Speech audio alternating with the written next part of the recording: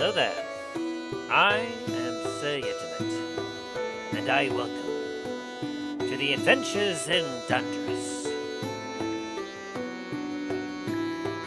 On the last exciting episode of the adventures in Dundras, our intrepid band of heroes, Talos, the dragonborn paladin, Dain, the dwarven paladin, Milo, the bardic halfling rogue, and Soren, the Jerbeen druidic cleric,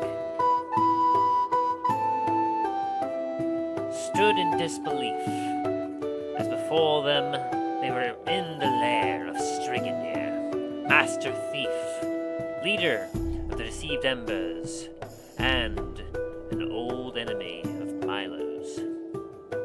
After convincing the party to leave them be, Milo faced Strigandr on his own, thinking that he could outsmart him.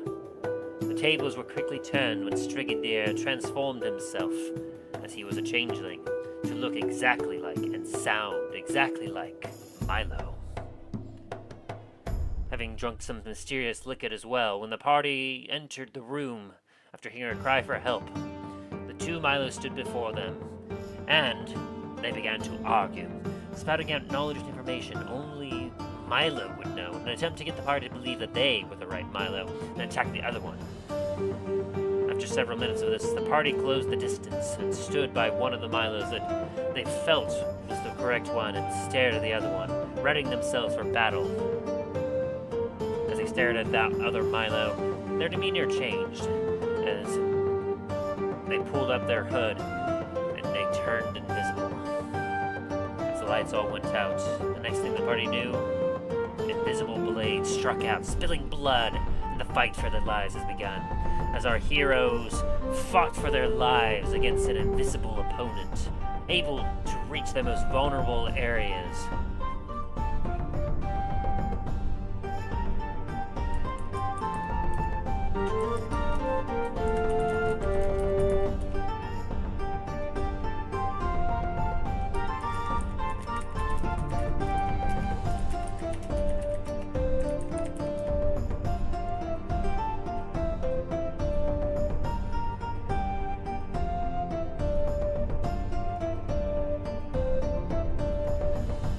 So, as the party fought for their lives, they continued onward.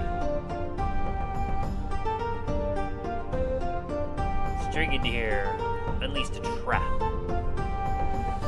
after trap, distracting the party as he continued to whittle away at their life, until eventually, due to some cunning of the party's own, they were able to catch Strigandr in a trap of their own. And as his invisibility wore off, he tried to make a desperate escape, only to have Milo come up behind and knock him out, capturing him. Milo and his son Garret took Strigandr into his room, where they had their way with him for some time, coming to a satisfying conclusion to their long history, before eventually the party searched the entirety of the guild for anything and everything that they could possibly grab, until eventually they found the treasure room and made off with their loot. Meeting back up above with Soren's cabin, the party had a nice session of drinking, until eventually they all passed out drunk for the night. As they all rested up and woke up in the morning, their thoughts began to turn to making their way north to Lancasquer, before eventually making their way east to Blackheart's haven to aid Varys. What new dangers and adventures await our heroes today? Find out on this exciting episode of The Adventures in Dundras.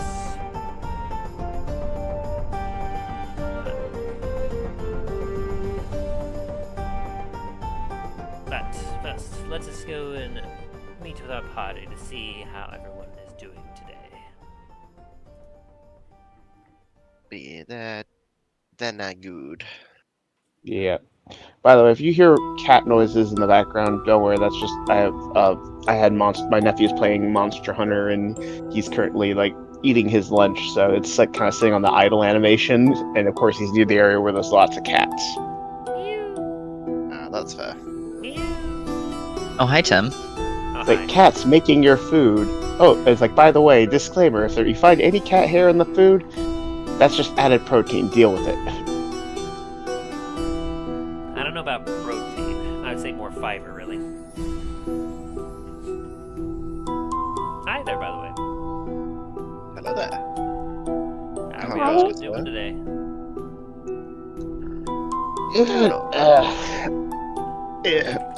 Oh, today's Bungie Day, so yay. What? The anniversary of Bungie, the company. Very nice.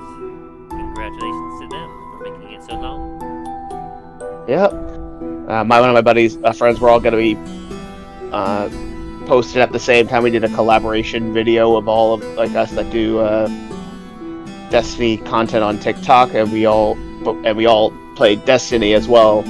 And we did a big collaboration video, of showing from of all of our characters from before, because as much of the old gameplay as we could get from ourselves all the way up to the current and facing the Witness and the final shape. We did a big collaboration video thing, and then we did another video. It was kind of like our version of Endgame's final battle.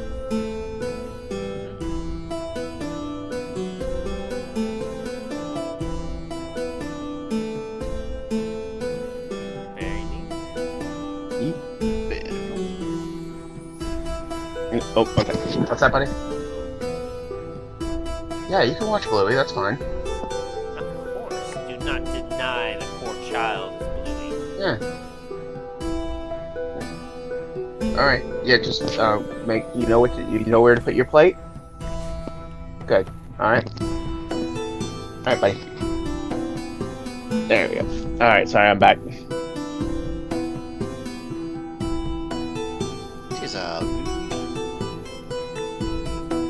Yeah, he is, out of all my nephews, he is the most polite. That's nice. Yep, for a 5-year-old, he is the most polite. His brothers, on the other hand, they are either... It's like, what you doing? Wall. He's just staring at the wall for some random reason. And then you have the little 2-year-old gremlin. Just runs into the room, shrieks at the top of his lungs, and runs out.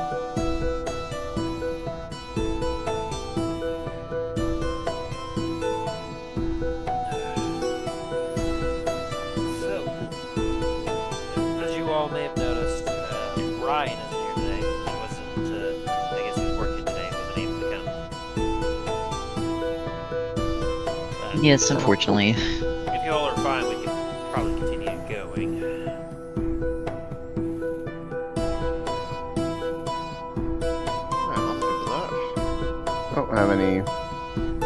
I don't have any problems with that, as long as Ryan's okay with us continuing.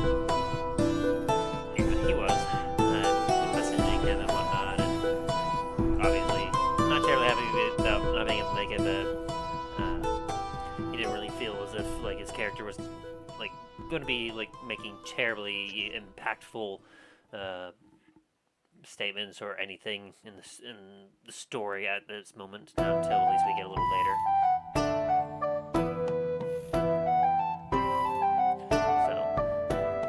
So, with that, how was everyone's week? Dain? It's been better, which is good.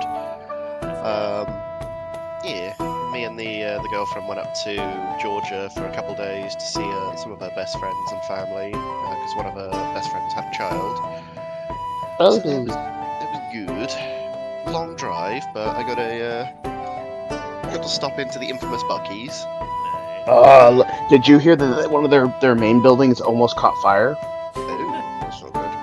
They saved it though. It's like, don't worry, it still stands.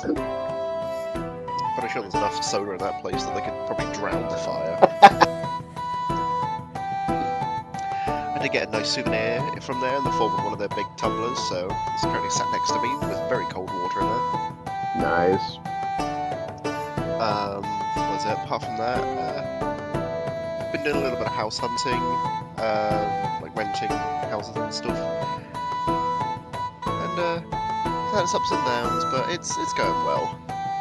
Hey, glad to hear. House hunting can always be a trying time. Depending on how it goes, it can be really fun or it can be really frustrating.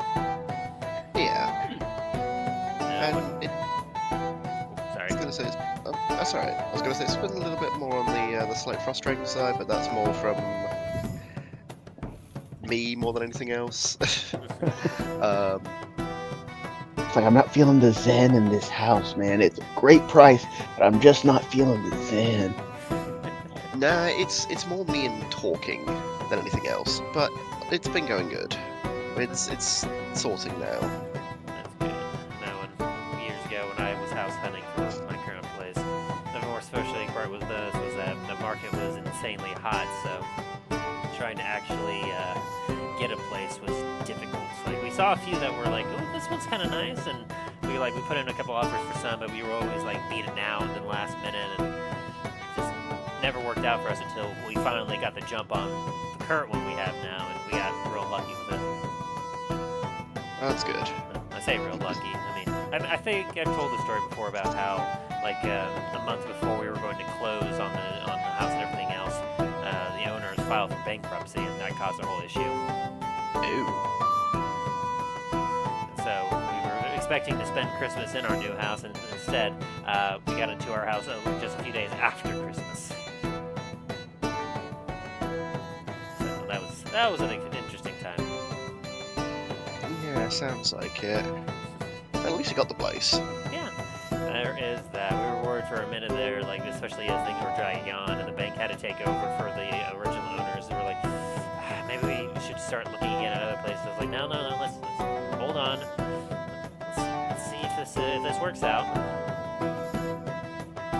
Hold the line! Hold! So it worked out in the end, thankfully. That's good. I know your pain when it comes to the house hunting. And what about you, Aaron? How was your week? It was alright. Not too much to it. We just kind of dragged on because of the 4th, which I worked like 3 hours. Then that was it. And then back to work again on Friday. Which is odd. But other than that, it was another week. I hear that. For you, Shax, how are you? Good. Still tired, but good. The 4th was interesting. A lot of my department was like I had to send a lot of guys over to help out with USF side, especially after their fireworks show, their 4th of July fireworks show in confetti. Yay! Though it was kind of funny on the way to work on the 4th. I'm driving down the highway, and all of a sudden I see this truck just come. Clearly, it is going like 40 over. It's a big old truck, and there's people in the back, and they're just firing off fireworks. Lord. And after they whip by me, I just see a whole line of state troopers after them, and these guys are—it's like a freaking scene from like from some weird like cartoon where like they're just firing fireworks, not at the cops, but just out in the air, and I'm like, sounds insane. I'm like, at this point, I'm pretty sure they know they're gonna get caught but they just don't care. I mean, obviously.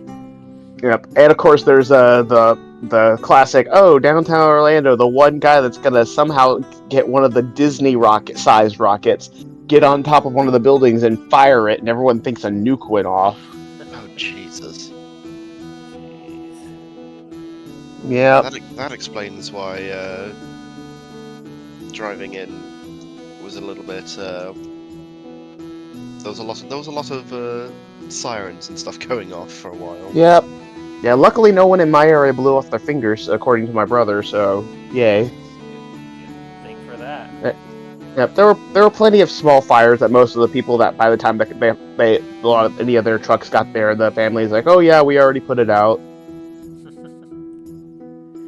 Jeez. Yep. Well, maybe And then of course you got the crazy people out in Plymouth that decide we're gonna throw a whole. It's like, well, our homemade mortar thing kind of melted, so we're just gonna throw the rest of the mortars into the fire pit. What could go wrong? Oh no. Yeah. That's a recipe for disaster You'll right ever there. see that one video where someone loaded up it was a family, they had loaded up one of those mortars upside down, it blew off, and then it hit the bag of fireworks underneath the guy's car, and then they all just scattered. Yeah, or the one where the dog runs up, grabs the mortar thing, and just starts firing at the people. Oh, yeah. That was like, I'm surprised the dog didn't get flipped over, because it wasn't a small mortar launcher either. It was the repeating medium-sized mortar, and it was a tiny little dog. Yeah, I think there's a video of it where it's like as soon as it starts firing, as the dogs are running toward the family, it starts playing the Dark Souls boss music. It's like, this is because you didn't give me that third milk bone. I had my fun with fireworks the weekend before. Went with my wife to her folks' farm where they're her folks over there. They like to buy a lot of fireworks, but they like to watch them being set off. They don't necessarily like to be watched off. So it fortunately works out that I do enjoy kind of setting them off and doing a show. So me and a couple of the others that enjoy doing that, we had our fun with that. But I had to try go to bed early on the 4th because my work doesn't change and I have to get up early for work. So I have to try and contend with going to bed when it's not quite fully dark out yet. So I have a couple hours to try and get into a deep enough sleep before the big fireworks wake me up. Oh no, me, I the fact that I have slept through, like, cause where I live, it's like let's see, I've slept through fireworks, a tornado, a hurricane, gunfire, a car crash, hearing a car crash on my street. Somehow I slept through all that. It's like when I'm asleep, it's like I am dead to the world. It's like I'll wake up and it's like, hey, where is everybody? Literally being the last man on the planet as the planet evacuates. It's like freaking 8 people walk up and go, hey, it's like, it's the last human on Earth. What do you mean? Oh yeah, they left. It's like, what do you mean I'm the last? They gone, man. Just you. They're like 20 years later, humans try coming back, and I have like a freaking kingdom of apes, and I'm like just sitting on my big old throne like Donkey Kong. It's like, I have returned to Monkey. You are not welcome here. Who dares disturb the shacks? Not much changed for me either. Just a week of work, about the same old.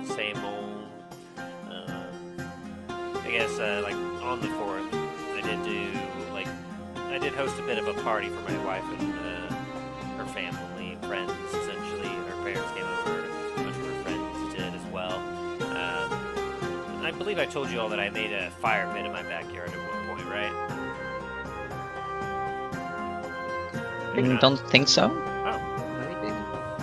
Like 3 years ago, I dropped down a couple $100 to get supplies, and I because when I first got the place, there was a burn pile in the backyard. Essentially, it was a glorified circle of sand with a couple of rocks surrounding it, and then in the middle was just a pile of just charred, brush or whatnot. So I thought to, do a safer, more improved version, and I got bricks and, all the stuff necessary that's all fire safe, and I built it up and made it my own fire pit, just lined it with bricks on the side, put down pea gravel around, like a nice round base, placed the nice rocks around it in a good pattern, make it look pretty. Honestly, it looks pretty decent, and I've been told by some others that from the street it looks like the entrance to a well. how the bricks look. So I'd like to take it as a compliment. And so I think my fire pit, I've scared some people when I've used the skull-shaped coals, the wood coal. Jeez. I haven't seen any of those before myself, so I can understand why. Yeah, they have a new ones where they're actually it's actually wood, but it's like it's partially cold, so so it can still burn longer on the inside. Mm-hmm. And those ones actually look like full-on actual skulls, like they're the full size of actual skulls. And they come in a pack of 40. That's pretty sick sounding. Yep. Oh, my dad loves it. He gets one of his portable little braziers on Halloween and puts them in his front yard. Nice. Yeah, for me, I just use the kind of because we have plenty of big trees and whatnot that are around my little property here, so I have enough brush and sticks and tree and limbs just keep falling every once in a while that I have more than enough. That's what I tend to use the fire pit for, is just to burn off the excess brush, so I don't have to try throwing it away or getting rid of it some other way. Yeah, I miss our old property. We had a little bit more land, so we could do stuff like that. Though getting things burning was very easy, since a lot of the trees we had were pine trees. Oh, jeez. So many pine branches and pine needles full of sap. And then as a kid, I learned very early on, if it's a pine cone, if it's open, yeah, you can burn it. But if it's still green and closed, do not put it in the fire. It will explode. Yeah, because that's what they're designed for. They pop, so that way their seeds will spread away and possibly survive the fire. Yeah, I'm sitting there outside, my dad got the fire going. He went back inside to get a drink. I just grabbed one of the green ones and chucked it in the fire. Went back inside real quick to grab my own drink. A minute or two later, we hear what sounds like a gunshot and a bunch of whizzing noises. And my dad comes out, and there's little bits of freaking pine cone seed, just it's almost like freaking projectiles into the freaking side of a couple trees, the shed. Jesus. And my dad just looked at me. He's like, "Did you put a green pine cone in the fire?" Yeah. Don't ever do that again. Okay. They came. Just went. Freaking grenade. Explosions. No, apparently. Scene from The Hobbit. Oh yeah. Apparently, over in Europe, there are pine cones that if you light the top of them, they work like little bot things of TNT. That's dangerous. Yeah, it's a certain certain parts of Russia and parts of the UK. Don't let that knowledge spread. We don't want Americans fighting those here. Otherwise, no. Oh no, there are worse things over here in America. There are plants that it's like, hey, if this catches fire, yeah, say goodbye to everything. But why? They're like, yeah, it's not the fire that you gotta worry about. It's the stuff that it looks like smoke, but it's not regular smoke. You'll feel happy for the first few minutes, then you suddenly realize you can't move. And it's one of those plants where it's like, oh yeah, the plant itself is safe, but if the smoke that comes off it paralyzes you. Oh, lovely. Thank you, Discovery Channel. Turning us all into little... It's always Discovery Channel, turning us all into little arsonists or criminals. I mean, it's just their educational programs. It's purely for educational purposes. Yes, educational purposes. Sounds like none of you blew off any of your fingers this week, so there's always that. Congratulations. Oh, yes. Well... The Peter Griffin bunker busting. What did you do, Aaron? It wasn't me, it was Damfoodle, I swear. Lord. We go back to the town, it's just a crater. I actually have a little, you know those little tiny little popper things you throw on the ground, they pop? Mm-hmm. I actually have a little air gun that's meant to fire. It's meant to shoot. You load them up and you shoot them. Oh, really? Yeah, I got years ago at the flea market, and some of my older nephews hate it, and they're like, "Stop it!" I'm like sitting there on the front porch, just like right at their butts. They lean over to light the little tiny firecrackers. I get them in the butt. You must beg for mercy from me. Like, dance! Dance! What would that even be called? I honestly don't know. It was all in Spanish, so Like a Snapdragon launcher? maybe. Like you load it in like a Pez, basically, and it has a little trigger, and you pull the trigger, and it shoots them out with a little spring. Dang, I'm just getting like freaking programming apps and video game stuff. I'm not getting. What else? What else do they call Snapdragons? Poppets? That's it. Poppets? Yes. I don't think I've ever heard of a poppet. Really? It must be a southern thing. Poppets, snappers. Twist it. What is Rip it. that? Pull it. Oh, that's a different kind of poppet.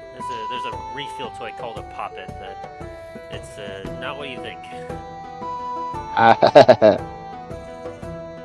looks like some sort of cupcake thingy. Like Play-Doh cupcake maker? I don't know. Dang it. I'll have to see about trying to look that up later, because I definitely want one. Something to launch those Snapdragons is just, that sounds so fun.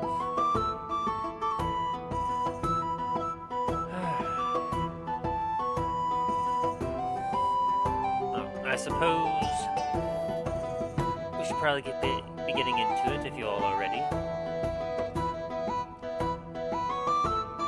I'm ready.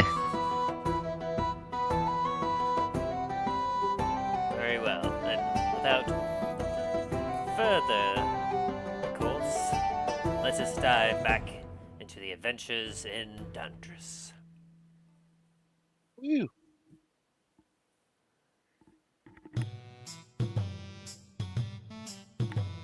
Last time on the adventures in Dundras, our intrepid band of heroes, Talos, the dragonborn paladin, Dain, the dwarven paladin, Milo, the bardic halfling rogue, and their new friend, Soren, the Turbine druidic cleric, had entered the Thieves' Guild of the Deceived Embers, the lair of Strigandr, an old enemy of Milo's. After making their way through their grunts and their low-ranking individuals, the party stood in the office of Strigandr himself. With the force field kind of magic preventing anyone from being able to get access to him, the party stood there trying to think of what they could do, when Milo was able to convince the party to leave and allow him to face Strigandr on his own as he wished to speak with them. And so the party went around to try to see if they could find a hidden door. Just as the party was finding the correct door, they heard a cry from help within, and as they burst through the hidden doorway, they were faced with not one, but two Milo High Hills standing there, one with a wound in them already, and the other one standing there, looking angrily at the other. And as the party stood there in disbelief, the two Milos began to argue, spouting out knowledge and information that only the Milo that they knew would know, as each attempted to get to the party to believe that they were the correct one. That way they could attack the other one that would be Strigandr, and they'd be able to get on with their day.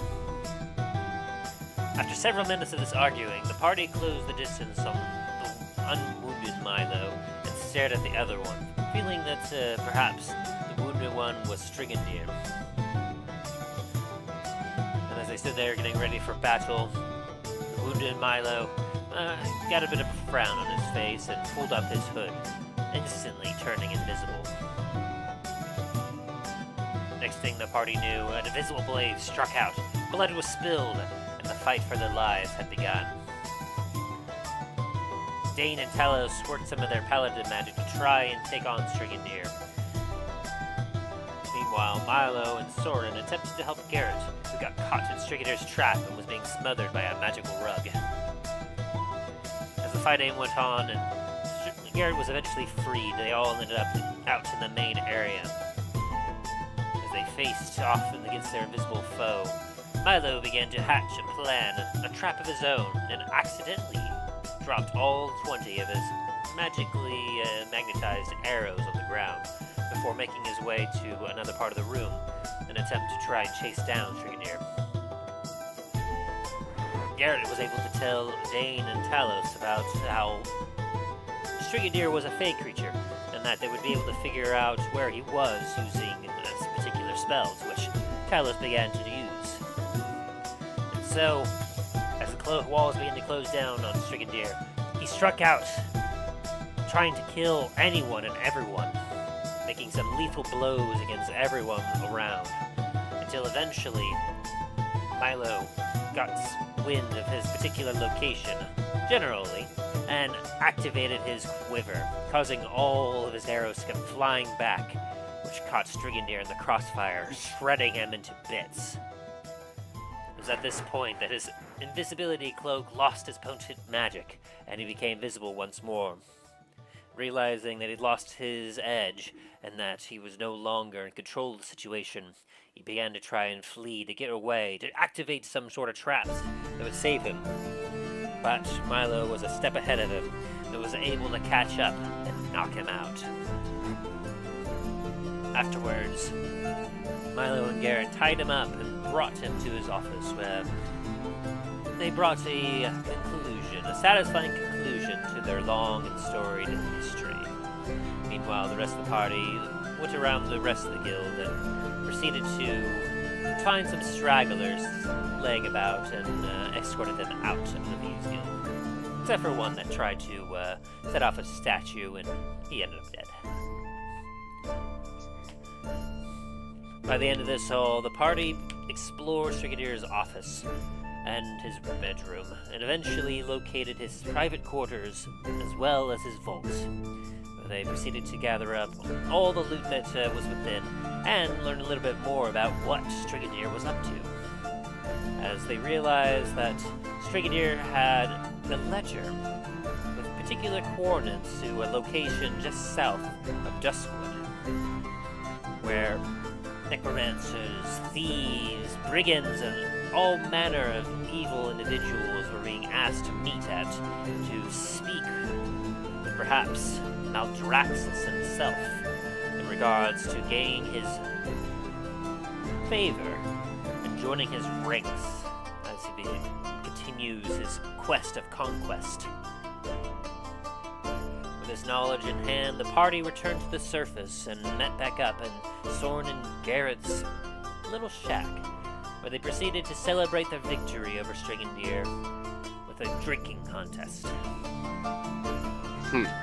One by one, each of the party members passed out being drunk. The benefits of a long rest were given to the party. As each began to stir, their thoughts returned to their quest at hand, as they had planned to travel north to Lancasquer before taking a portal to Duskwood and then beyond, to eventually they will make their way to Blackheart's Haven and to Varys. What new dangers and adventures await our heroes? Find out on this exciting episode of The Adventures in Dundras. Dun, dun, dun.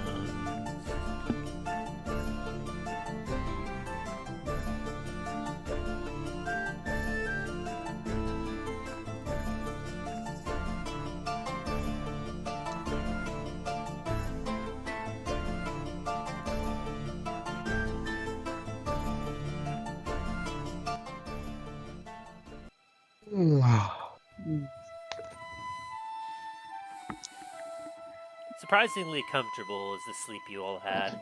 You wouldn't have expected it on a nice dirt floor. You would have thought to be lumpy, uncomfortable, but with the few bed rests you have and bedrolls, and the fact that the dirt is rather loose, so it provides a nice cushiony pillow. It's surprisingly comfortable. Milo, you're the first to stir as you kind of wake up. You see Garret is already awake, and you see some rings of smoke starting to swirling around his head as he's sitting on a chair, arms against a table, as his back is kind of facing the rest of everyone else's. He seems to be deep in thought. You get this for it? He doesn't quite turn as you hear Kinnear reply. Truthfully, not really.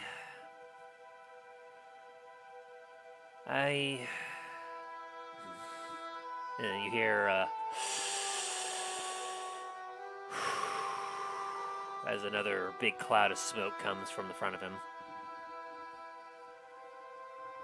As he kind of puts his pipe down on the table.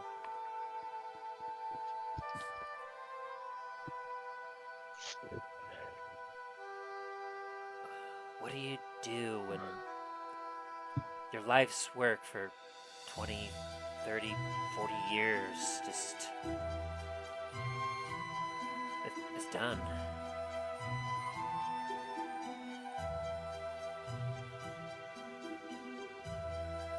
He kind of shifts his chair and turns his head to you.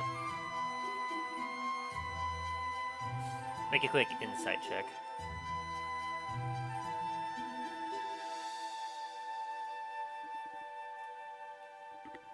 Computer, with me, please. Come on. There we go. You can see on his face,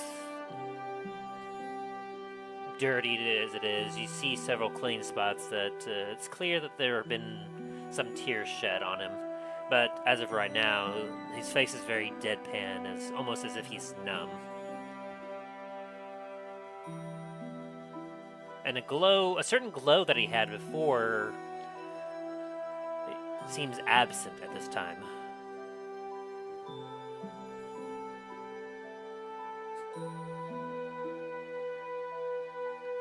I had dedicated my whole life to infiltrating and first surviving and then infiltrating and eventually killing Strigandr. And that was as he looks at you, a small grin comes up. And trust me, it was damn satisfying the way we finally put an end to him last night. And then this kind of grin turns to a bit of a more straight, slightly frown face. But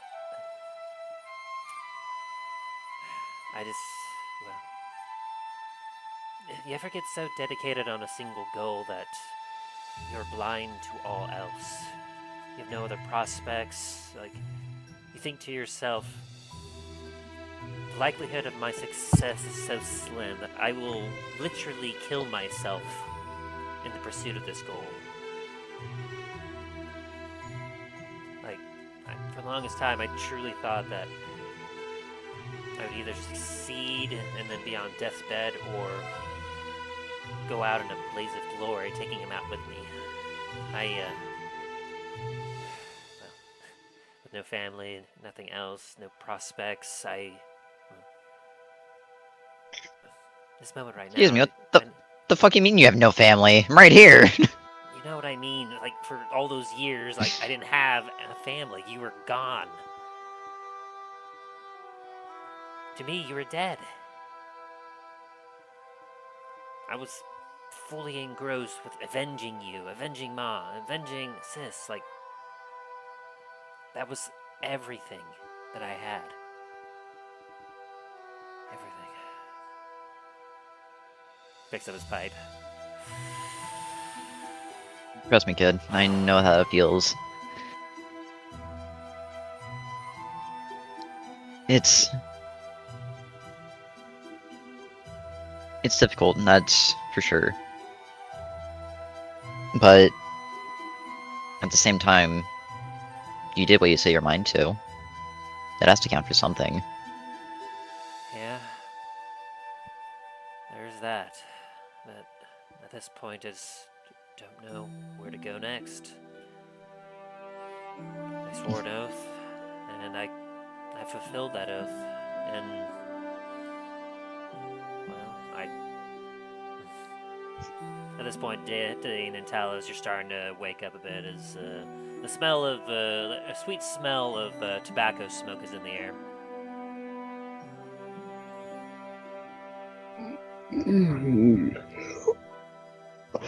Oh. Like- Morning all. Morning, guys. We can continue this conversation later, unless you want to continue it now. Probably do a little later. Suppose you'll be needing a little bit of food.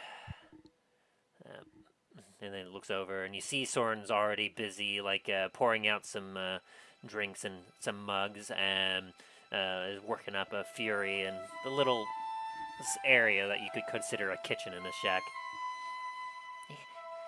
Don't worry, I'll have you something lickety split. Hey, thank you, Soren. Talos and Dain, give me an insight check with advantage as you look over at Garret.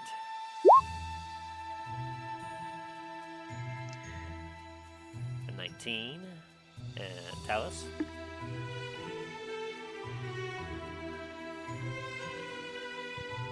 You there, checks? Yeah, I'm here. Sorry, I was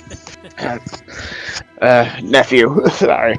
Anyway, it's like Talos is trying to strip, but at the same time he knows how, like, realizing how much little room is in here. It's like, You want to give me an insight check if you could, Talos? sure. Just pull it. Advantage. Let me just pull this up. Load. Insight check. 25.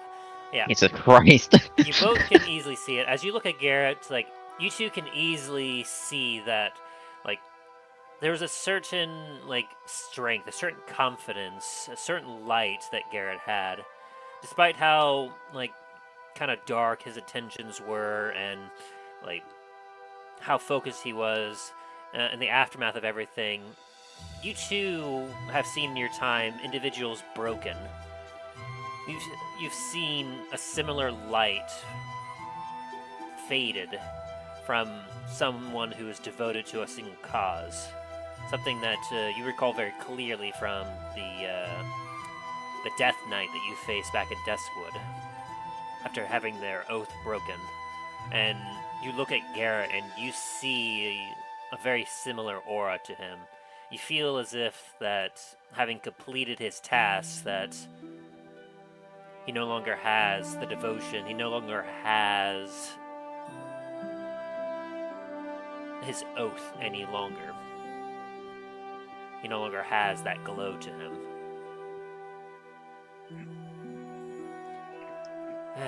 Well, I thank you all for helping me and Da here finish what we had started a long time ago. And, well, I suppose you can take solace in knowing that you stopped a group of thugs and bandits from ravaging the countryside and, you know, I guess joining that Maldraxxus or whatever it is.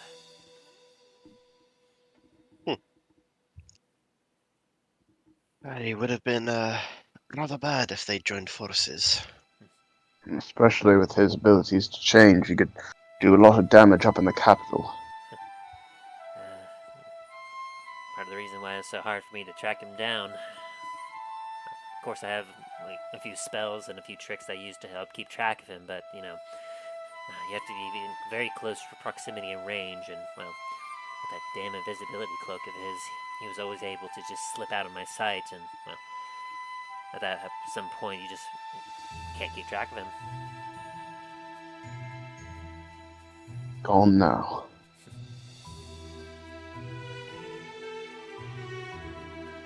world's a better place for it. Hey, definitely.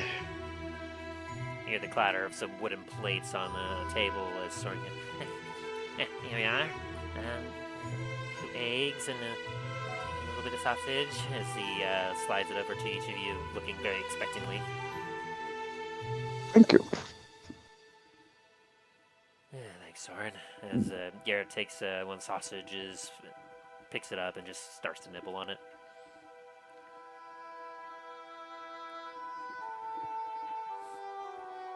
Like as I'm eating, I'm gonna kind of give Dain a look of, and kind of like a nod toward Garret. It's like basically the kind of like that look of like, you know what's like, we both know it's like what seems to have gone on with him. And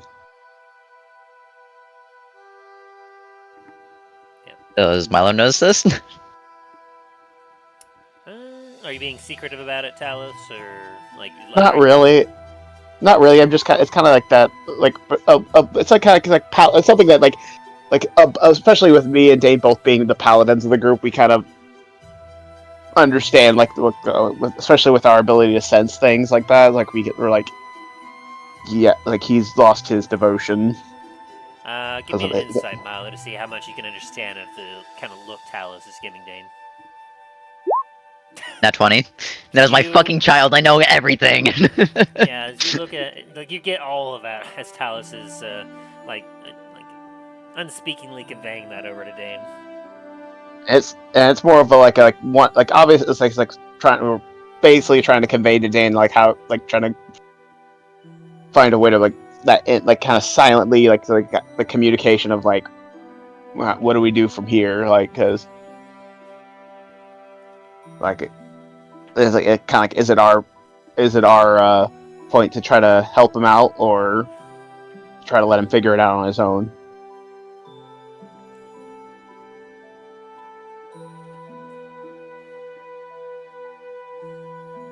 Oh, that's fair.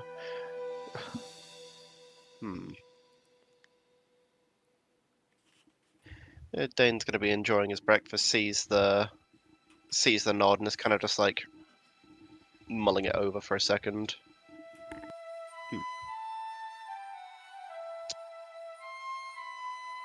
Is there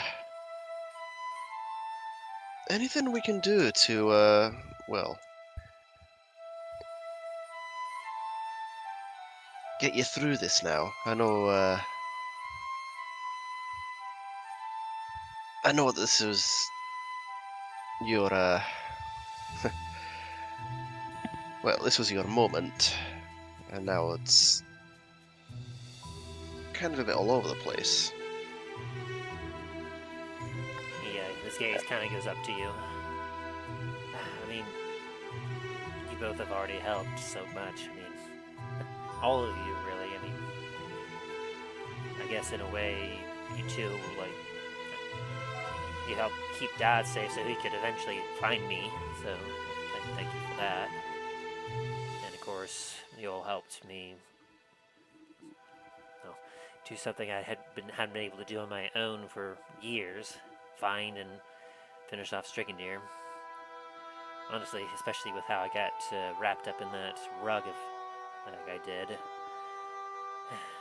a very good chance that if I managed to successfully track him down on my own, honestly very unlikely that I would have survived my encounter with him.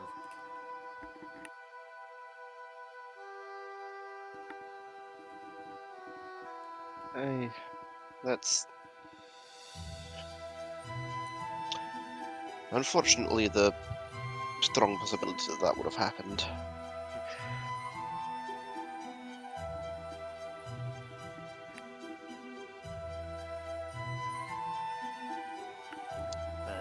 I mean, at this point, I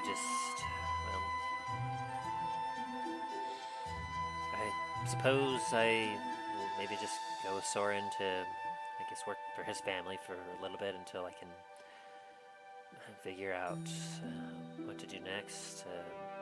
He looks over at you, Milo, and I know you mentioned there was in Tiva, you had a manor over there that I could maybe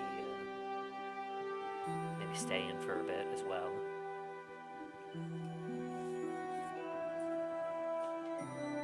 Yeah, whenever you want to head over there, just let me know. Or if you want to, I should say. I'm also torn because, well, I have you again.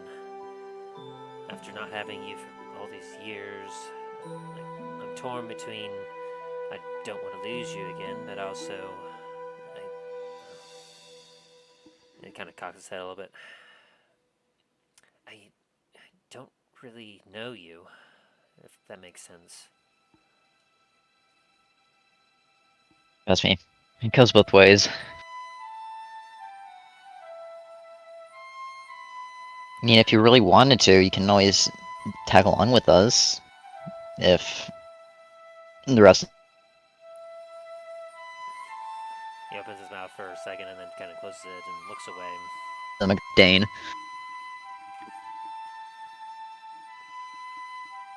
Part of me would really like that, but I hope you understand. I've been through a lot, and my life has literally changed in the course of merely mere hours, essentially. Like prior to 2 days ago, I didn't know you existed. As of yesterday, suddenly you were in my life, and we were hunting down Strigandr, and now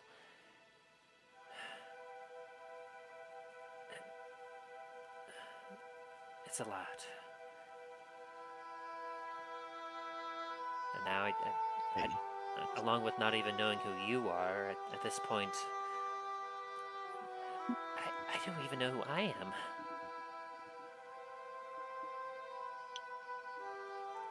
Yeah, it's a lot for anyone to go through.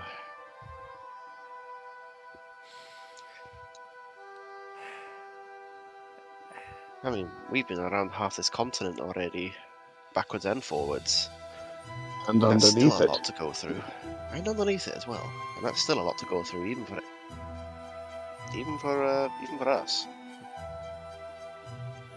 You all look like you have your shit together, at least.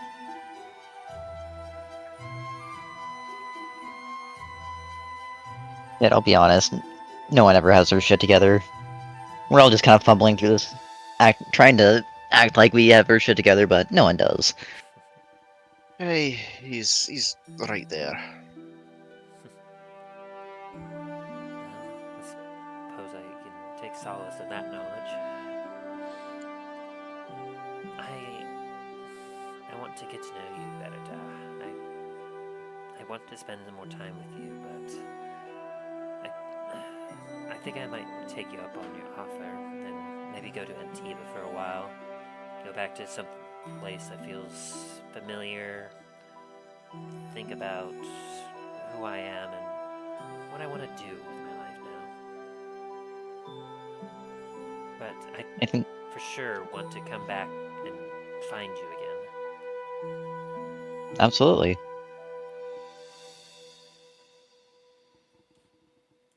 If I won't end up meeting you over in Antiva.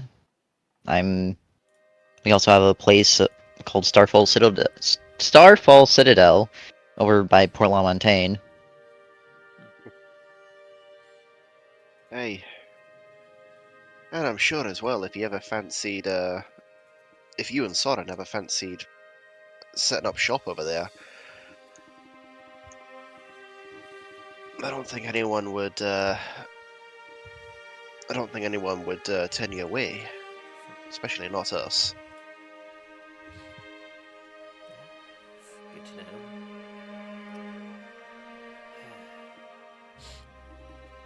I appreciate that.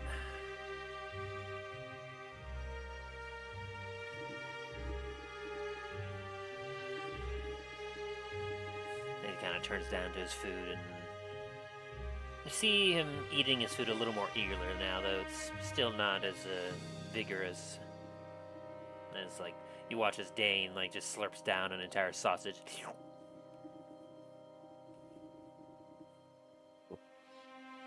Soren's just nibbling on some bread.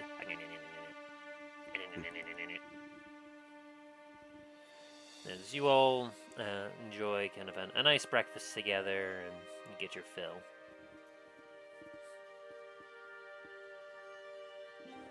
Until eventually, as you all are just kind of settling, having the food settle in your stomachs, Garret kind of looks at you all. I have no real reason to stick around here anymore. I imagine I'll probably get what little gear I have and I'll make my way to Antiva.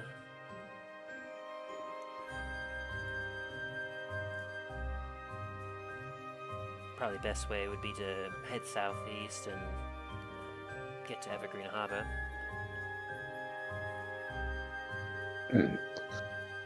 If you're going to Evergreen Harbor, just keep an eye out. It's very likely that there was a little run-in on the way here with someone with a necromancer that was planning on heading that way. Luckily, we dealt with him, but just in case he might have any cohorts already hidden there. Don't you worry. When I come across any enemies, and he brings out his rapier, and you see a little bit of his old luster come back for a second. Then you'll have to, and you feel as if he's starting to channel something, but then you don't see anything. You don't see any glow to his sword like you saw previously, as he just kind of holds his sword and you see his kind of face pause for a moment, and then he just kind of blinks and then he sheathes his sword again. I have enough tricks to protect myself. In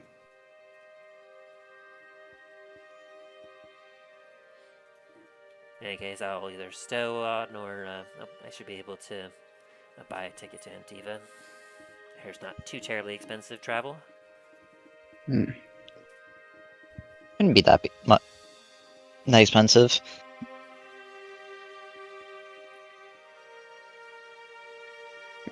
And who knows? Like maybe if you might find any cohorts of that devilish fiend that you and your father dealt with, and able to see the partners and people they were trying that were aiding them. Maybe you could find them and stop them from doing any more. Yeah, perhaps.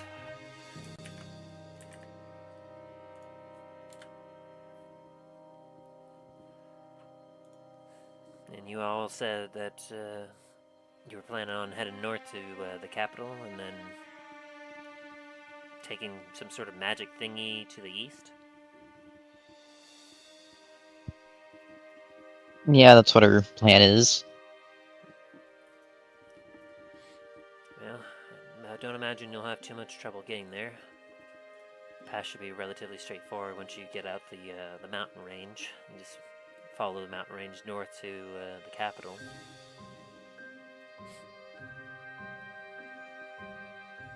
And obviously, just to the northwest is the large mountain High Jorvasker. It's a big dwarven hold as he looks over at you, Dain.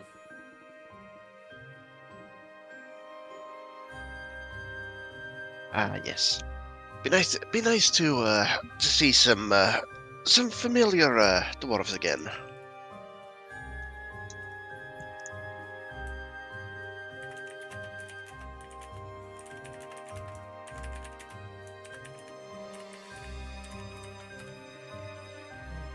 They're a friendly bunch for what I know, but highly defensive when they need to be.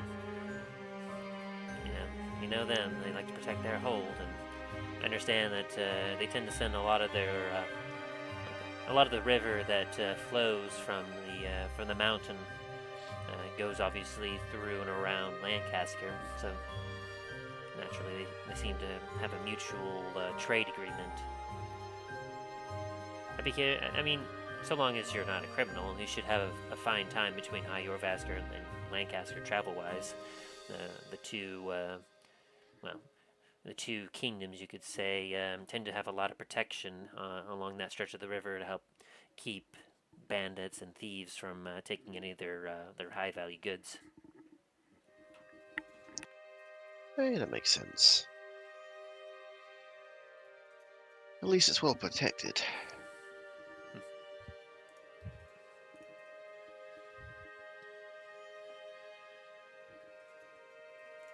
As he kind of stands up and goes over to a corner where you see a few of his belongings kind of put here and there. He starts stuffing in a backpack.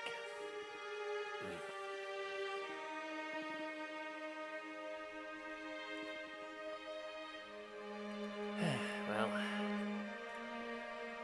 this was just some kind of ragtag shack that we kind of took over, so I suppose you all can just stay here as long as you need. I should be getting going before it gets too much later. We're looking at least a day and a half or so of travel before I'll be able to get to Evergreen.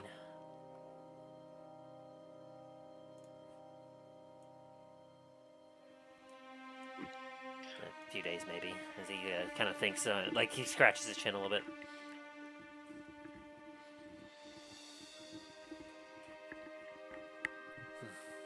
But it was great to meet you two, and well,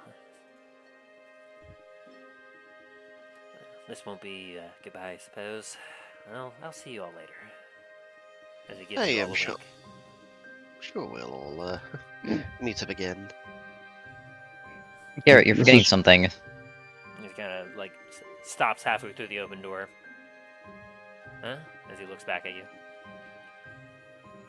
Milo's gonna then take off his fine clothing and be like, "You said you're gonna fix this, so..." Right. As he kind of steps forward and looks at it and goes, Soren, you got that, and he wiggles his fingers a little bit and sort of goes, yes, as he kind of scurries on up and looks at it and goes, well, it's... Hey, Soren, no. He did this, he's fixing it, not you. As he looks up at Gary, he goes, it's fine, Soren. As he kind of ruffles through his pack and picks out a couple of sewing needles and tools and whatnot from some of his survival stuff. Well, it's been a minute. Good. I don't need a fix now. Take it, get it fixed properly, give it back to me. Alright. As he kind of puts away his stuff and then grabs your clothes. Probably better this way. I don't imagine my needlework is the greatest. Or at the very least, trying to do it quickly would definitely not bring you... It would not fit the fine clothing that one would wear. No. I'll get it fixed up and I'll have it back to you at Starfall Citadel, was it? That'd be the place. I'll likely meet you back there unless, well, you happen to find me first at your manor in Antiva.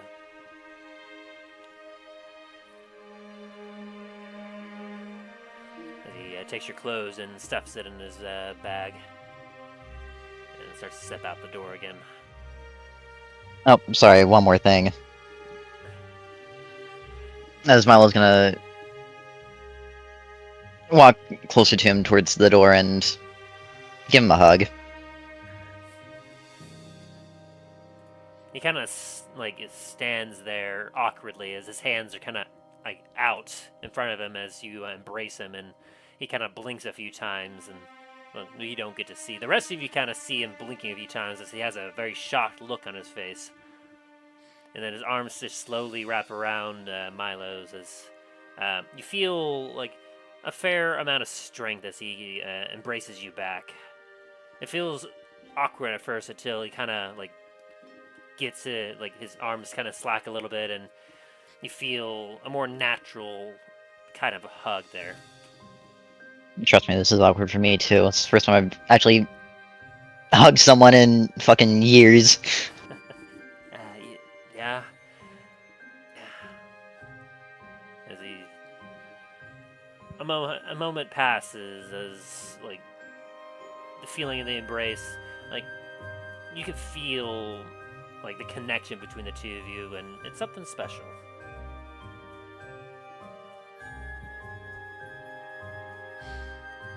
As he kind of like steps back a little bit, it's like, I'll see you later, Da. You got a kid. As he then turns and leaves the shack.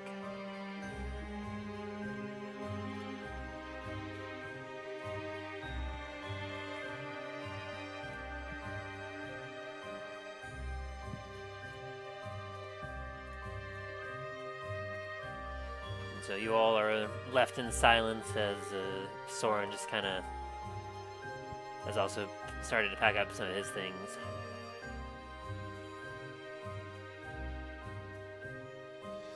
And then he slowly approaches you, Milo, with some mud. Pardon me, but, I kinda gotta do the thing real quick, the poison.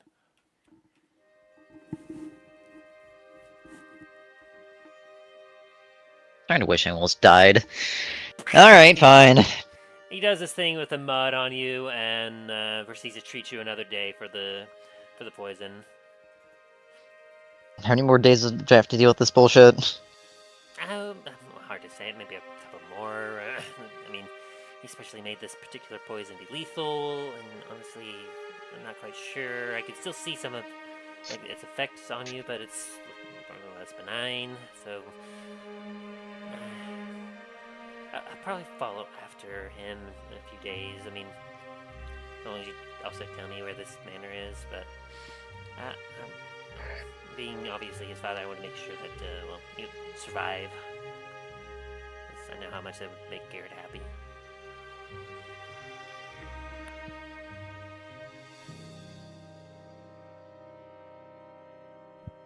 So,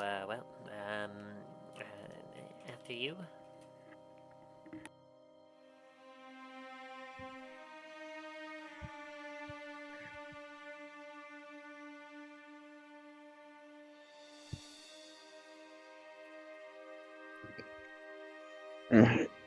Talos is gonna kind of be watching this all, and while he's like just calmly eating and thinking. Stop staring at me! As he's going to attempt to hide under his bed. Talos is gonna chuckle at that. Will continue to eat. He gets a 31 for stealth. Well, he disappeared.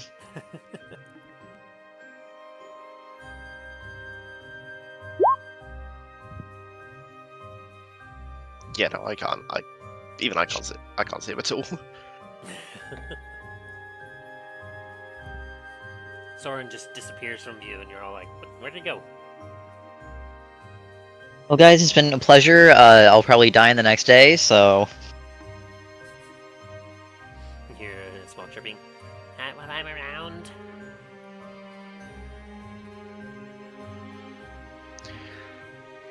Hey, so it sounds like Soren's tagging along with us for a bit.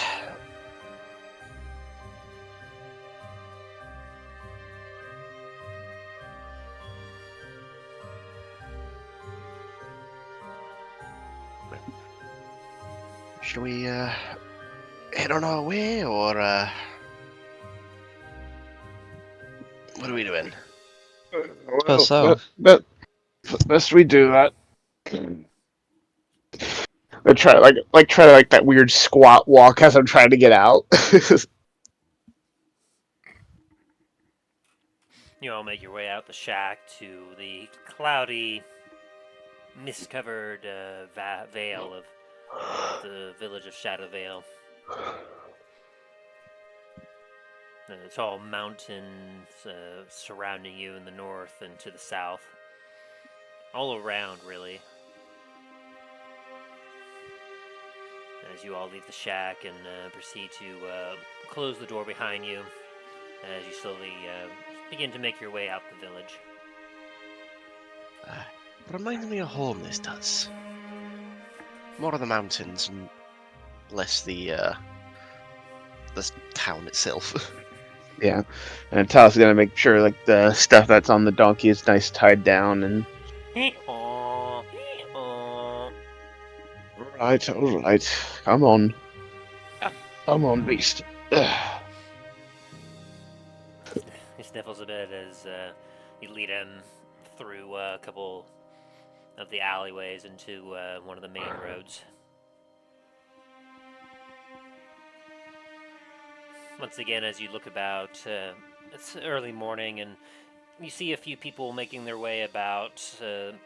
Some off to some other part of the village. A few leaving the village to head to some of the fields that are nearby. But otherwise, there's not a lot of people at all. Several are currently sitting, smoking a pipe on their porch. Some of them chewing on something as they just stare and watch as you pass by.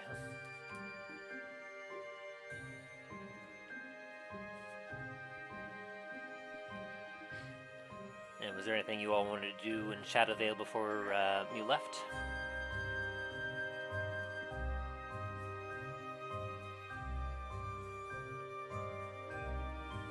I'll take that as a no.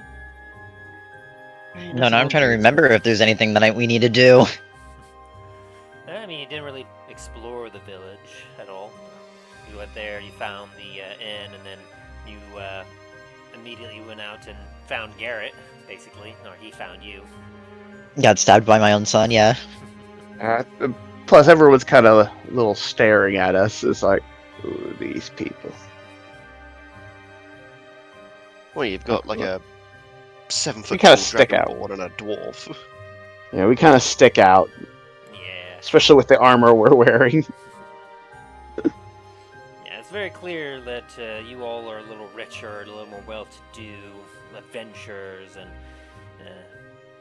to most, it's generally not a location that you would generally be found at. Not one that you would tend to stay at.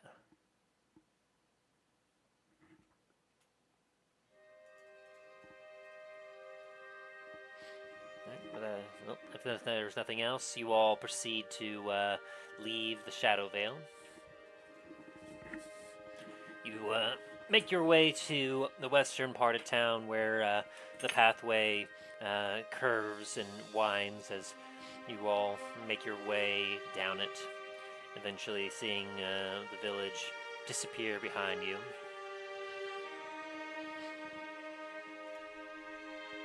And even to your eyes, Milo, as you look around, unlike how when you were entering the village you saw a few eyes and a few individuals keep track of you, that is no longer the case as you are leaving. As likely they are probably dead. Good. Like we have dropped the population of that village down. Eventually, I mean, probably by fucking half at least. Eventually, as you continue at a more downhill pace, the village disappears behind you as eventually you're surrounded nothing but mountains and a sun view before you. Behind some of the taller trees that grow up on the mountain, you see just beyond a few of them a wide open valley that spreads before you. You can see that from here, the mountain range seems to spread to the northeast and beyond. You have obviously the mountain range that you've been following that continues south, but from here you're also able to see that the mountain range proceeds in a western curve as well. Though the mountains to the west seem to be smaller in stature, and even from here you can see that there are far more valleys that frequent the western side of these particular mountain ranges. But then to the north, you see that there's a large open space with several trees and plains spread out here and there before a very obvious sight, a very large mountain that kind of strikes up taller than any of the others mountains within the range. And even from here, you can kind of see what appears to be stonework. You can see fortifications and like dotted all across this particular mountain, as you're able to recognize that mountain is likely High Yorvasker, the dwarven stronghold.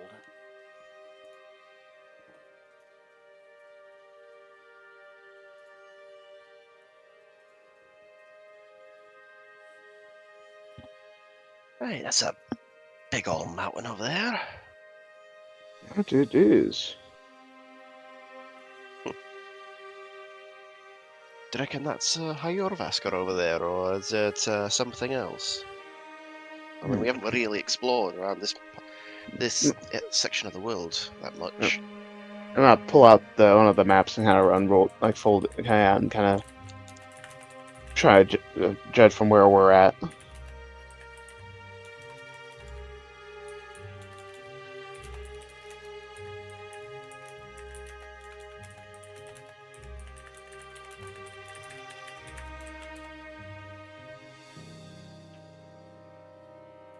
Pulling out the map, you said? Yeah. Alrighty. As you kind of stop and look at the map.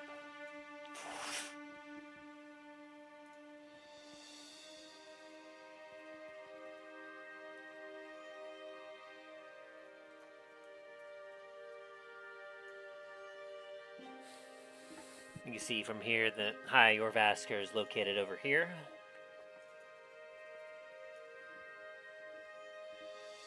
And you know that just to the east of High Yorvasker is the capital of Lancasquer. And for best that you can tell, you have about a roughly 2.5 day travel to get to Lancasquer from here.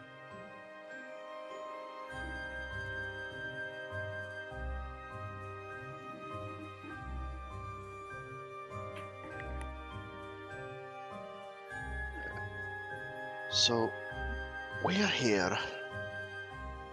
Looks like that is High Yorvasker. What do you reckon? 2-3 days travel? Just about. Hey. Sounds doable.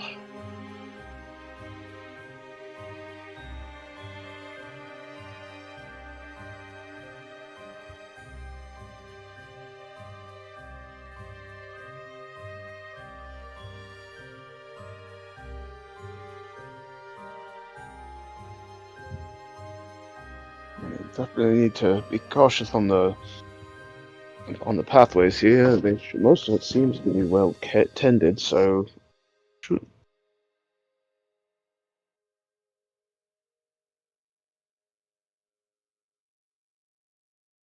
Hey, what is the mountain ranges? So they do change all the time. That's true.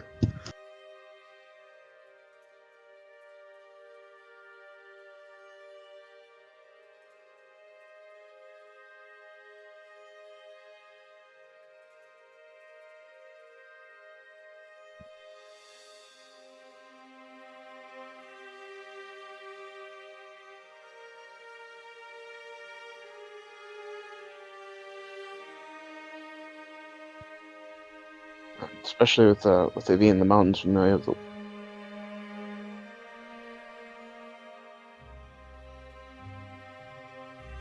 definitely watch out for any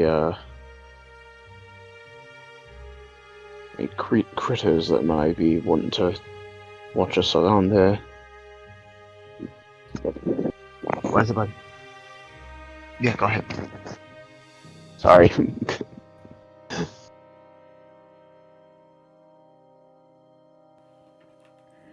Sorry, going over a few notes real quick, making sure I have everything down correctly.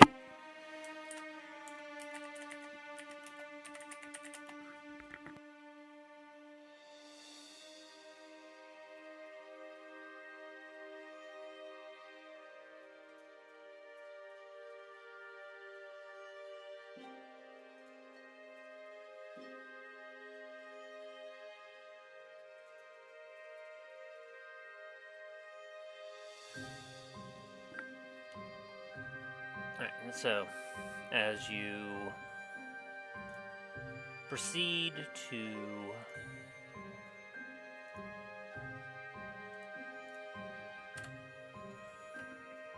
look at the map and plot your course,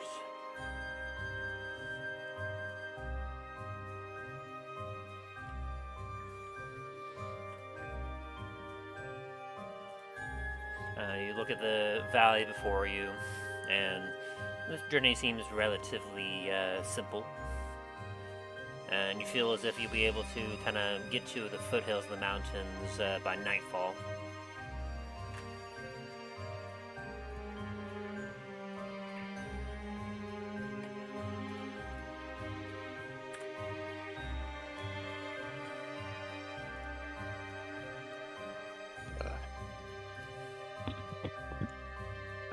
Well, we best not dally around here.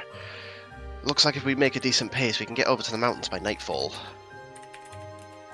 Yes, I'd rather be up there and set up rather than having to truck through the pass at night. Aye, even for dwarves, we're not going to go around the mountains at night without any lighting.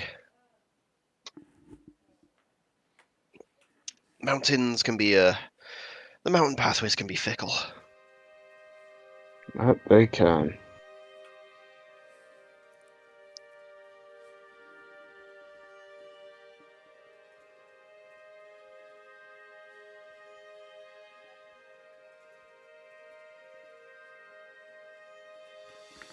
So as you all continue to make your way down the mountain,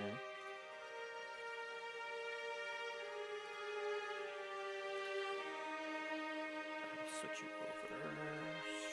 Swoop. There we go.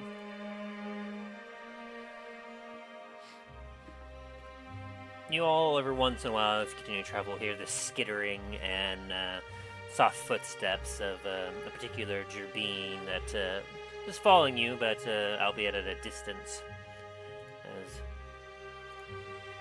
they seem to kind of be keeping up with you, but somewhat being on their own.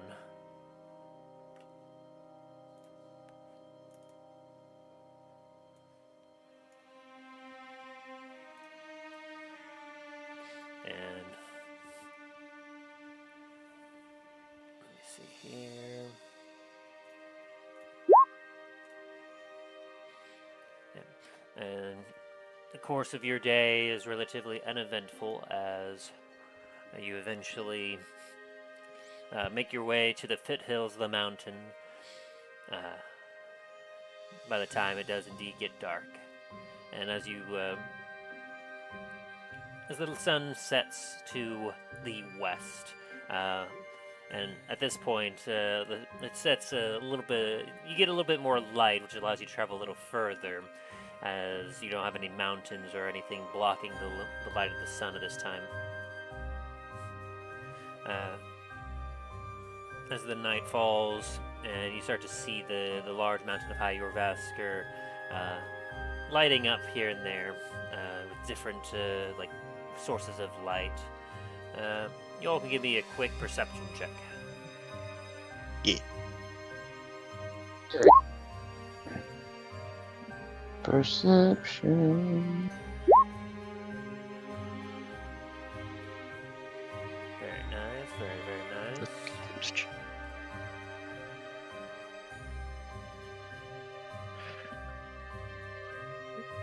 One moment.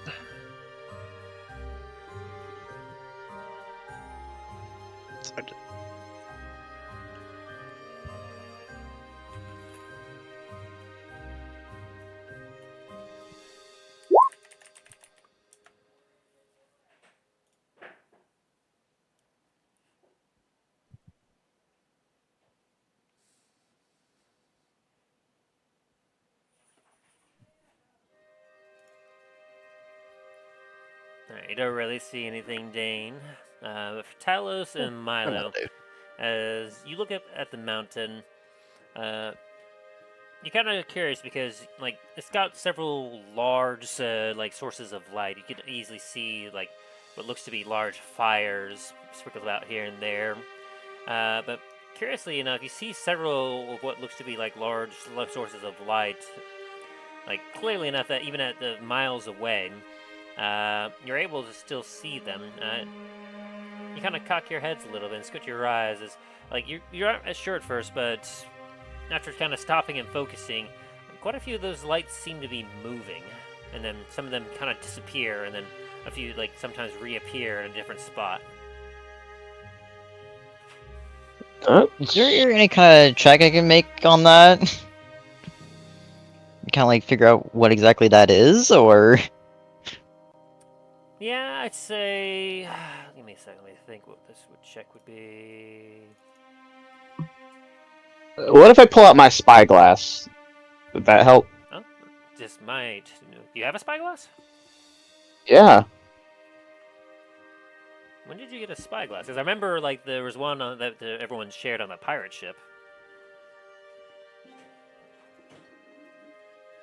Yeah, look at my notes. I remember purchasing one.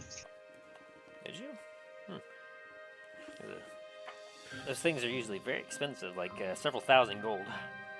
Yeah, it says I have a spyglass in my inventory. Oh, nice. I must have forgotten about it. But absolutely, I mean, that essentially gives you an advantage on, like, your perception check, and will give you a little bit more sight.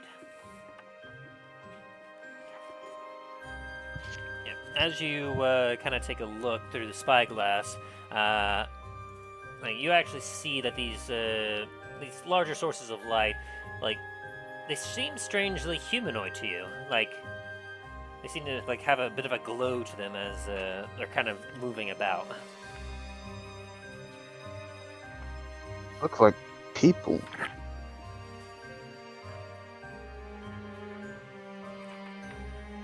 You wanna let me have a look at that? I pass it over to Milo here.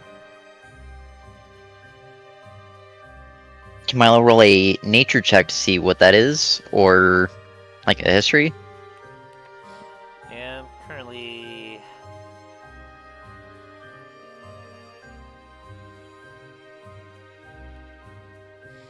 Yeah, I'd say a history or a nature check. Shit. You don't quite know what's going on with that. You're not sure if it, like, maybe, like, they're just carrying around large sources of fire. I don't know. These individuals seem to be rather large, so it's hard to say from this distance. Can I help? Sure, as Milo's gonna pass the spyglass over today now. Yeah, as you take a look and you see these individuals, you can go ahead and make me a history or 14. Yeah, as you take a look through the spyglass, you see these humanoid shapes kind of moving about with a bit of a glow to them. And with a history of 14, I'll say that you definitely don't believe that these are dwarves, because from this distance, you would not be seeing dwarves just kind of walking about idly. You're able to conclude that this seems to be giants of some kind. They seem to be kind of glowing almost with a fiery red heat.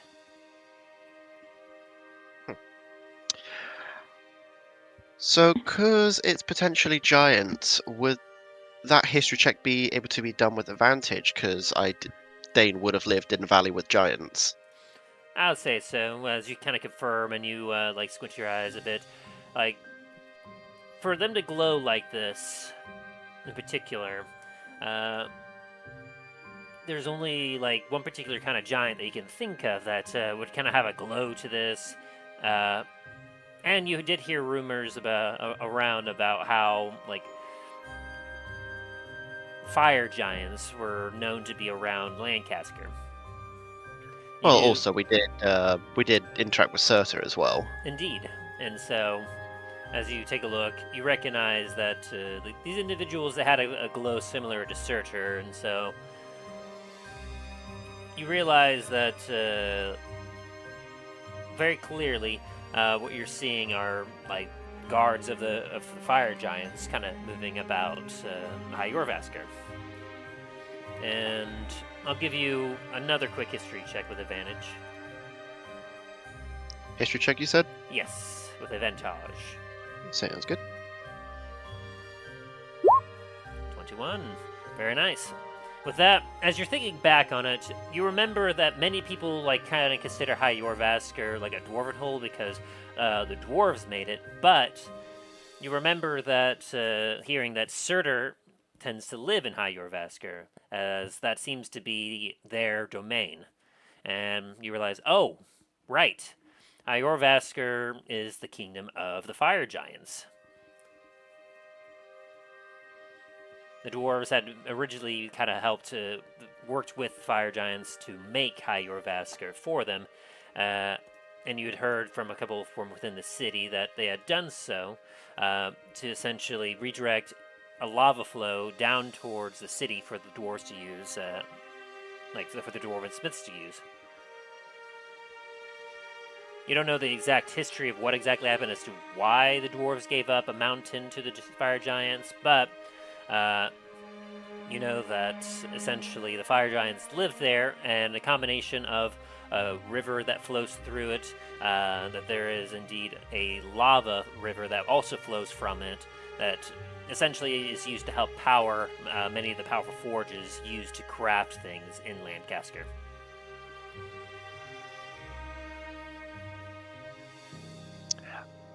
I'm gonna relay all that to the group as well.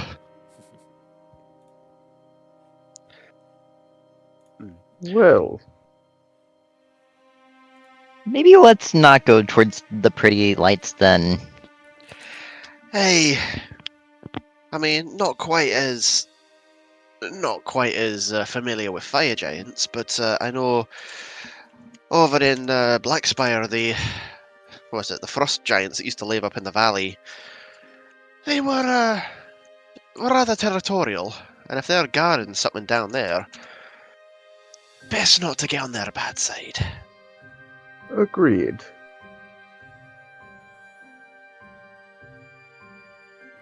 You'll remember a particular undead giant that you fought recently that was a skeleton of a fire giant.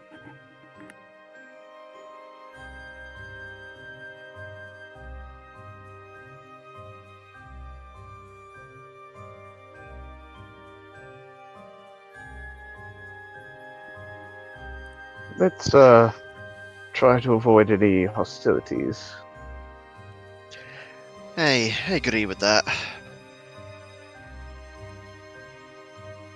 See, whichever way they're not going is probably our best bet.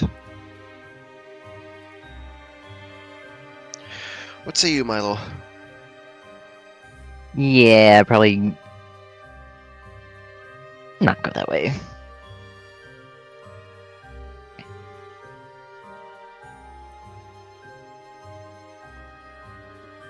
And so, as you all have this small revelation, it is indeed nighttime.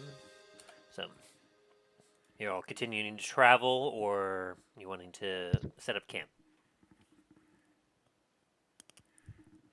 Because yes, you all didn't know. You could technically not take any long rests or anything. I mean, if you wanted to, you could do a hard march and continue to travel for more distance at the cost of exhaustion.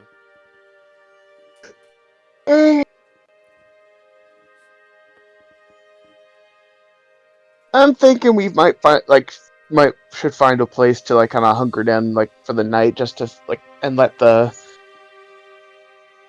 just so we don't have to worry about running into the giants, especially at night.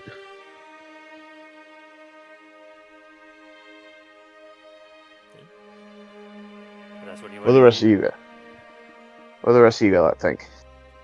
I agree with Talos on this one. And I'll need need to get some survival rolls, as you all will need to look for a place to camp out. Sounds good. Marvel. Can I roll a perception Ooh, instead? no. And Dain? Oh, thank God. Dain is back home. He is ready. Not being familiar to the mountains, as Talos and Milo, you're looking When that about, happened. you're like, maybe this spot, and then you see there's a bunch of sharp, jagged rocks where you'd be laying down in your tent.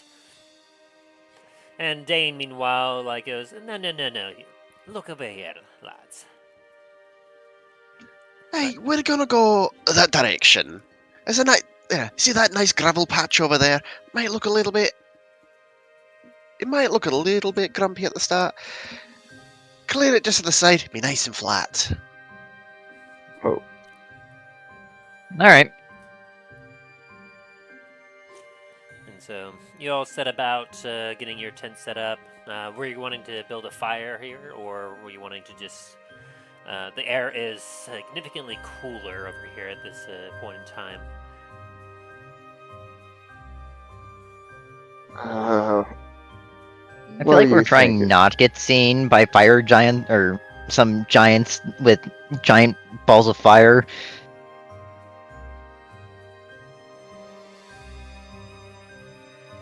Yeah, probably don't want to draw too much attention. To have a fire. Alright. And so you all proceed to set up camp, and I'll say that you don't have to write off the raster for this day, as you were somewhat provided it by Garret. And so you all kind of finish off a little bit of food from earlier, as eventually you bed down for the night. Are you doing a watch for the night as well? Yeah, I think we should. I could keep watch at some point if one of you wants to rest. Soren just pops out of nowhere. Sure. Soren, you're a sneaky one, aren't you? Yeah, well, I tend to not want to be seen sometimes. It helps. Stop looking at me! He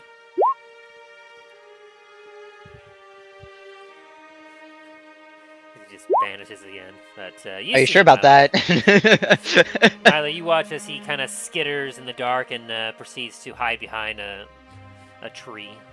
And then you watch as he then scrambles up the tree. I'm also gonna go up to the tree, start climbing it, just to get to Soren, just to mess with him. As you get up, your eyes lock with his as you're right next to him, and he goes... Hey, Milo, you see something up in that tree there? Ooh, sorry. No, I just wanted to relive my childhood experience by climbing some trees for a moment or two. Hey, that's fair. Probably a good vantage point from up there as well. Yeah, I suppose so.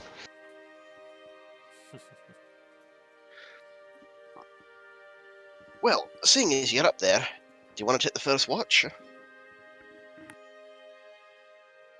Yeah, I suppose I'll do the first one. Hey. Well, I'll do the second in that case. He whispers to you, I'll do the third watch. Okay, I think Soren's gonna do the third watch. I'll take final watch then. Hey, sounds like a plan. Alright. Well, let's get these bed sets made up then. It's been a long couple days. What it has.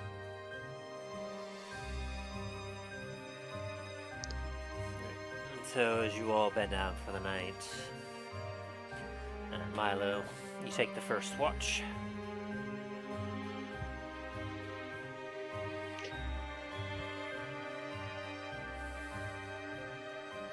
I'll need a perception check from you. Very well.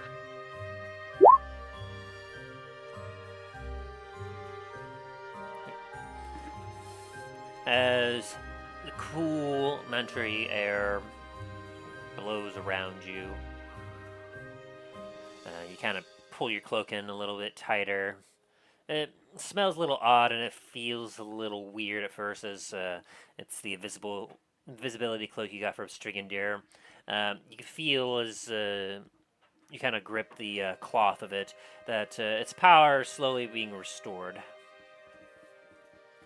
Very nice, very nice.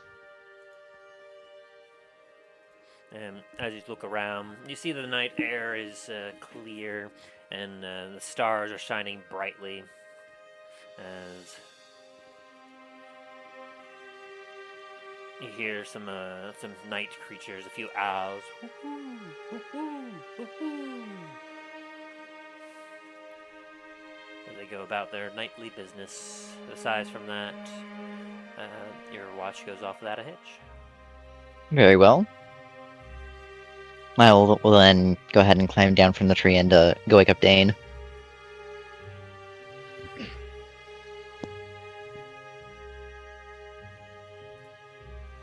Dain! Dain!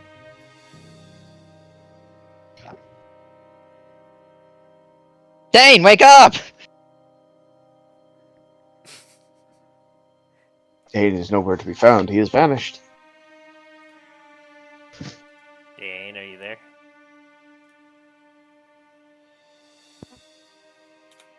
Hello, testing, can you hear? There you Now are. I can hear you. Nah, my mic mucked up for a moment. I was just like, Like, I'm here, and no one hears you. Dain is He has just been taken staring into at... the ether. Dain is just staring at Milo. Well, now that you're awake, your watch. Hey, anything out there besides the giants? No, not really. Just some, owls, that's about it.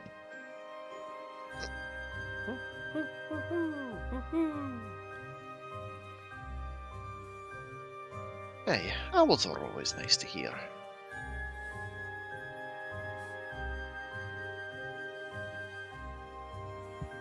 Alright, well, go get some rest. I'll keep an eye out. Very well. Do your watch.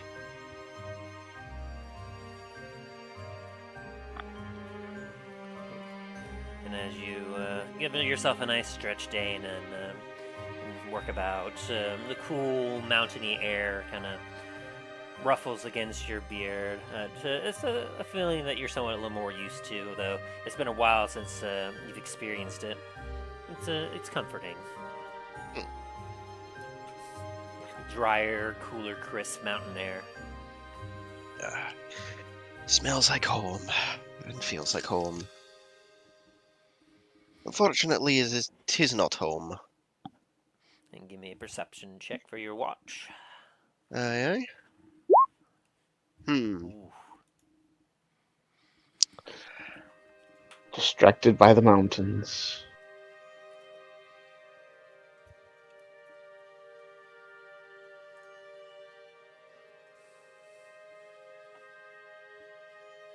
We are in danger. Let's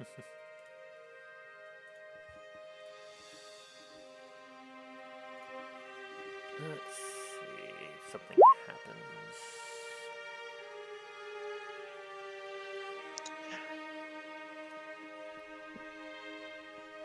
I also gave you a poke as well, Tim. I gotcha. As you proceed to be on your watch, you don't tend to see anything, and as you kind of idly just bored watching about, you kind of channel some of your magic and begin to focus on something from your past. You don't give me an Arcana check real quick.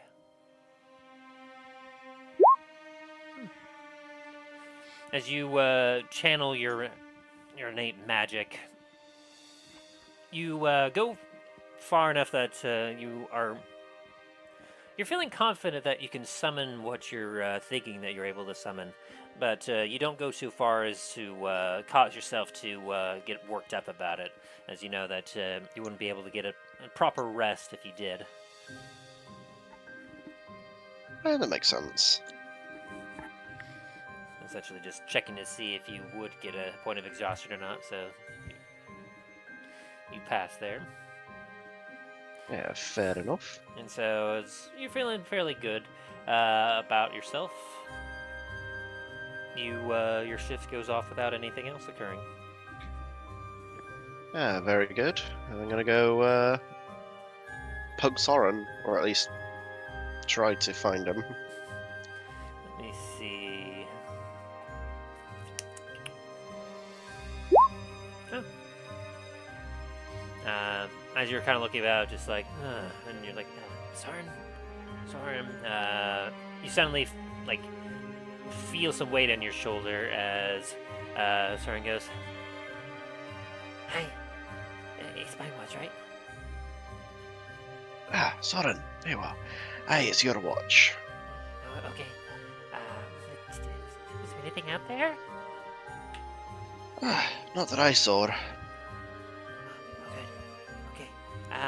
You get yourself some rest, and I'll keep watch as you feel him kind of pat your cheek a bit, and you feel something kind of moist on your cheek left behind as he kind of hops off and goes off to do his watch.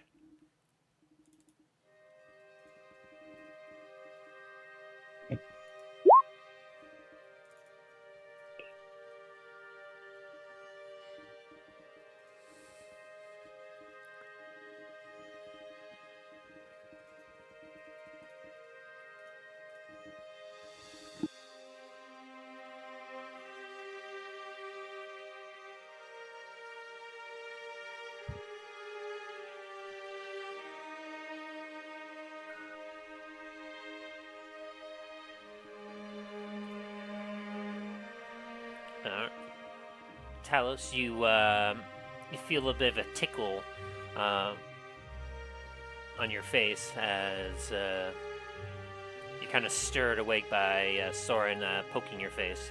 Boop, boop, boop. Boop, boop, boop. I sit up and like, what's wrong? Hey, it's your watch. Oh. I saw a shooting star. Oh. Did you make a wish?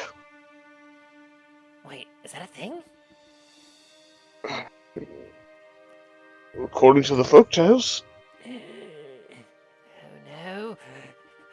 I missed an opportunity! As he scrambles away. Talos chuckles and kind of gets up, stretches, and Talos' first instinct would be to pull out his drift globe, but then like remembering of like, oh yeah, we're supposed to be keeping a low profile. So he stops himself and then starts to just do a little, as best he can, patrol without any light. Give me a perception check with disadvantage then, as it is quite dark. Oof. Flat on my face. Give me a Constitution saving throw. Constitution. You all benefit from a long rest as you all start to get up, and you notice that Talos has fallen asleep.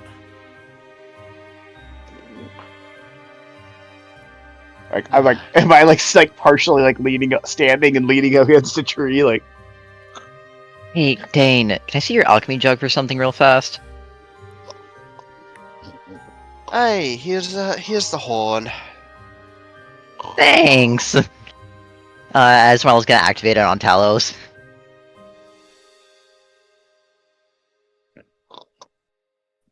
Doing the alchemy jug or the decanter of endless water? The decanter. Is there a particular word you're using for the decanter? Oh god,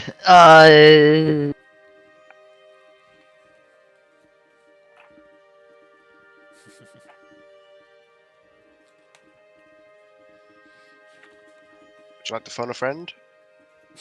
Give me a history check.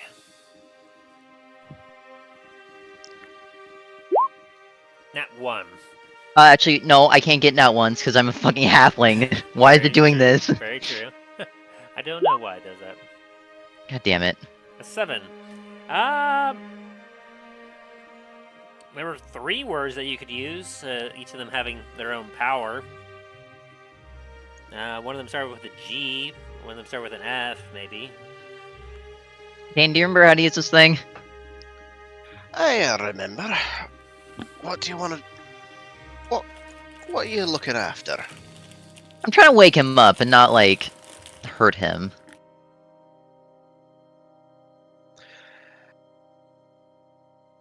Then you probably... well... point it towards him? As Milo will then point it towards him, I guess. You might want to use the fountain one. Oh, okay. Fountain!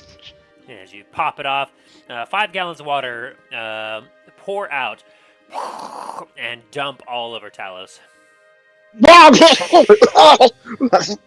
You full, like, immediately start, like, taking swings at the air.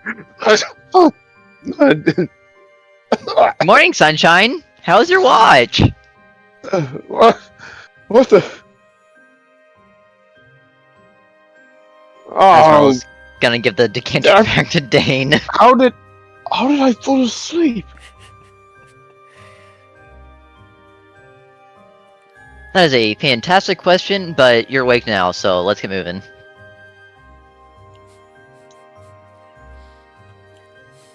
As you stand there just dripping wet.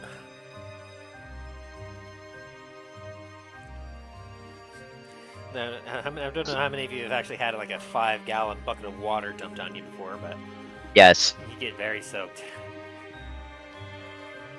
Straight up not a good time. Fortunately, you nodded away from your sleeping bag and everything else, so your other stuff isn't wet, just your night clothes, essentially, and, well, your whole body.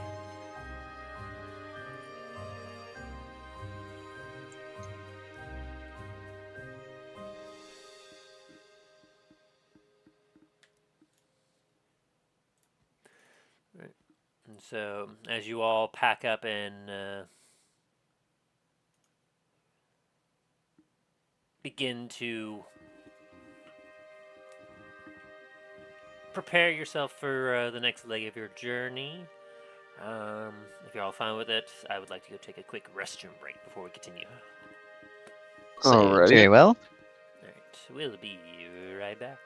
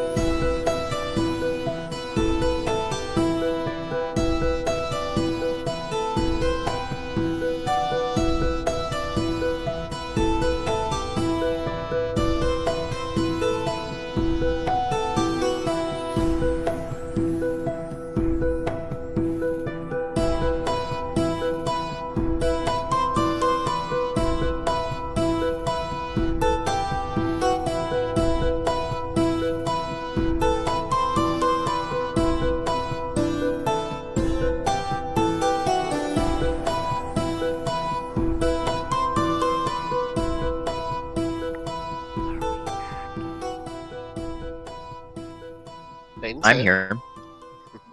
Shax, are you here? I guess not. That is a no. I do have to ask though, why are we whispering? I don't know. It just happened. Okay, fair enough. So, how are we feeling so far? So far, so good.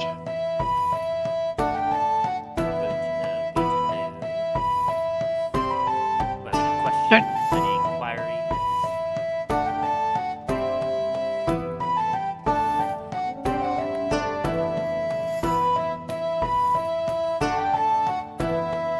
Oh, Tim, you never sent me Strigandr's character sheet. Oh, yes, I forgot about that. Let me see if I... where have that again?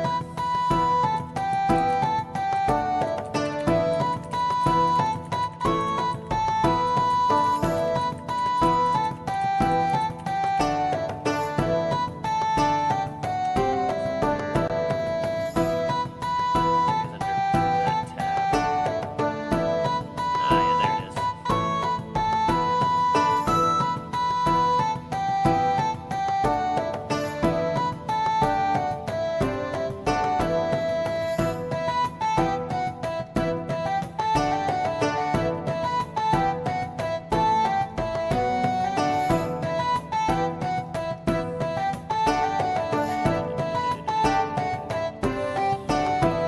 go. Ah, of course it's too long. One single thing.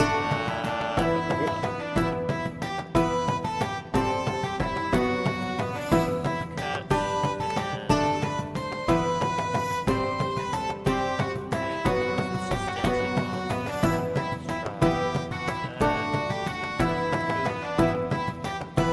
and there we go. Jesus Christ. Yeah, had a, And I'm back. we had a whole thing built up for it essentially. I see that. To be honest, we may have forgotten about the psychic blades bit, so we kind of we knew he was like a rogue of some kind, so we went with a very particular what we thought would kind of suit him best.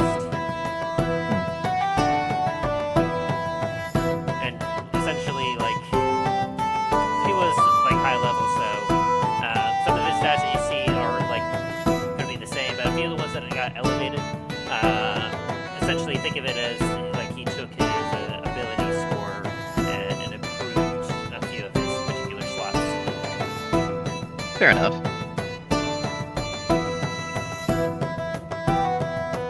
And hi, Shax, welcome back.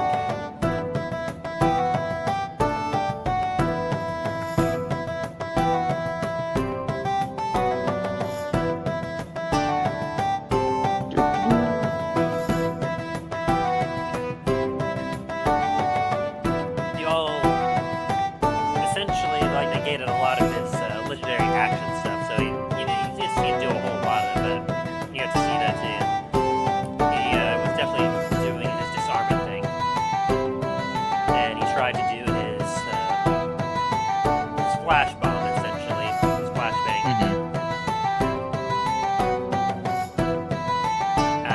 His other ability he didn't get to use because he had the cloak of invisibility, and that was basically his backup, and that he never got a chance to use because you all, by the time his invisibility wore off, you all overwhelmed him and were able to essentially beat it before he could use it. That was actually coming next if you had failed to knock him down.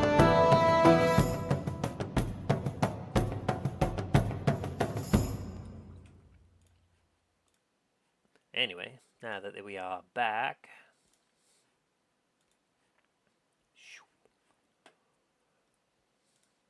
As Talos stands there dripping wet.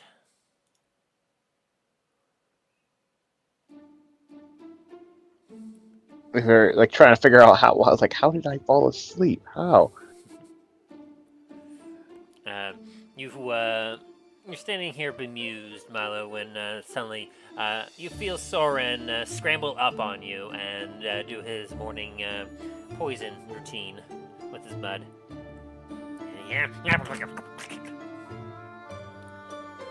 At this point, do I just need to, like, drink a couple vials of this shit, or, like...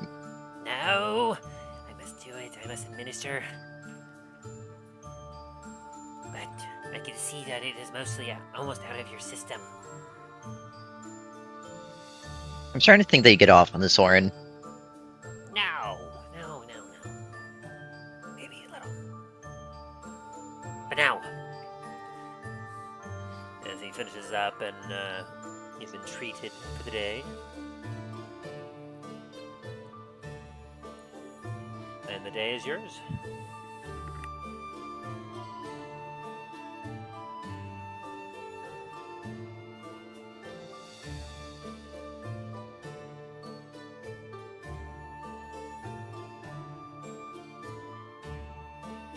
Talos is gonna go try himself off as best he can.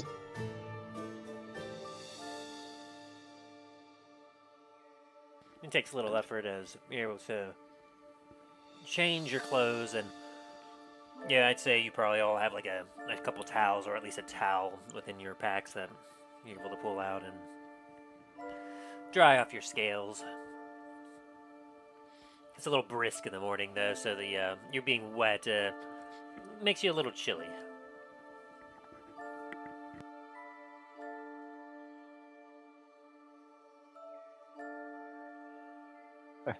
You alright over there, Talos? I'll be fine. I just can't believe I fell asleep. Hey, happens to us all.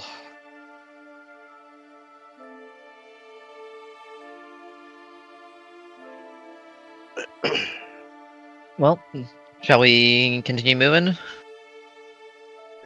Yes, I think we should. Aye.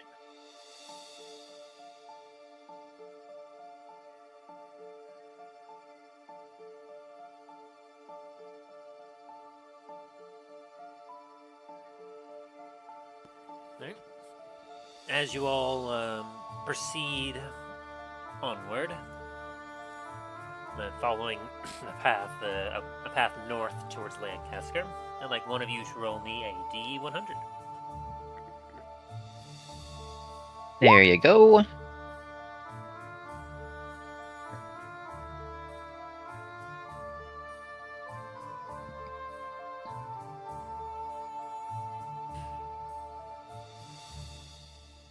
As you all proceed to make your way down the road,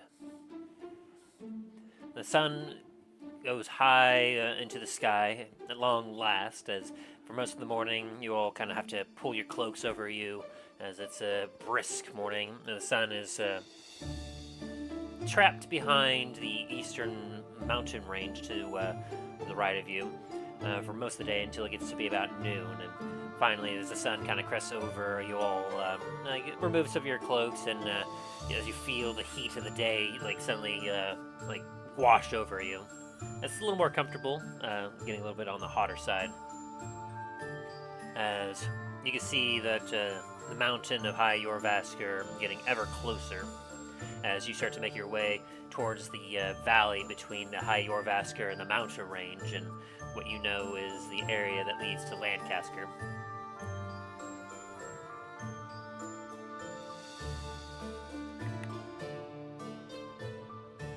As the road continues, you see that a series of small hills pop up in this particular part of the valley as you're moving through it, as the road seems to wind through a few of them. As you continue, some weirdly shaped black stones seem to cover parts of the road on the surface here as you're continuing to travel through.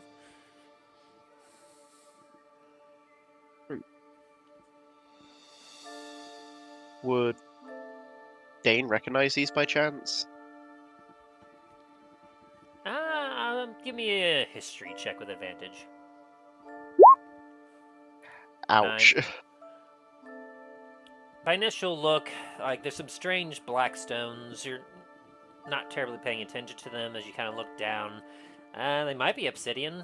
They could just be like charred black basalt or something. I mean, you're near a mountain.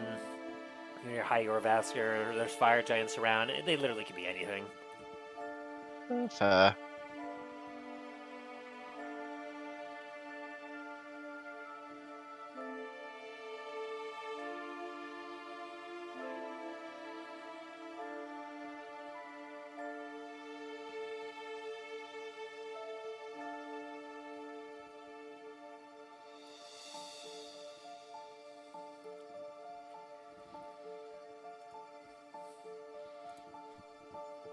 And you all proceed kind of through these hills as the wind just kind of blows idly through. It seems relatively peaceful, but you cannot help but feel a little uneasy about it for some reason.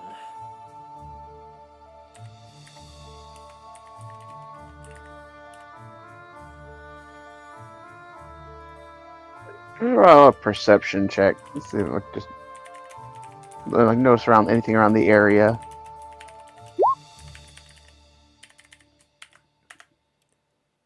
You don't see anything around the area, but if there is anything, they believe you. Oh God. Performance. There we go. You begin to dance. What the? No. Stop Well, it. in that case, Stop. Milo is going to Let me, perform a song. One sec. One sec. It's roll 20. Let me reset it. It's like I'm clicking on perception, but it's like, did you mean this? Goodness, that is quite the thing that's happening. There we go. There we go. Okay, now that I've reset I had to reload the whole page. It's like the peas, all the peas.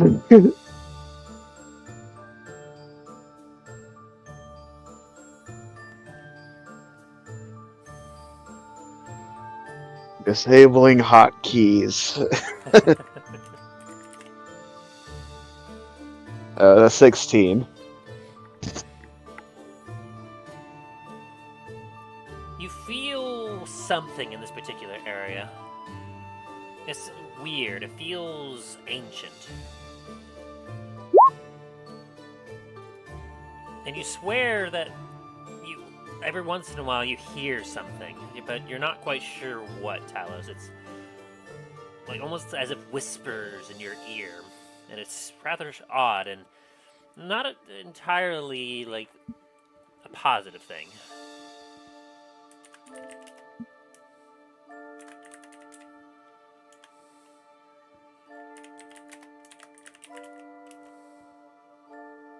Talos is gonna be gripping his hammer a bit tighter.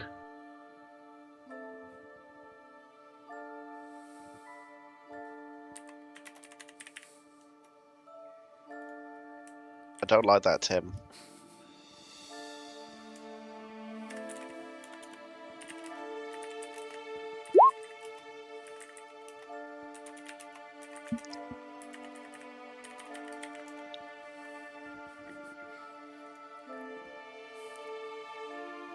Excuse the fuck out of me?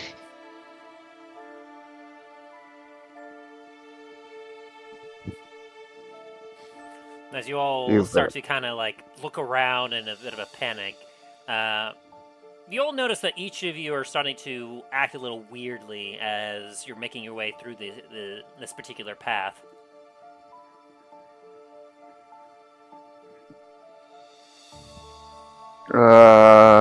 What?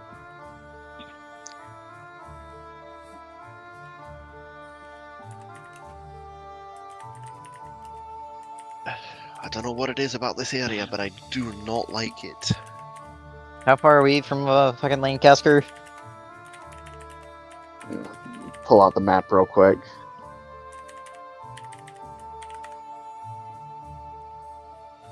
As each of you catches whispers that, like, as you look around, you realize that, like, perhaps everyone else might be hearing some whispers as well, but You're not able to hear anything else besides what you currently hear. Oh, that's not the one I want. I'm gonna cast Detect Good and Evil.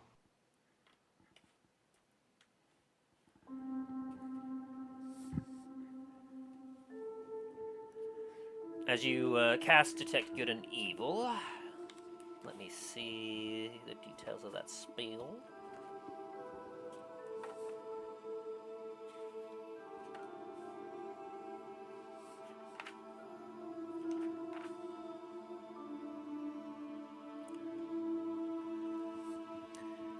Let's see, you know if there's any aberrations, celestial fiends, fate, or undead within 30 feet of you, as well as where it's located. Okay.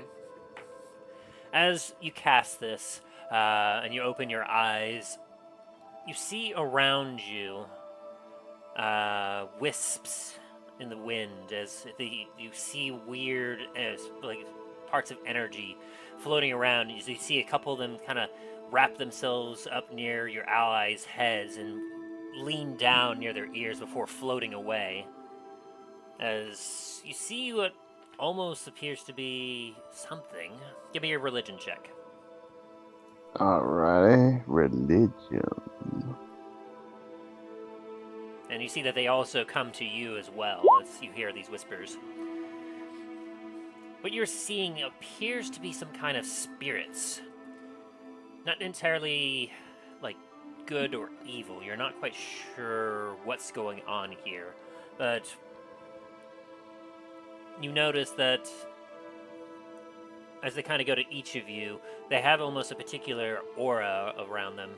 But after kind of being close to each individual, you're noticing that they don't seem to be vengeful, as they're kind of leaning down to the ears of your allies and yourself before they float away.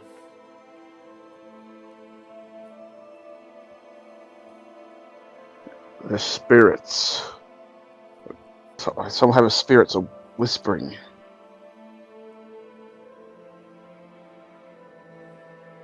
Yeah, that's great and all, but why the fuck are they talking about my goddamn son?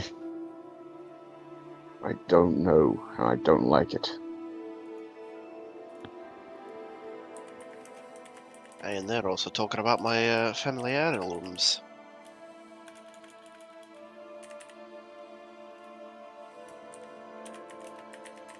Maybe the spirits of despair, maybe?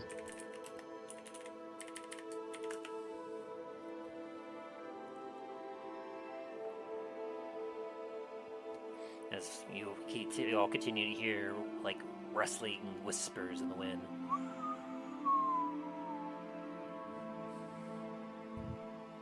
Hey, spirits, if you can hear me, can you fuck off?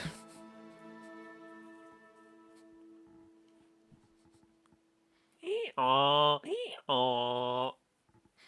Fuck you too, Bill. The Bill just kind of begins to stamp it a little uneasily.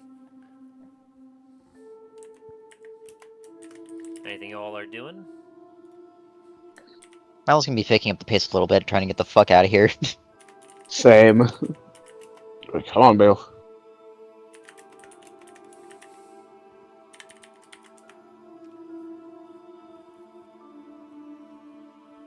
And you all continue to walk through the hills until eventually you leave the hills and the whispers and the wind dies down and seems to grow silent. Not like that one bit. Aye, not at all. I would very much recommend we never go to that part ever again. I agree. No check is needed. You can easily tell that this particular stretch of the road is almost untrodden for some time.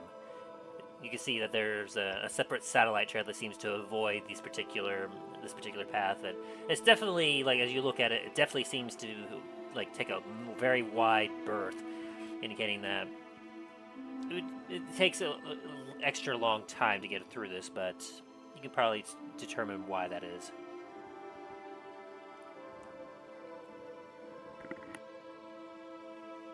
Let's try to hurry up and get to Lancasquer. Maybe they can know a bit more about this. Know if it's just nonsense they're talking or if kind of speaking the truth. Hey, that sounds like a good idea.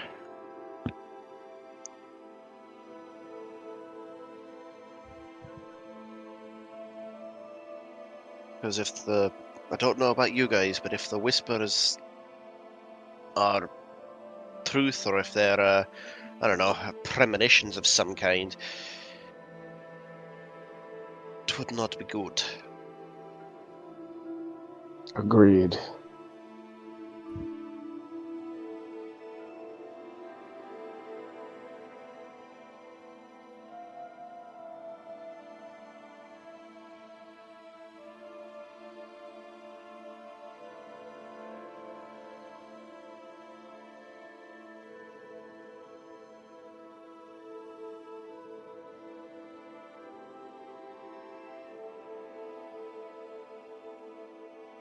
But I think we could still get us a bit more distance from here, and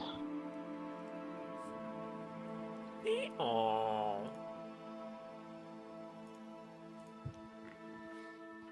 As you all very quickly make your way away from these hills, as Soren kind of like gets out from underneath your cloak, Talos, and goes, I did not like that one bit. neither did I. None of us did. I heard whispers that said I'll never be a true brewer like my family. How did they know that?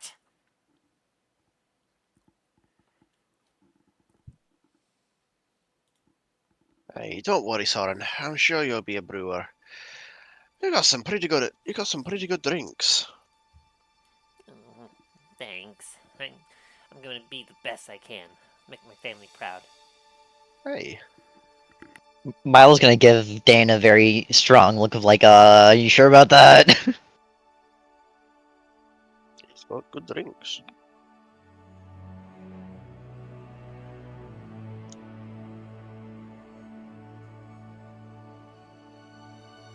I mean, he's getting better at it, but the first batch I had there, oh my god. Hey, that's fair.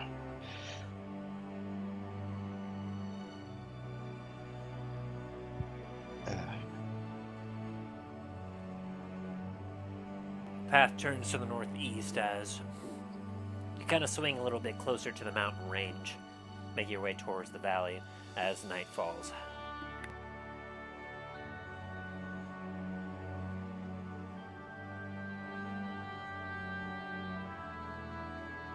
And you all make camp.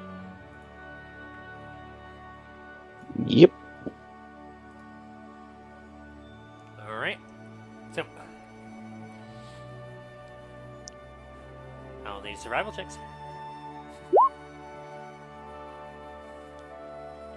Dain is a bit shaken up from what he was thinking or what he was hearing, so he's got a lot on his mind. Naturally.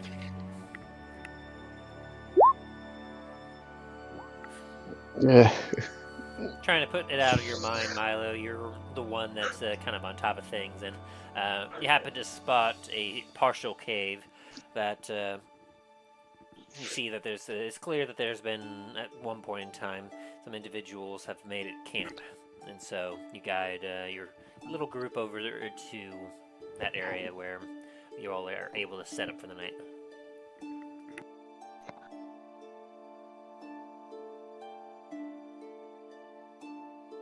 Yeah, Talos is getting out the map and kind of putting a little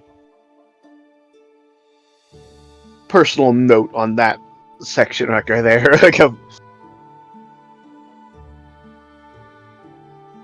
Like mark it, like putting like from it, like looking at the map where that location, and then putting in his own little side notes of these coordinates. I gotcha. Weirdness. Like he's not gonna write on the map. He's not that. He's like, no, that's how you ruin a map.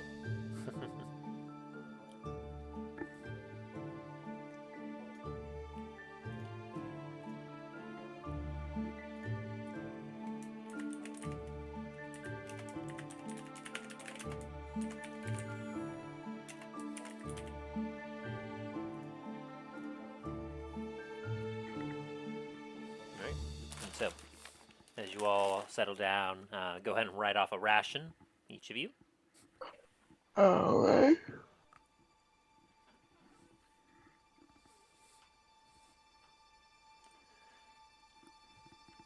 And are you gonna make a fire this night, or nah?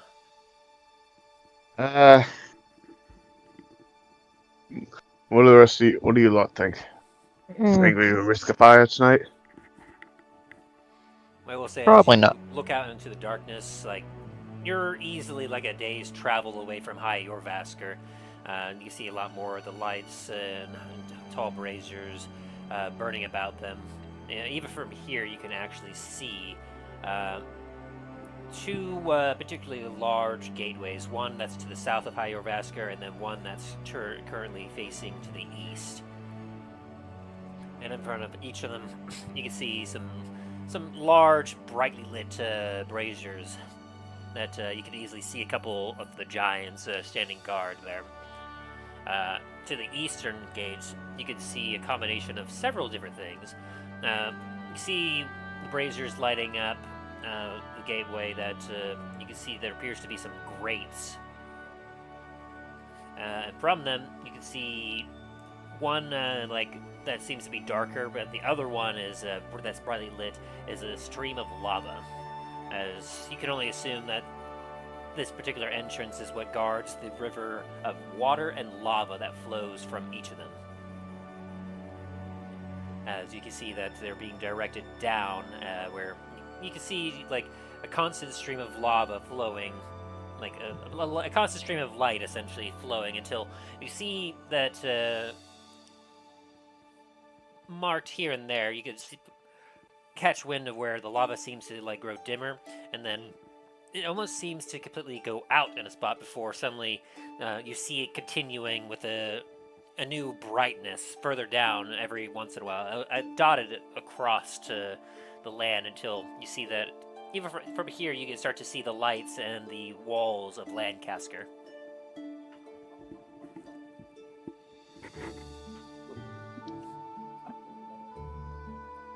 Well, that is one hell of a defense there. Molten rock is a very great deterrent. Aye.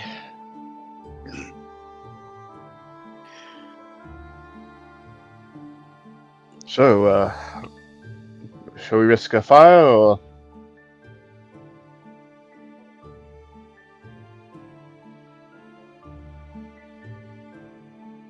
I mean, being this close to the city might not be a good idea. They might send out a search party and wonder, why we're just sitting out here. True. That, and also we don't know what else is in this cave with us. Aye. That is true. Talos gonna take a just kind of try to peer farther into the cave. Do a quick perception check.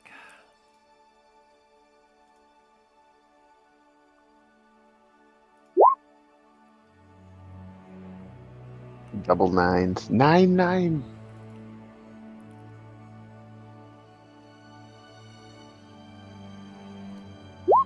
Dain's also going to help and have a look around as well. As If you're you better- take a look, the cave seems to be kind of more or less a cave, as more like a pocket in the or in this particular part of the mountain. As you look around, you can see where the stone around you seems to be, especially for you, Dain. You can recognize a particular stone formation where you're currently at, and on the ground below you as you're standing.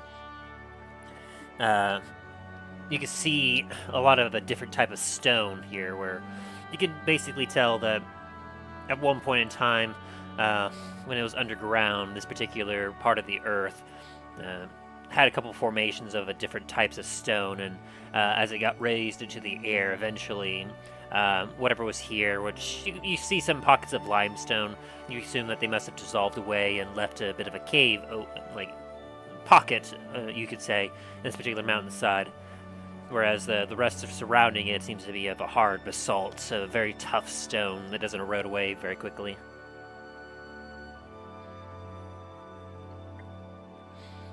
And yeah, I'll say that essentially you don't see any threats or anything else of any significance. You can see that it's become a fairly popular like stop for travelers. As you can see several different spots in this little pocket of old campfires, and you see some trash left here and there, old like debris from some people's like wagons, buckets, other stuff. It's clearly been used. By whom, you can't determine, though.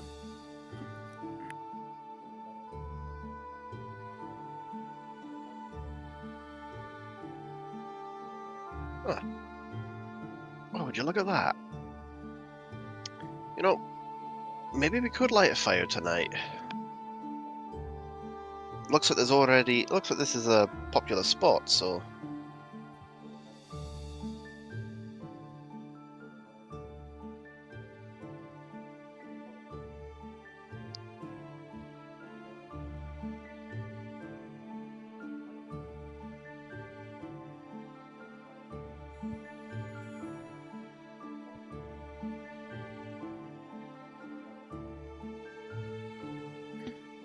What are your two's thoughts on it?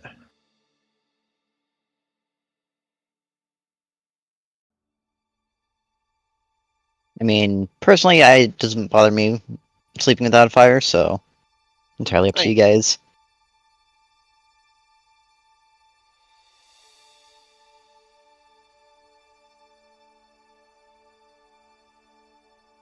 Hey, that's fair. I always want to err on the side of caution.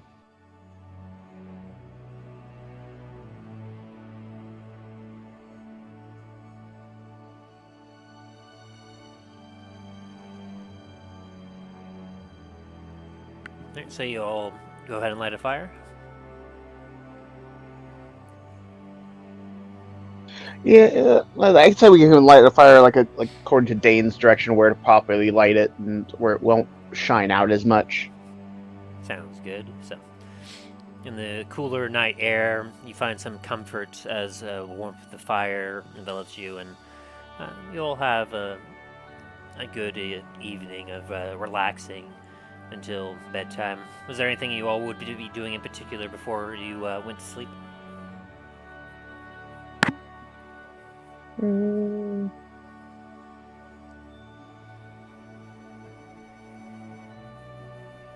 Dane's gonna check on his gear, but also try and calm his mind as well. For Talos, he would be kind of tending the fire, making sure it's not super big so that it attracts attention. Did you get all those whispers earlier, by the way, Talos? One sec. It would have been on roll 20. Yeah, give me just a second, I'll check it. Let's see. It would have been one that would have you should have gotten right in the midst of your roll 20 crisis.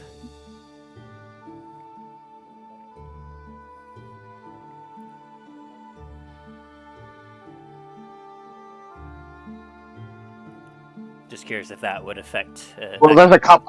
I see a couple of ones. I see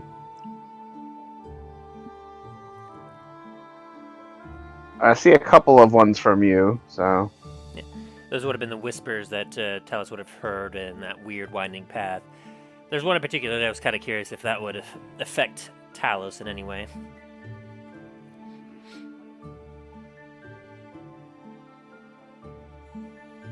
Well, one of them's definitely definitely what? And then the other one as, like, part of, like, that other part is gonna be like, yeah. He's definitely thinking of messaging his sisters and like, hey, he's kind of mulling over what to message them, and actually, Talos actually check and see if he has a message from his sisters at all. Well, you know that essentially sending would be instantaneous, so if they had something like they needed to desperately tell you, they would have used the sending stone already, and you would immediately get it. Because I'll say you've used it enough that you know that's how sending works, is that so long as they Yeah. aren't on a different plane of existence, essentially, whatever you send will almost instantaneously reach them.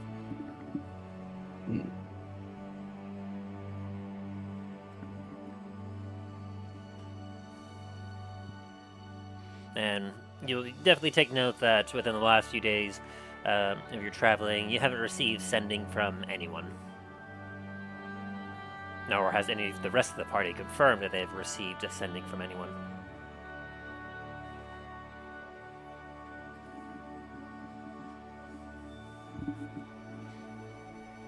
And so as Dain, you kind of like check your gear, do an investigate for me. Sounds good. I'll say as you're taking the time, and at 20, like you look at your bag and you double check, you have everything, everything is in its place, and doing this common chore, it helps set your mind at ease as it's something familiar, and you try to put the whispers out of your mind from earlier. And then anything you're doing, Milo? Milo's gonna take his wedding ring and kind of hope for the best. Maybe nah. No, never mind.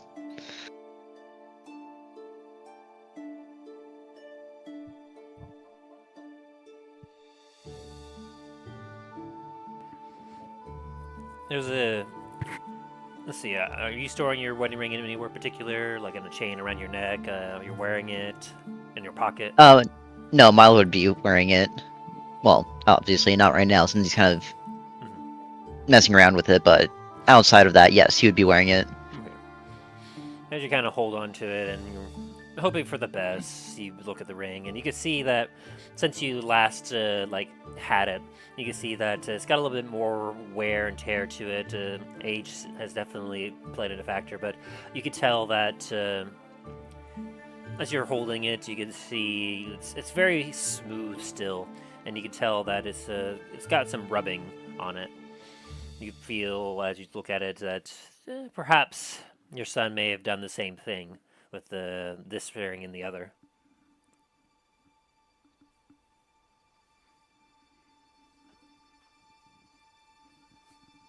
And then Talos, anything you were doing? Kind of Talos like mulling over the whispers and thinking of what he might, if he should message his sisters at some point and check in on them. Okay. But you won't do any sending or messaging this night.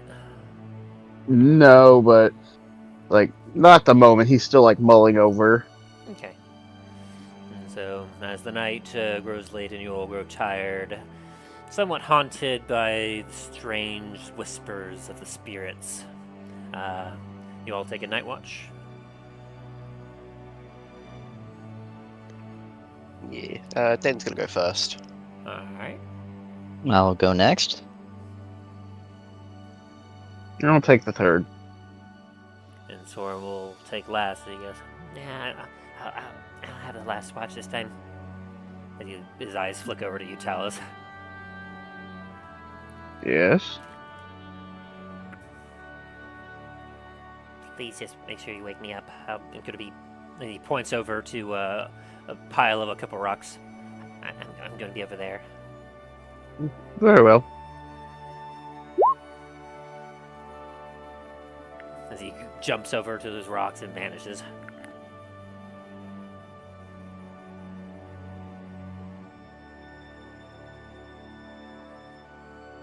Alright, and so, as you all settle in for the night, Dain, you poke the fire a little bit as it is now your watch. Yeah, ready? Where is it? Perception.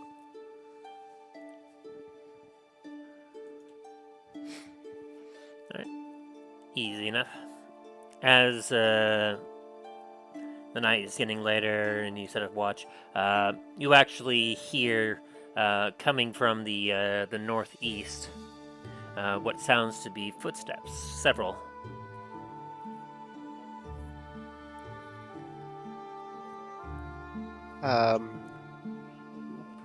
Dane's gonna kind of. Well, I'm gonna kind of.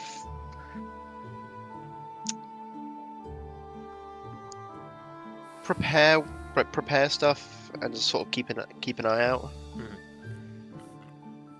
As you kind of prep yourself, you can hear some of the voices. You can hear a little inebriation in it. As you hear a couple go.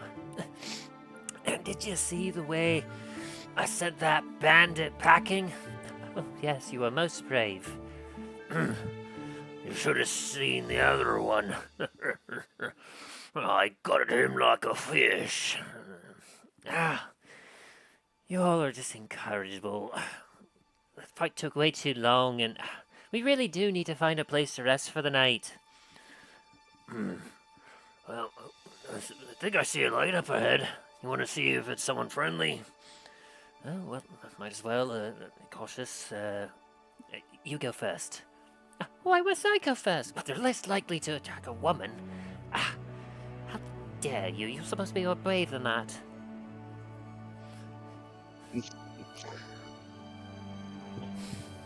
As you're just hearing this, eventually you kind of see like someone stepping forward a little bit, poking their head in. Tim, how far are we into the cave? I'd say, like, how far would you have gone? Because the cave, I would say, is probably about no more than 50 feet deep. Like, Talos is kind of like up against a wall, like the dog, like the donkey. He's gonna have the donkey like pound near the back, because. Yeah, I'd say if anything, to like kind of hide the light, we would have gone to the back of the cave. Gotcha. And so, I'll say, because they were traveling the same road that you are essentially, and as they got closer, they would just they succeeded in a perception check to see the light, and so you see a woman with a cloak on, just kind of like peering her head around the entrance to this little cave that you're all in.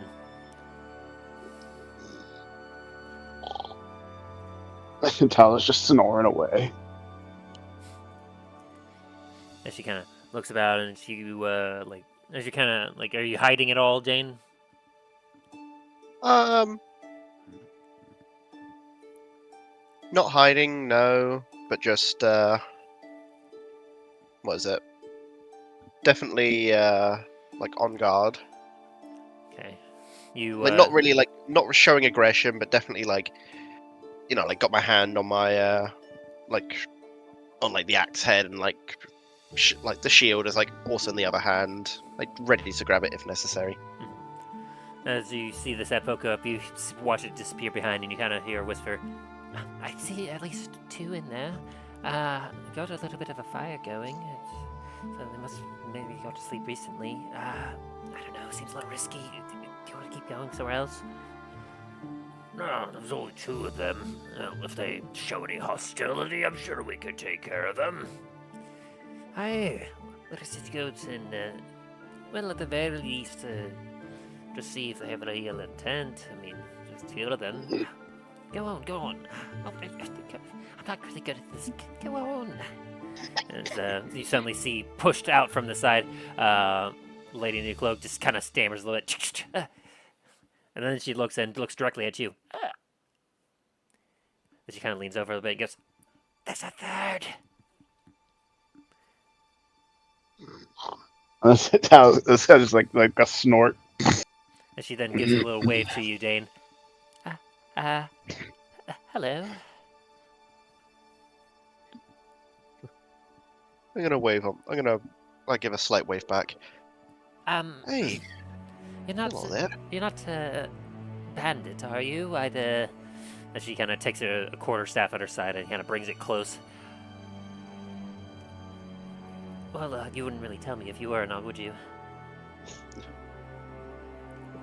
I mean, we're not bandits, but you know,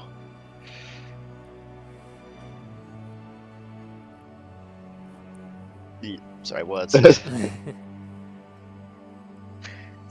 I know, none of us are bandits here.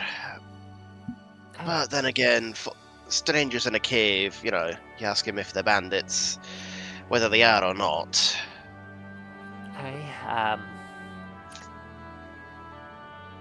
Well, I have more behind me. We're looking for just a place to rest for the night. We can keep moving if this cave is taken.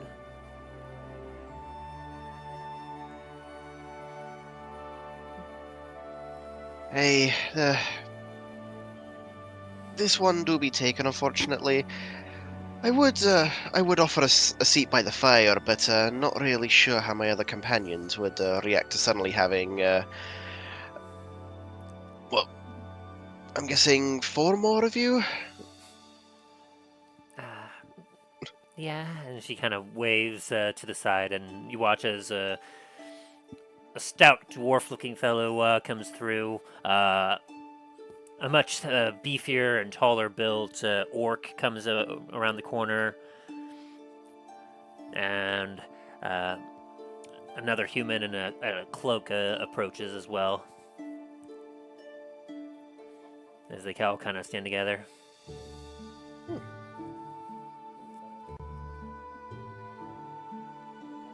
Appreciate you not attacking us, or well, specifically here.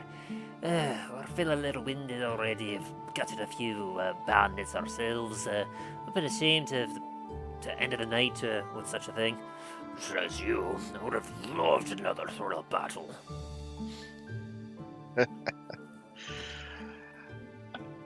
I can appreciate a good fight every now and again. We've had quite some fights ourselves recently. One in the cloak in the back kind of looks to the rest and give me a quick perception check. See if you hear him. Yeah. You hear him whispering and then kind of pointing off in a south western direction. Terribly sorry to disturb you. Will this be on our way? Hey, are you guys heading off to Lancasquer or Hayavasker? Oh, Not no. meaning to pry on your destinations, but that's where we just came from, Lancasquer. We're just a small adventuring party. We're heading a bit to the west, southwest-ish, you could say. I heard rumor that there's a bit of a goblin encampment somewhere down that direction, and looking to get a few heads for a bounty. hey, sounds like a noble cause. We're a bit of a adventuring party ourselves. We're on our way up to the Lancasquer for well, see if we can get some transportation. Big orc elbows the dwarf on this side. See, I told you that they must have been adventurers. I could smell it in the air. They'll have to elbow me so hard. You're probably about a day's away. We'd probably be either here or a little further along, but had ourselves a bit of an encounter just to the between here and Lancasquer. Some dreadful things that came out of the mountainside.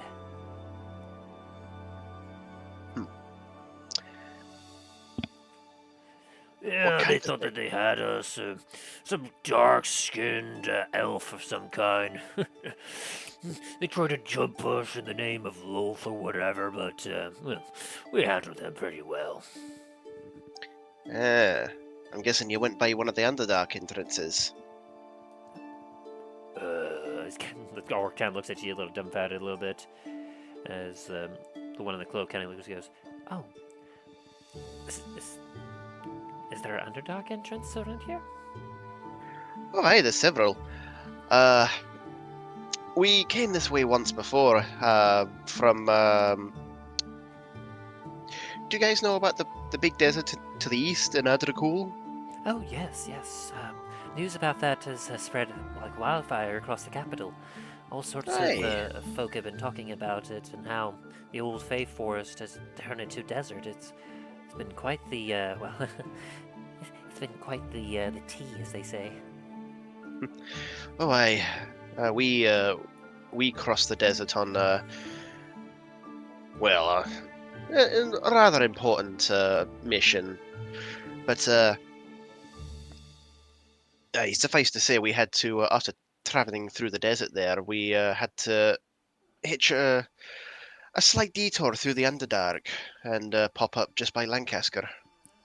Aye. I think it's an entrance basically in the city itself. That sounds quite terrifying, really.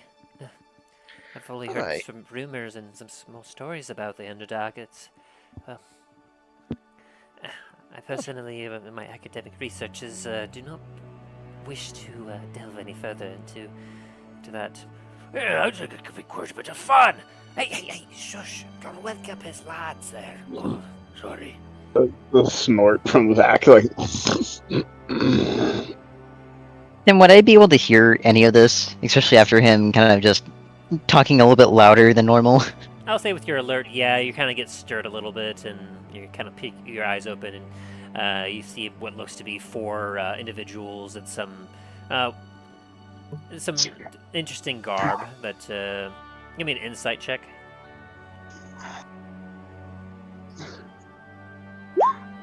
11. You're not quite sure who these people are, but as they're talking today, and you can tell that combat, like, they aren't hostile, and by the looks of it, they could be some adventurers. You're not quite positive. And you doing alright out here? See, you found some company. Hey, morning, Milo. I found found a fellow adventuring party. Hey, we're just having a slight chat. One in the back kind of like sidles up a little bit and goes, "Terribly sorry for bothering you. I have a place in mind for us to go to. Come, my friends. We should leave them to the rest." No, you're fine. Come join us. As all of them kind of like look over at you a bit. Are you sure?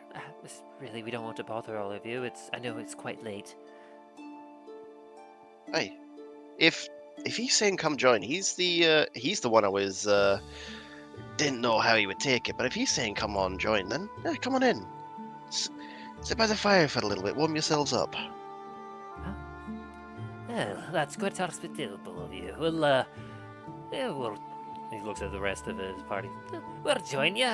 What did you say, lads? Lass. Well, my feet are quite weird. I was worried about at least another mile hike. Yeah. I was gonna say, you got a rather small leader for your group there. As one in the back kind of like kicks him in the back of the foot. Hush, now, come on. Let's not wear out the hospitality. As they all kind of approach the fire What and sit down. should I roll if I like defer to all the noise to see if it wakes me up? Constitution. You know, sir, Oh, I sleep I might- straight through all the Oh yeah. like a I might be rock. small. Sir, I might be small, but I've definitely filled my fair share of larger foes. Much It's larger like- than yourself. Talos just goes snoring on in the back. As the orc looks at you, he goes, Oh, I get it. You're one of those small in stature, but big in head, right? I'm sorry, I did not understand a fucking thing you just said to him. he basically said, "You're small, one small in stature, but big in head."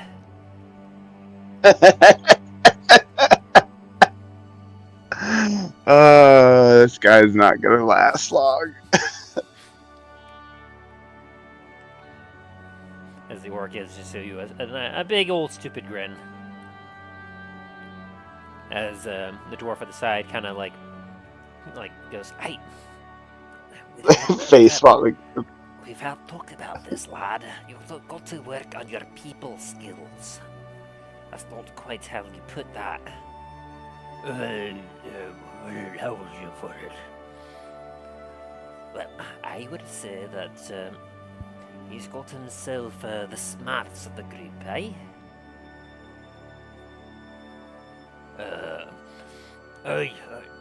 Are you the smart one of the group?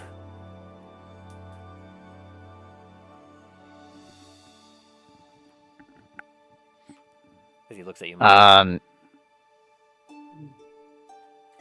Yes. Yes, I am.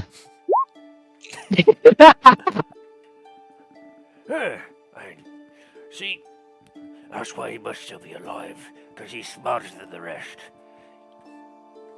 Dain's just gonna slowly turn around and look at Milo.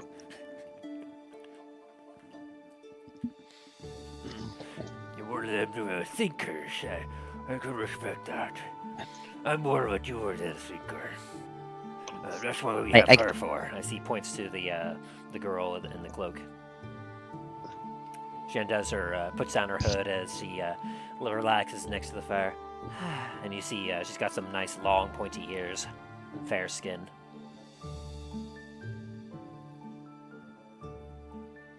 I can definitely see that you're more of a doer than a thinker there. Yeah, I like doing things. I like fighting.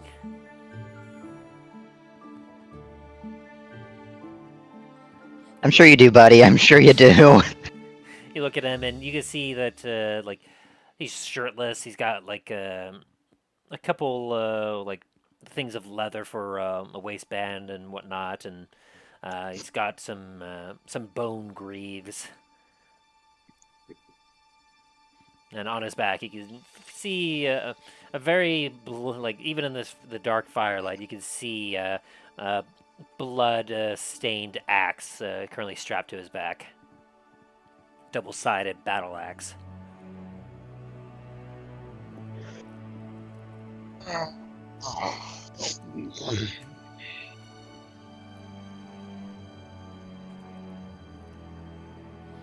Well, it's been a long day. We should probably get our own stuff set up. We'll make our way to the other half of this cave and give you all your space. There's the one in the cloak that hasn't really revealed their face, but just kind of been lurking behind the rest of the party. Like mentions that to you, Dain. Hey, sounds good. My No, I've just realised. My apologies. I never actually said what my name was. I'm Dain Blackspire.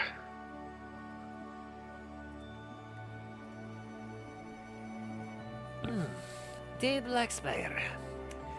Well, I'll be honest, I don't quite know if I've heard of you personally, but I believe I've definitely heard your family name. Now, you're a bit far from home, ain't you? Hey, long travels. Yeah. No judging of a fell dwarf here. Well, usually most of us prefer to stick to the mountains. I know that a few of us like to wander, especially when the business be warranted for it. Aye, we've wandered quite a bit as a group.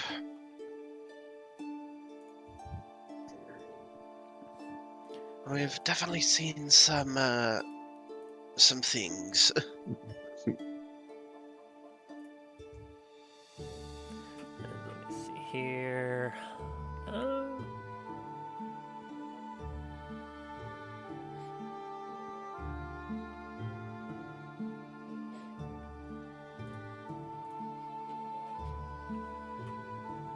Aye, well, I be Otto Erbertu. It's a motley addition to our fine little party here.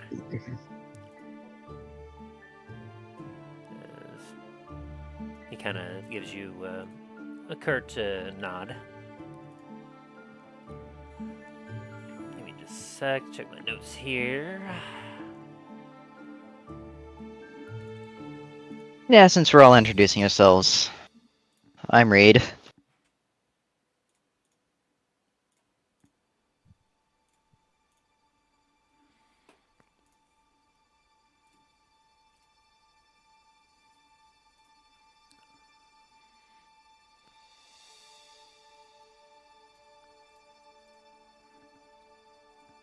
As the female elf will take a look at you. Oh, a pleasure to meet you, Reed. Well, I'm known as Nursil Canarn.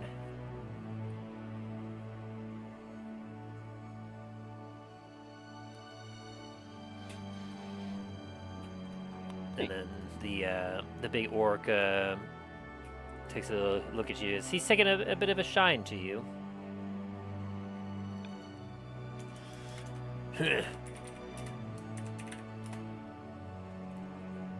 They call me, hang on. As he kind of scratches his head a little bit, thinks.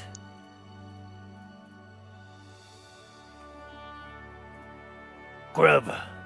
I'm Grub. Oh, good. I thought you were gonna say your name was Bonk there for a minute. Had a bad run-in with a character like yourself named Bonk. I like Bonk. Hey, should I be your neighbor? No. Do not do this right now. You told us that you wanted a name Crab. You like the sound of crab. You're keeping with it. That's what we put down in the contract. Oh.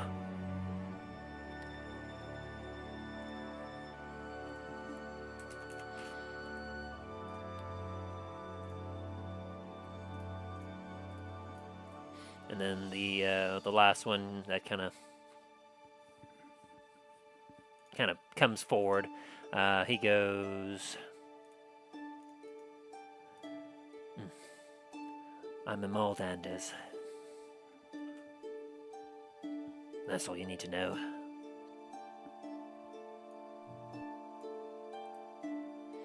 And then he kind of steps back into the shadows.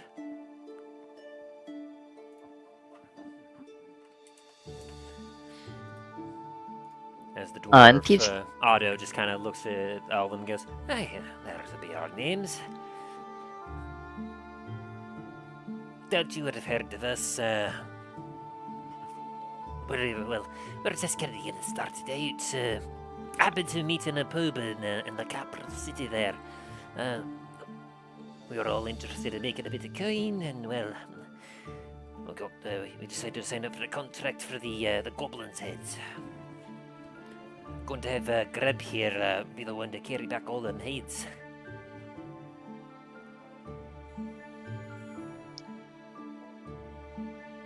Hey, you gotta start somewhere. Aye, but I do believe that we're well suited for the task as well. Armelder, he fancies himself a bit of a tracker. He's the one that's been helping us find our way so far. Obviously, Grub here, he's the muscle. He's the one that's, as he's already stated, he likes to fight. And Nursil here, she's a little bit more of the intellect one. A little more knowledgeable on the arcane. She kind of like whispers, goes, I guess magic. As for me, well, me and Grub have been travelling around for a little while. We kind of met the elf and the human there for with the bar. Me and Grub here, we like to fight.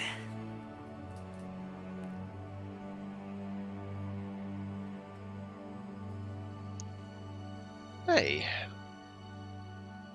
nothing wrong with a bit of fighting. Aye. Look until maybe if this whole job works out. I'm thinking we might maybe form ourselves into a guild or form a group afterwards.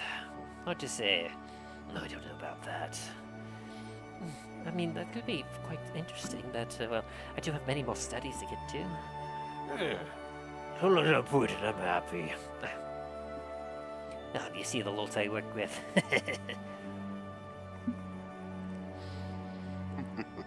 Anyway, lads, I suppose we should be getting to this now.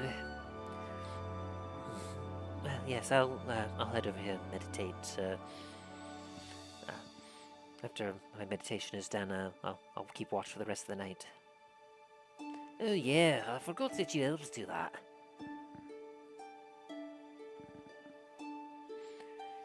And so you watch as they all kind of head to the other side of the cave, put down their bedroll as well. Near Syl, she kind of puts down a mat and sits down on her knees and legs and just kind of sits there in meditation for a bit. Appreciate your hospitality. We'll try not to disturb you any further. Hey.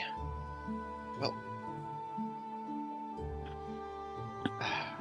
It's a pleasure meeting you guys. But I think my watch is almost at an end here, and gonna go wake up. Well, gonna go. I'm already awake, Dain. It was more Dain just going, oh wait, I'm gonna go wake him up. Never mind, he's already awake. And so as you finish your watch, Milo takes over. Go ahead and give me a perception check, Milo.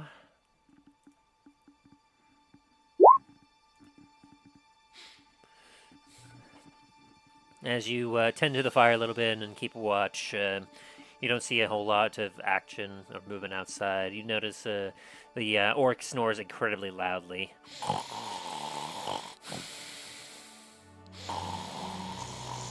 And every once in a while, he kind of snorts a little bit as the dwarf kicks him. And then after a few minutes, it's just a bit of a rinse and repeat kind of most of the night for your watch. Eventually, as the end of your watch comes, the elf kind of stands up and goes over and puts a log on the fire and sits down. As she looks at you and goes, "Don't mind me. I'll just, well, I guess in regards to my party here, I'll be assisting with the watch." Oh, all right.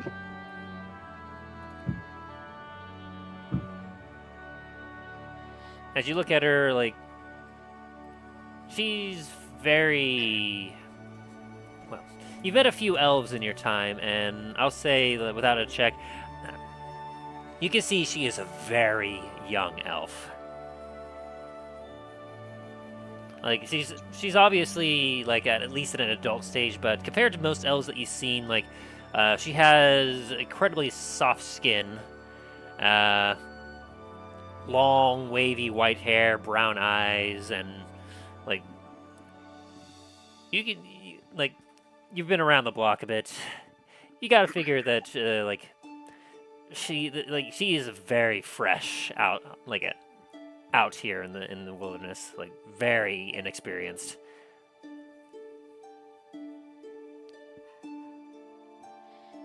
And as you have to add some time as you look at the rest, you can see that, like, every single member of this group that is kind of rolled in here, they all generally look pretty young. The dwarf, like, his beard isn't very long.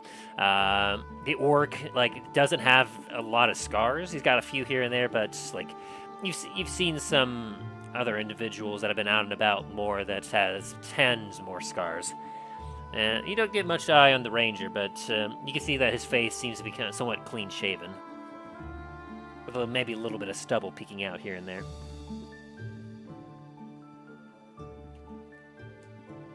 Alright, I do have to ask just because I'm a little bit paranoid about this kind of thing, but that ranger there, is he gonna be an issue, or...? Emald? Oh, no, I don't believe so. He's a little shy, it seems. Tends to kind of, well, he's able to help point us in the direction that we need to head, and then he just kind of, tarries in the back a bit. I honestly don't know much about him. I gotcha. I just know sometimes, rogues will sometimes say that they're rangers to kind of throw off everyone. Oh. Well, I don't believe I've seen him trying to pickpocket anyone, or... I mean, he doesn't really do a lot of sneaking about. He just kind of, stays backward. Fair enough, I suppose.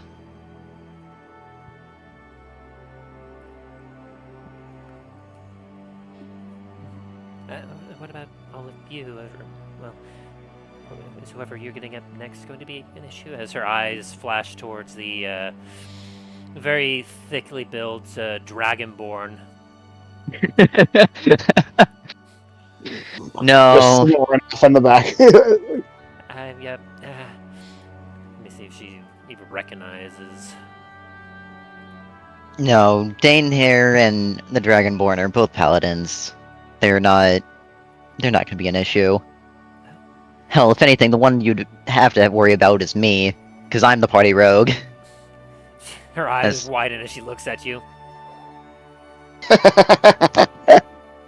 Calm down. Like, oh. Not gonna do anything. I'm too fucking tired for anything tonight. Like, I'm not gonna do anything whatever it thinks you're gonna do.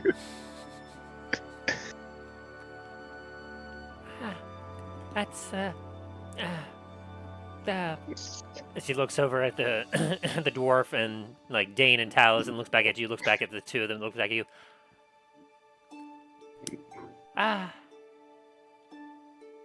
Blinks a few times. I'm kidding, I'm actually just a bard. As Milo will then pull out his viol. She blinks a few more at you and she looks utterly confused. I feel like we've gotten off on the wrong foot. Perhaps, Reed? I'm afraid I'm terribly confused. Okay, what are you confused about? I don't know. Like, you said that you're a rogue? That doesn't make much sense if those two are paladins, because, like, rogues are bad people and paladins are good people. But then you say you're a bard. Are you a bard or are you a villain? No, I'm not a villain. Not just because I say I'm a rogue doesn't mean I'm a bad person. Jesus Christ. Oh, I'm gonna snort myself awake. Again, just kind of like slow look around, very like tired, like. You see Milo next to the fire with a very fair maiden next to him. Talos, this is a dream. Go back to sleep. But like the slow, like one blink eye, the other one blinks. And just head just drops back to sleep. It's like.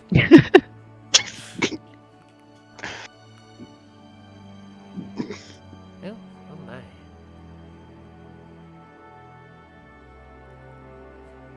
Well, I mean,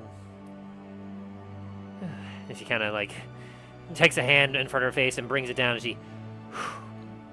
Okay. She's clearly very new at this.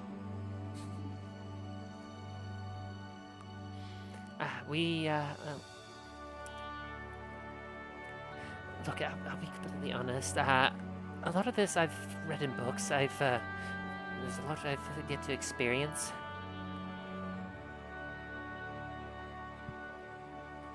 But I can see that.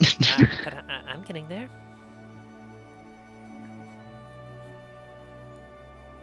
Don't always believe what you read in the books. Sometimes it's just bullshit.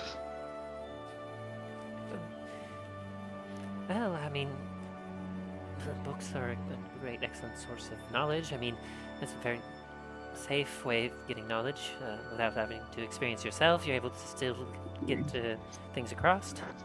Well, yes, but also at the same time, like, people can lie and not always tell the truth. Same thing with having a conversation with someone.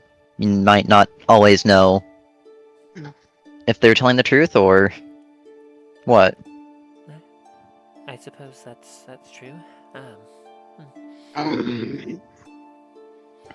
Just curious, like, are you like you haven't obviously cleansed yourself or like showered or done anything as of late, have you, Milo?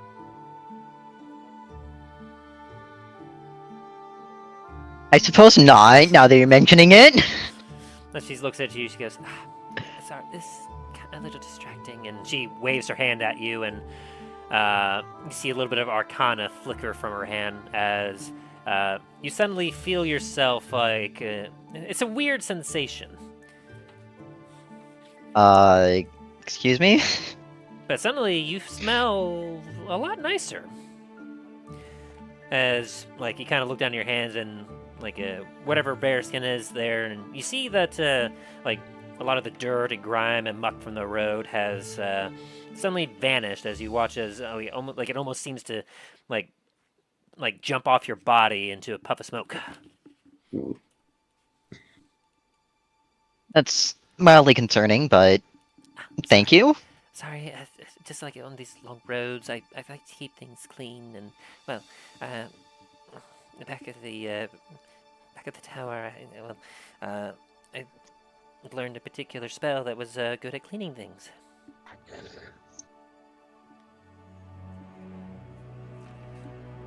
Just for future note, I would probably ask someone permission to cast a spell on them. If you're trying to be, like, civil about it, since sometimes, it doesn't really go the best way. Especially for people that don't really do magic. Really? But, I mean, it was helpful, and I mean, it cleaned you, and you smell so much better.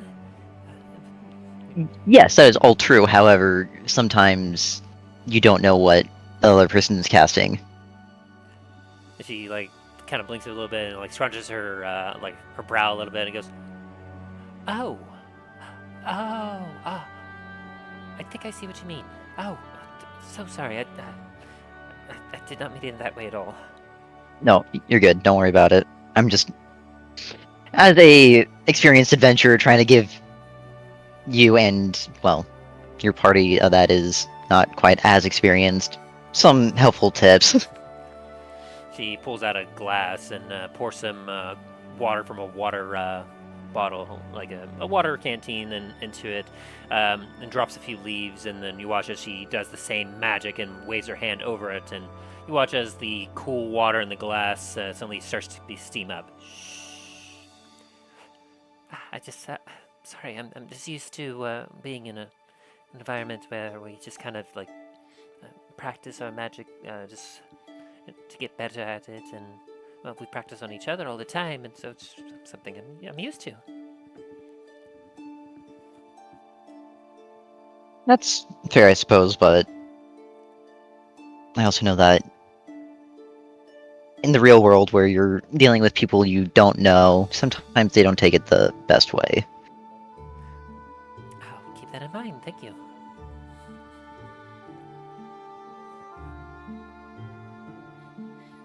And the rest of your watch essentially goes off uneventfully. Very well. At that time, Milo's gonna stand up and kind of nudge Talos. Snort myself back awake. Hi, Talos. We have some company. Be polite. Company. Just kind of like look around, like groggily look around, like notice that. Oh, all right. And I get myself up, kind of go over and to the fire and kind of take a seat and try to wake myself up a bit. Turn to the elf. You're like, this is Talos. Talos. This is and her name. Kind of forgot it. Nerseal. Yeah. And Talos does do better with make sure with his hygiene, especially his armor, keeping it clean. Because listen, hopefully Milo has a very stressful couple of days. All right, maybe it wasn't the most important thing. He kind of raises For a hand to you, Talos, in a way to shake it. I go ahead and I take her hand. I try not to squeeze really hard, kind of like it's like a firm, but obviously not trying to crush her hand or anything. Do a quick perception check as you're taking her hand. Sure. 1 sec. Perception. 19. You notice just before your hand touches hers, she wiggles her fingers a little bit, and you feel a strange tingling sensation in your hand before you grasp her hand. And she goes, hello, I'm Nusil. Me and my traveling companions over there we're on our way to fight some goblins in a goblin camp to the southwest of here. Oh, goblins, eh? They are a bit They can be a bit tricky. Like, Cal's kind of takes a look at his hand and like, it is pristinely clean. I'm gonna take a more insight look at her to see if I can get more of like a gauge on like her experience and. Go for it. Insight. Gosh, 23.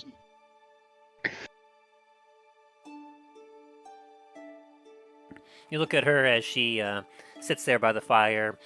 You see that her robes are very clean, very prim and proper. You see that with that insight check, you've met quite a few elves over time. In fact, I mean, you have a couple sisters that are like half elf. And so you're able to recognize that she is very young. Like, you had to estimate a time, she has to be somewhere around 50 years old as an elf. Which, in your knowledge, you know that most elves tend to be considered adults once they hit like 100. You know that technically they have the bodies and some of the abilities of an adult, like starting after their 20s, but generally they don't tend to be considered an adult until they start to hit their hundreds. I'm gonna kind of glance at the and I'm gonna like kind of like try to speak with her more like say. I hope you don't find this. Would you be more comfortable speaking in Elvish? I have two half sisters, half stepsisters that are elven, that are half elven, and I'm quite fluent in it. If you're more comfortable speaking in it. Oh, and then she switches dialect into Elvish. You're saying that you're able to speak Elvish? Yes, I can. Yes, I am. I've taken it upon myself for study, especially having two sisters that are elves.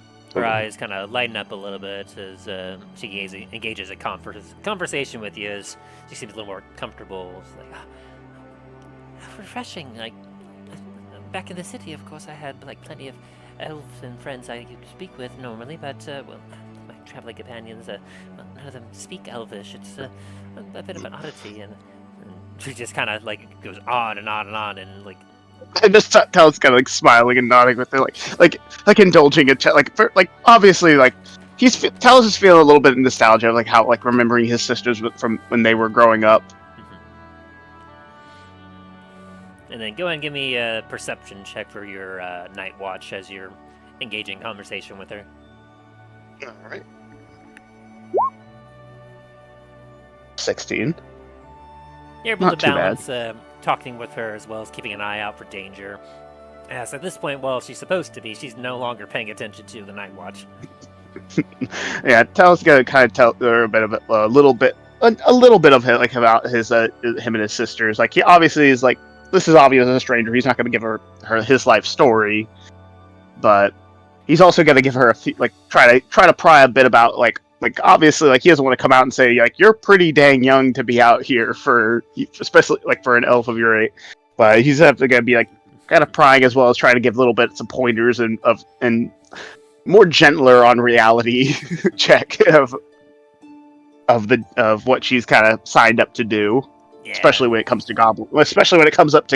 Like Talos will take out one of his own personal journals and kind of go over like back to when his first encounter with the goblins. And How it definitely was more than what he was more what he was expecting it to be.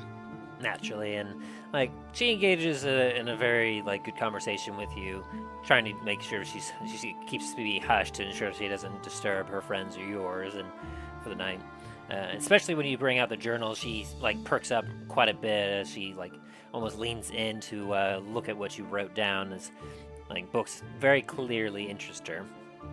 And she kind of explains to you that essentially, as part of a bit of her training to be becoming a true full-fledged wizard, she has some practical work that she has to do. And she was very much opposed to it, but her teacher was very insistent that before she could continue on to the next lessons, she had to go out and experience a few things in the world. And as such, signed her up to essentially work with a local adventuring guild to pair up with a few other adventurers and head out on a job. And Talos is definitely going to be very obviously trying to get it into her head as gently as possible, but that yes, the world isn't just in your books. That yes, there are amazing things, but there are also very clear-cut dangers out there, that even things that she might think are very oh yeah, there's normal, other people that aren't used to it, because Talos, he's gotten used to just having magic happen to him at this point. But the everyday villager, peasant, they're not going to be used to that. Certainly, and as you're kind of talking to this and explaining a lot of this to her, she's somewhat starstruck, and especially as she takes a look at you, and at one point she'll be all like, "You're so knowledgeable. I mean, being a dragon, you must be you must have so much experience, and the way you're talking." I chuckle at that. It's like, you weren't the first to mistake me for a dragon. I'm actually, my kind are actually quite rare. We're called dragonborn. Right, We are definitely of we are of dragon lineage, though, but it's a bit of a complex. I'm certain that your teacher can give you a bit more of a history of the dragonborn. Since, speaking of which, who is your teacher's name? Of course, silly me. I mean, I knew you were dragonborn. I'll be honest, though, we don't really see a whole lot of you, if I'm completely honest. No, we are a bit rare in this corner of the world. But I will say that we certainly see more of you than, well, your kin. Not a whole lot of dragons left, from what what I've been told, not a whole lot around since apparently some sort of big war. Yes, a bit tragic, though. Those of the chromatic, unfortunately, were more eager in battle than those of the metallics. Master Estelda was mentioning about how, there's rumors that those dragons that couldn't transform themselves to meld in with the populace, or weren't strong enough to show their authority to remain as dragons, often died. Or they often passed down their lineages to the more humanoid races, and well, that's how we have Dragonborn. That is quite true. But As for myself, you asked my master. His name is Estelda. Estelda. I'm gonna roll a history check, see if I might recognize that. Oh, a 23. Very nice. From your time when you were in Lancasquer, doing some of your exploring around and kind of generally being in the city, you do recognize that there was a particular magic tower in there that, you hadn't heard of him at the time, but it seemed to be a master Estelda. Seemed to be an evocation wizard that essentially had a small school there. They was teaching and had an advertisement up for prospects for young arcanely individuals. is he the master of the school back at in Lancasquer? Ah, yes. That's where I've been currently learning from. Well, so at least he's someone of a great repute. Then, it's like I myself I've only dealt with magic of certain kinds. Of course, as a paladin, I have my abilities thanks to my page. Yes, I was told that you and the dwarf were paladins, and he got me quite confused. He said he was a rogue, a bard, and He definitely is a bard.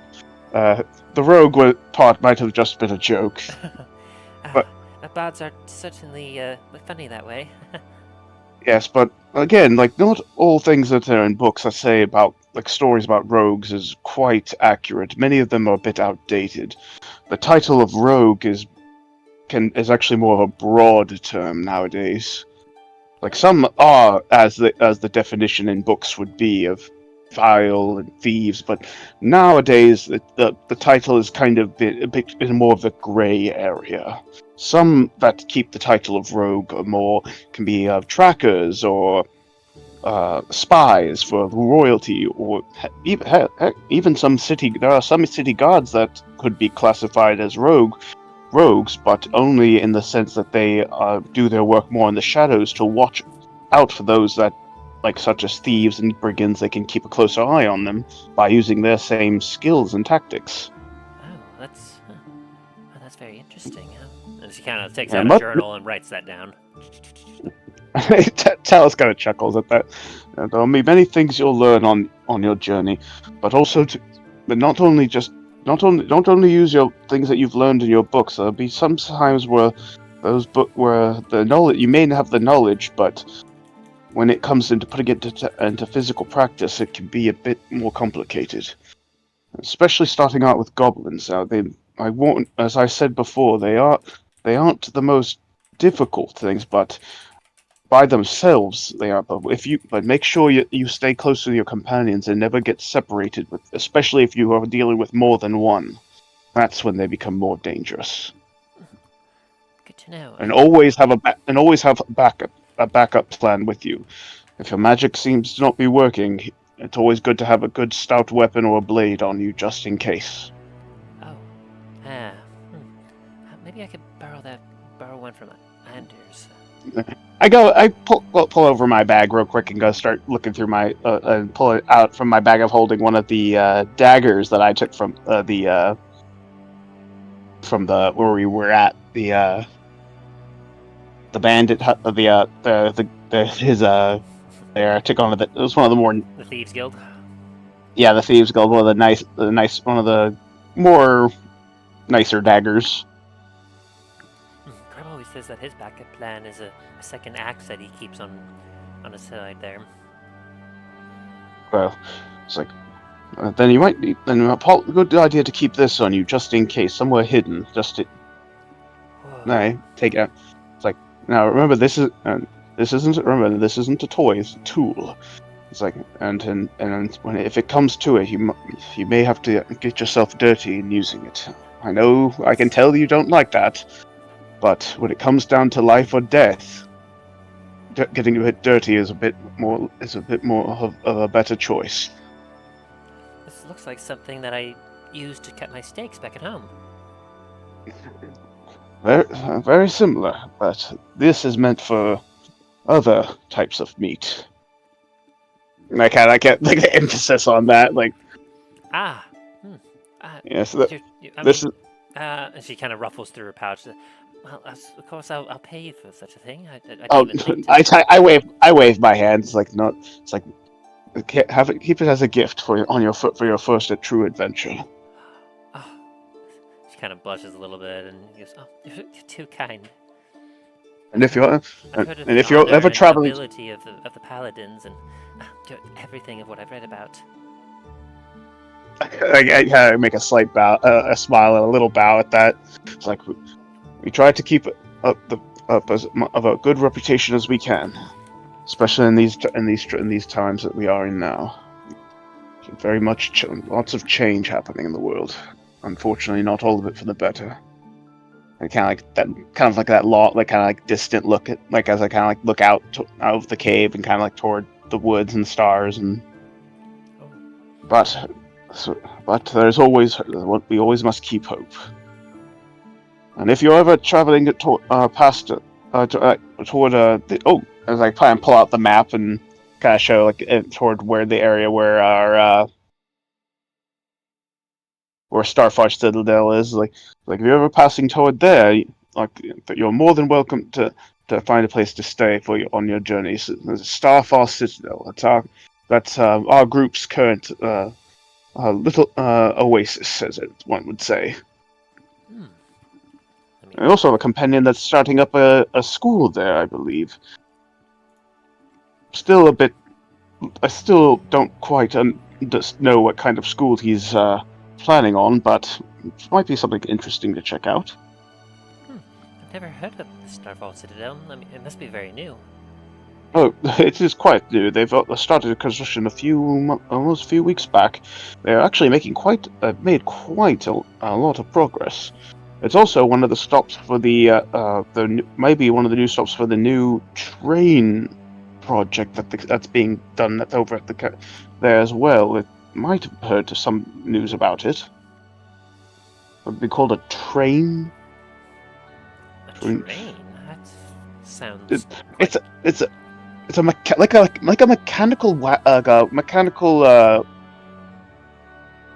oh gosh, what's a good way to explain it? Is it like a carriage? Yes, but it's mechanical, run by like a machine-like contraption on tracks. They have places for people to sit and enjoy themselves while they travel.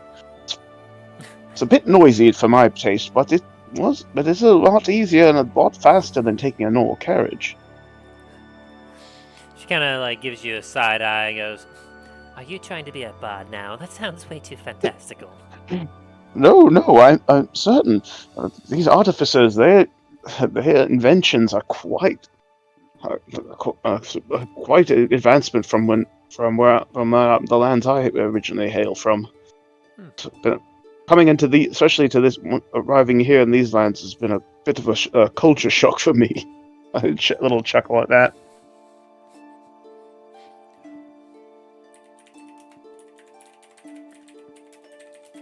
As me and my companions, we've come a long way and seen a lot of strange and fascinating things. Some ancient, some quite new.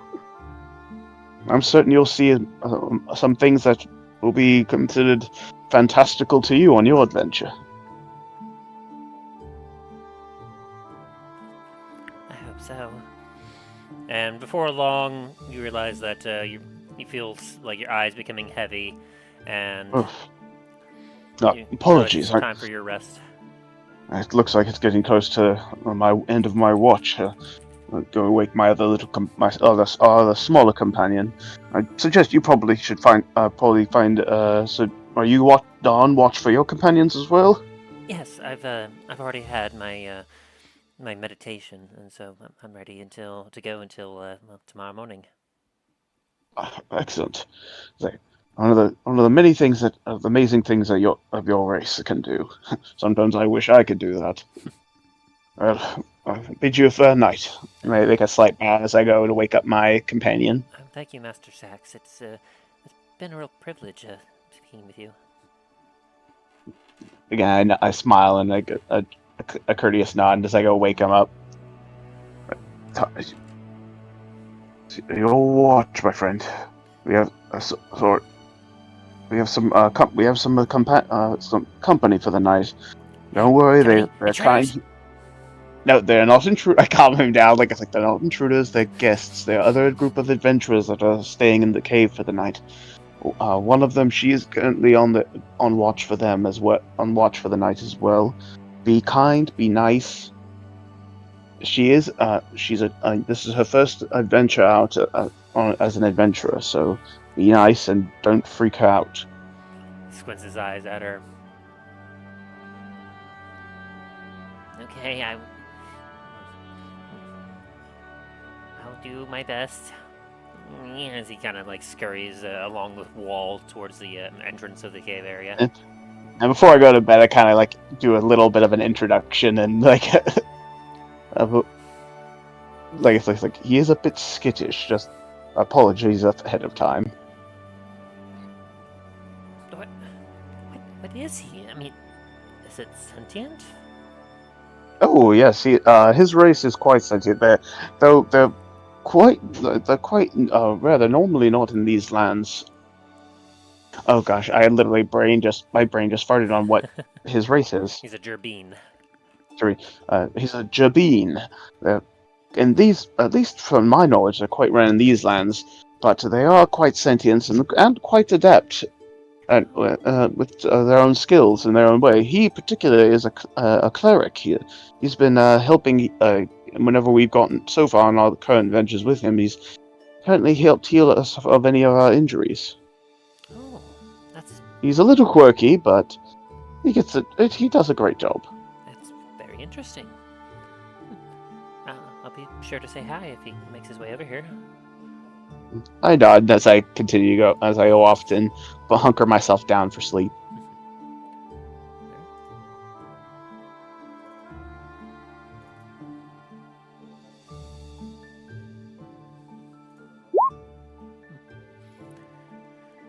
And you all benefit from a long rest as the sun rises and enters the cave, and you all stir to a lot more noise in the camp as usual, as the other group is currently settled up at the fire and is currently making some of their own food. Morning, all. Good morning, lads. Hey, morning.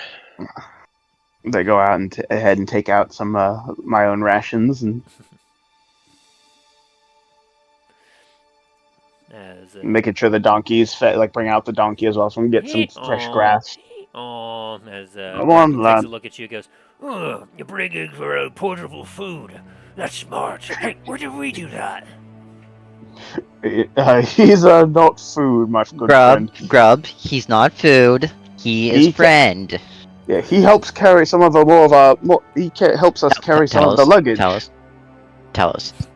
He's a little as I kind of point to my head and kind of just twist my finger. Talos kind of just nods. He's still smiling as but nods at your answer he walks up to you and goes, Hello, friend. What is your name? a pleasure to meet you. Talos is still smiling, but at the same time, it's like, oh no, he's dumb. Hey, Grub, come get your own grub. Stop messing with their donkey. Come in. As he then plots back over to eat some of his food.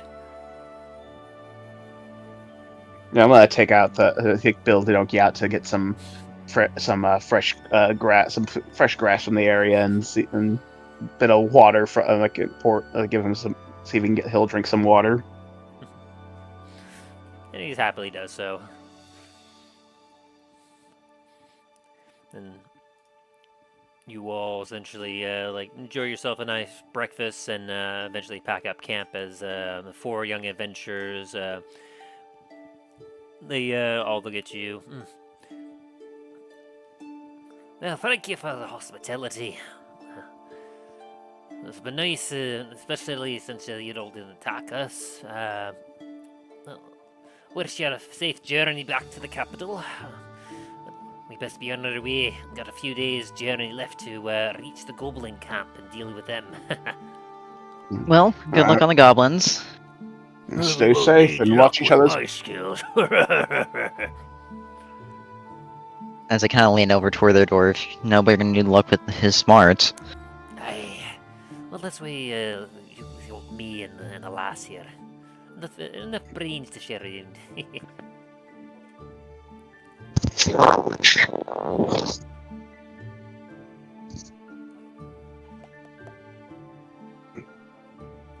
Definitely watch each other's backs and keep safe.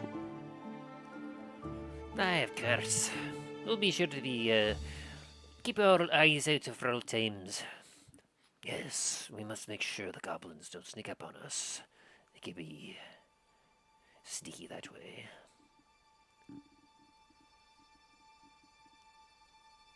They can, especially in larger numbers. And, but how much protection watch over you? As I make a farewell gesture to them. They'll give you guys a wave as they proceed to make their way southwest. You hear, like, after they crest the hill, you hear coming overhead, May you have good fights and kill many foes. and then you hear, Wait, what'd you elbow me? Thanks, Grub. You as well. Talos kind of giving them looking at, watching them as they go, kind of like a bit of nostalgia, thinking of his old companions from back when he was in his training days. Guys, for the love of God, please let us not get a barbarian.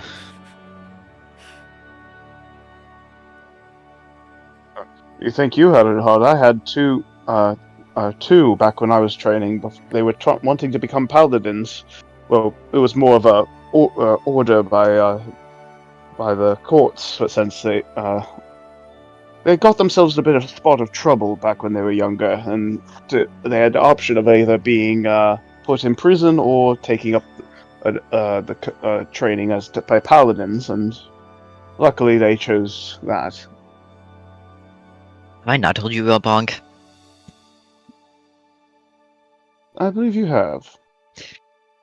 Yeah, I can almost guarantee he was worse than the two of them.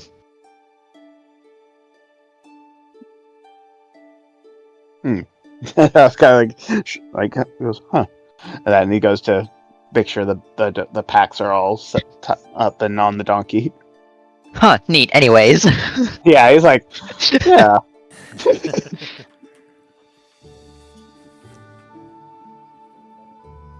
Ow. Dain's just gonna kind of help around and then notice.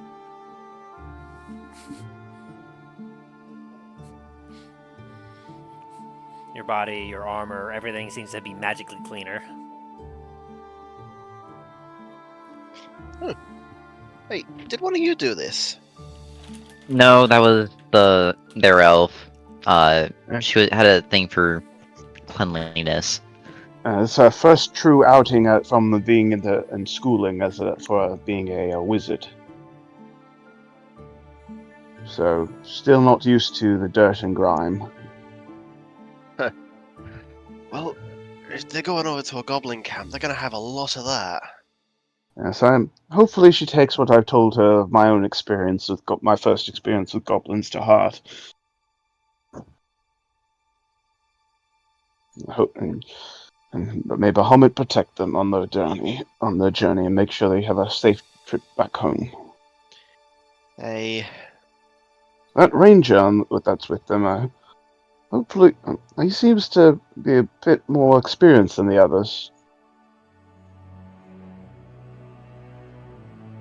I mean, living out in the wilderness gives you some pretty good experience. True. A bit more broader perspective on the world is large as well.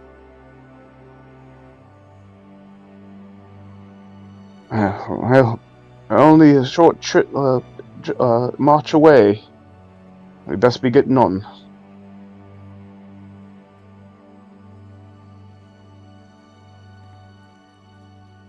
hey, from chatting to them last night, we're only a couple hours away from the city. Huh.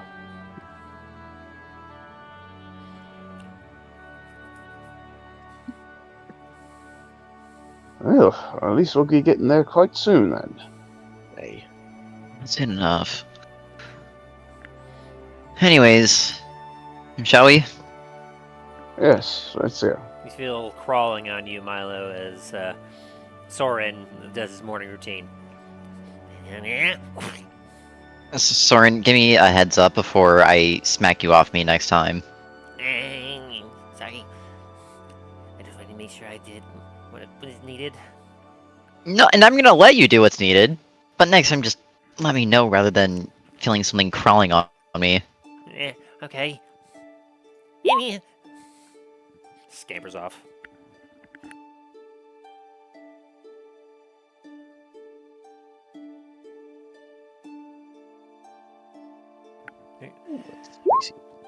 Oh, he's gone. Pax I don't think he will. Oh, sorry. No, sorry, my nephew was asking me something. Well, Pack's full Sorry. and gear ready to go. You all head on out.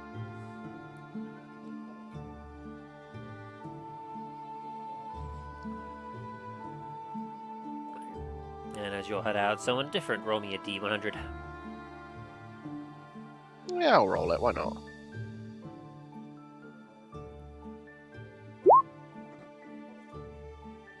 Hey, look! I found the answer to the life universe and everything. 42. Unfortunately, I don't think we beat the game with that. Damn. So we just watches ahead of us. Maldraxxus bursts into flames. Well, game's over because we can go home now.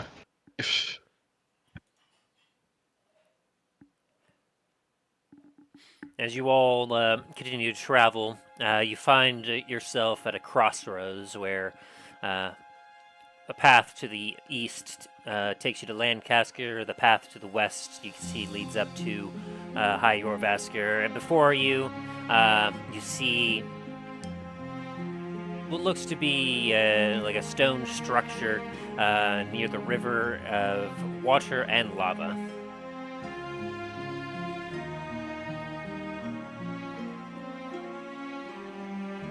Essentially, as you take a look at this the small outpost, you can see that there are kind of around it 6 giants.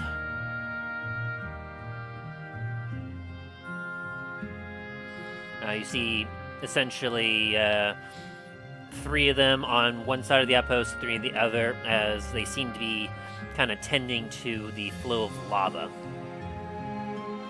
And same with that, you also see that there appears to be some metal-looking golems. About small humanoid-sized shape. It's hard to say how many of them there are, but there's maybe roughly 10 or so of them. As they are all currently standing about in guard position around the tower.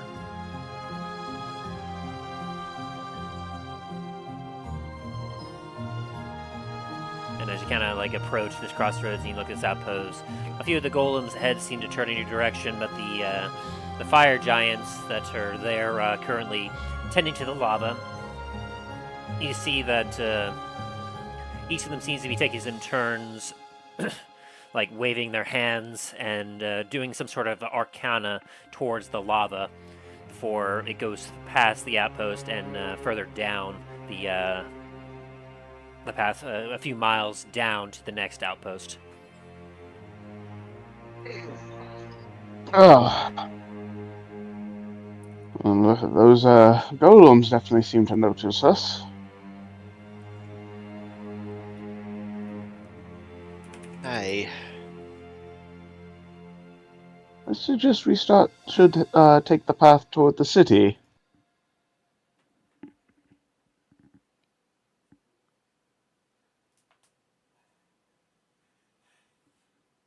Well, I think we might have to cross this in order to actually get to the city. That's true. Well, you've had more dealings with giants. Hey.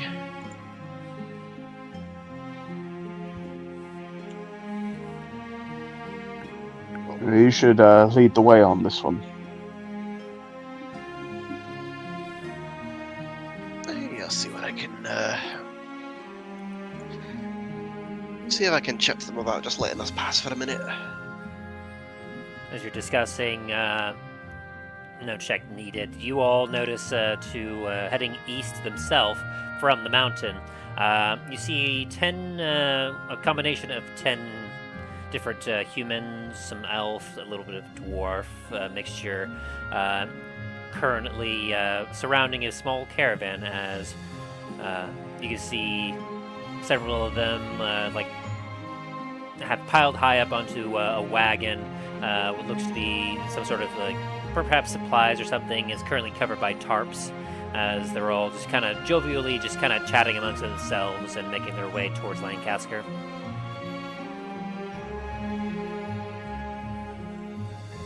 As one of them driving the cart gives you all away, and goes, "Pardon us, just making our way through." As they pass by in front of you.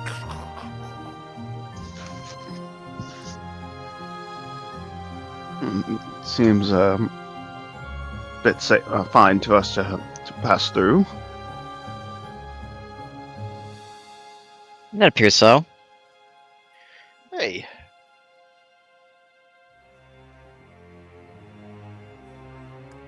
Shall we then?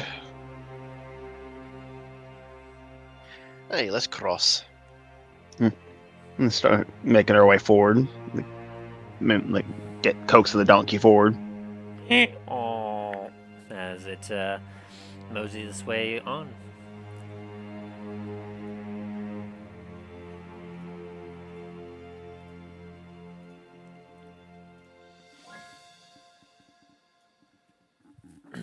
And as you all continue to travel along this road, a little bit behind the smoke caravan, you can feel that the particular area seems to be very safe. Roughly every 5 miles, as you continue to travel down this path, you come across another outpost, same as the one before. Some small collection of fire giants, and each one having a good contingent of these metal-like golems that just wordlessly, just eyes just continue to pass from each individual to each individual. Constant vigil as they seem to be guarding each of these outposts. And as you look, you can see that before each outpost, you see the lava flow getting slower and slower as it seems to be hardening and cooling down until it reaches the giants, who then, with some sort of arcanic magic, seems to reheat the lava and proceeds to send it forward again. Definitely well fortified. Be a fool to anyone tries to do anything in front of these. Is that a challenge there, Talos? No. Just observation. You're no fun. I'd rather not have to tangle with giants and golems today, thank you. I don't know, the other day... I don't even think I can get us out of that one. Come on, Talos, you enjoyed playing with metal statues. It's the same thing.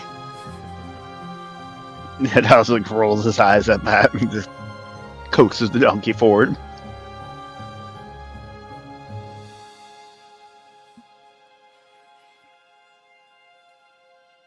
And as you all continue to proceed forward, eventually you find yourself on the outer walls of the city of Lancasquer as the sun is beginning to set.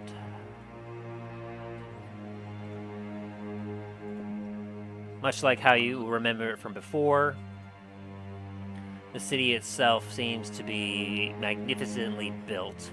The walls pristine. You see some runes that you recognize from last time carved into the tall walls that are the outer part of the capital city. In the middle, you can see the tall tower-like structures at the center, very center of the capital. As you all, at long last, have made it back to Lancasquer. Hooray!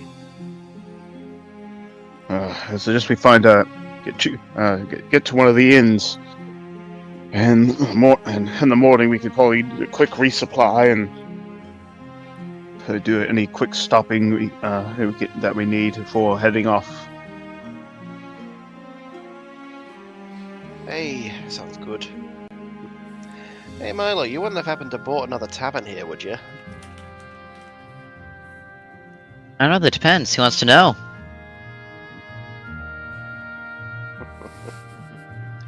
Yeah, just wondering if there was already a location you had in mind, or if we were gonna have to wander around the city for a bit, trying to find a place to sleep for the night. No, unfortunately, I have to find a place to sleep for tonight. Lancasquer's a little bit too pricey for me right now. Hey, that's fair. I mean, it wouldn't surprise me either if the treasurer has quite a grip on a lot of the places in the city as well. He is the banker of Dundras, after all. That is true. Actually, speaking of the treasure, I wonder if we can find him in here.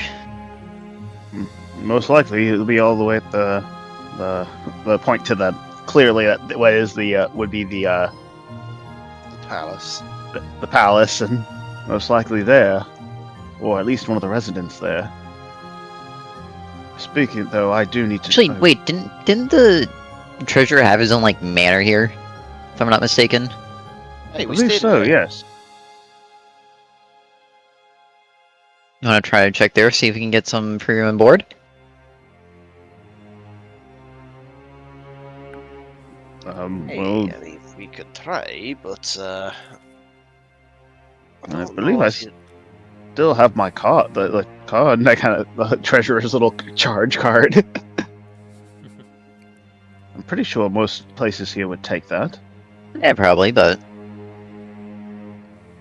I also do need to talk to the treasurer about some unfortunate business. Okay. Do you want to save it for tomorrow in the morning, or because it is quite late? I was. Yeah, I suppose. Yeah. Besides, I'm probably in the same would probably go in the same direction as you are, because I need to speak with the paladin order and see if there's any updates. Situations going on over in Duskwood and a couple others. Anyway, let's find a place to bunker down for the night. Start taking a look around, see if I can spot anything, like any decent, like good places like for looks like they get both like for sleep, but also to board this donkey for now. And as you approach the walls, a couple of the guards hold their hand up as you approach. Halt! State your business. We're just travelers trying to find a place to sleep for the night. Talos Shacks of Comet's Company. As I step up. As they hear that, Comet's company. Your group is known to us. Are you here on business of the treasurer, by chance? No, but we were hoping to seek an audience with them. And I have information to give to the Paladin Order, as well as to seek updation of the situation in Duskwood. Very well. We will permit you to enter the city, and will send a messenger forth to the treasurer, as well as the paladin order you seek. as he looks at you, Looks to be a Bahamut. Correct. We'll be sure to send a messenger to each of those groups to see if they are able to see you on the morrow. Thank you. I give us a bit of a salute to them, like a respectful salute. they kind of stamp their feet and stand at attention.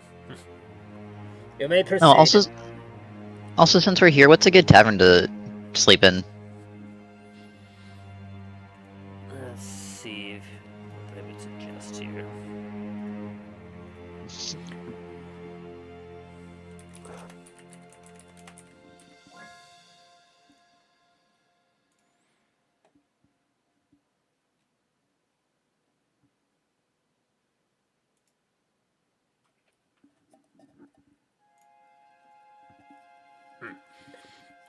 If it is a place you seek to stay for the night, the Snoring Tavern would likely be your best bet.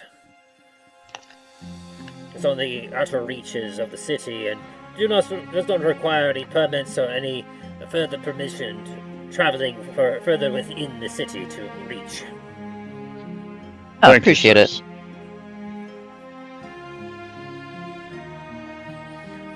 You'll find it try to the to- right if you make your way into the city walls. Just travel down the curve for approximately 2 miles, and you should be able to find it on the left. Thank you, sir. Right, then I start trying to get the coax the donkey to follow. It's like, oh, come on, Aw. come on, beast, come on, Bill. We'll get some rest.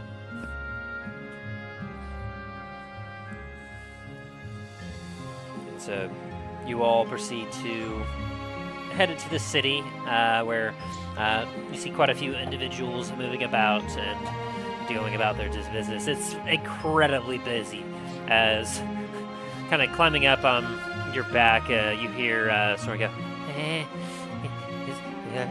it's very busy. Many people.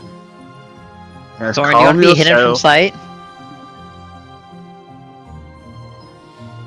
As he proceeds to be doing his best to kind of hide on your body right now, Talos. Calm yourself, my friend. Soren, if you want to This be hidden completely, I can put you in my bag. No, I don't want it to eat me. As Murph kind of takes a look at you and.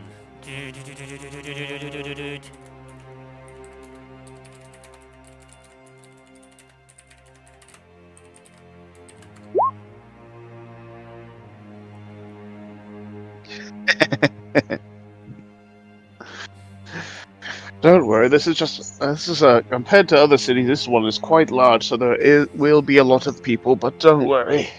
Many of them are just going about their own business. Give me a quick That's what I was perception check there, Talos. That's Milo kind of steps back a little bit and be 20. like, "Oh my god, is that a rat?" A rat wearing clothes. Yeah, even like with disadvantage, you still notice. You see that you feel a bit of ruffling in your pocket, and you see as Soren has a coin and is nervously like kind of gnawing at it. As he's taking one of your gold. What kind of coin? A gold piece. Like, Talos just gonna sigh and just like, will that calm you down, my friend? Yes. Very well. Just Talos takes this. He continues forward. The loss of a single gold piece is not too bad. Well, are you just giving out money now, or? If it's gonna keep him calm, a singular one gold piece is fine. It says be specific.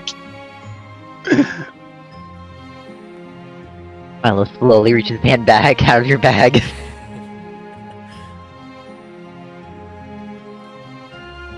You all proceed into the city. You notice that essentially a lot of it has not changed as you pass through it. It's very clean, it's very proper, the roads are very meticulous, and in between each of the sections as you pass over a bridge, over a channel of water, the water itself looking pristine and clean, as always. You make your way across until eventually you do find the tavern spoken to before, the Snoring Tavern. We're within. You take a look inside. There seems to be more of a like sleeping location rather than a generic tavern that you've gotten used to. You see that it only has a very small bar intended for only a couple, but it's from the outside it definitely looks a lot larger. It seems to be more for housing than anything.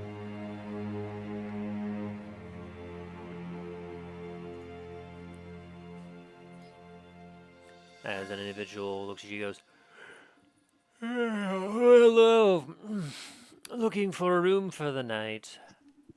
Yes, 4, please. Very good. That'll be 2 gold pieces a person. Is there also? Do you happen to have any a warning for beasts of burden? Yeah, we have a stable to the side that they can sleep themselves. Or you have charge with purchase of a room.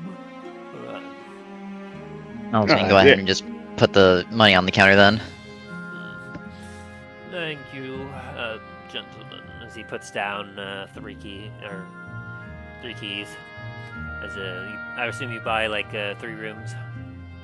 4. He puts down a 4th key. Oh, alright. I only saw 3 of you. Yeah, we have another person coming to join us a little bit later. It's just 2 of your rooms are just down the hall, and the other ones are up a few floors. Well, I'm glad this tavern actually lives up to its name.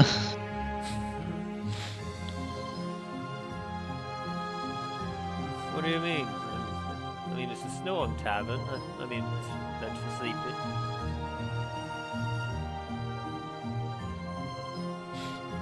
You know what? You have a good night, sir. You too. Sleep well. You as well.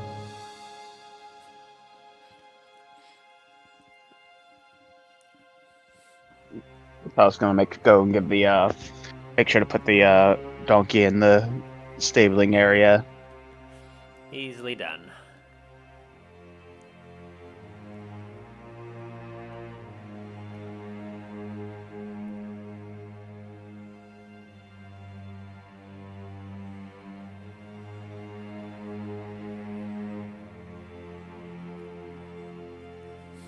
So, as you all make your way into your rooms, you see that they are very much quite well made, very nice beds, each room having their own particular location of a bathing area, some basins and whatnot.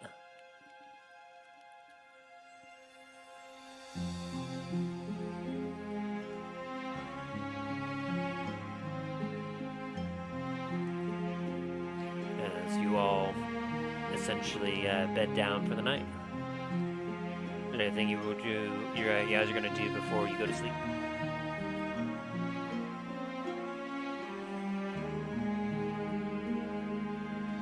See.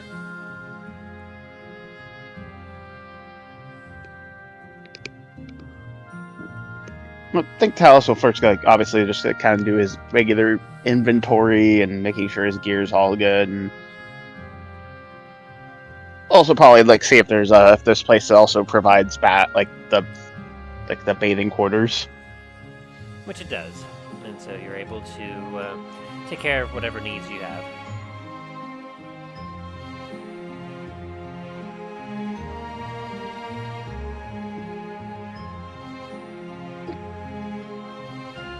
Anything that Milo would be doing? Milo's gonna go ahead and write a letter to Garret.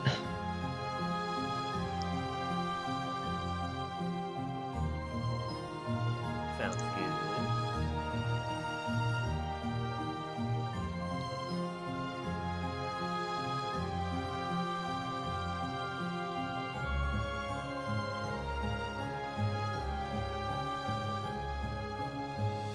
Anything that Dain's doing?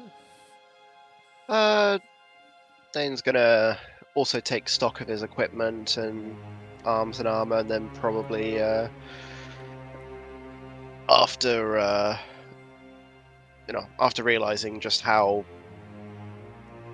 kind of dirty he was before the other party came along, he's also gonna go have a bath.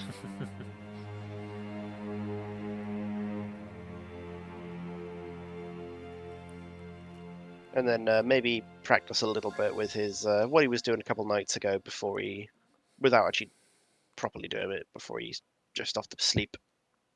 Sounds good.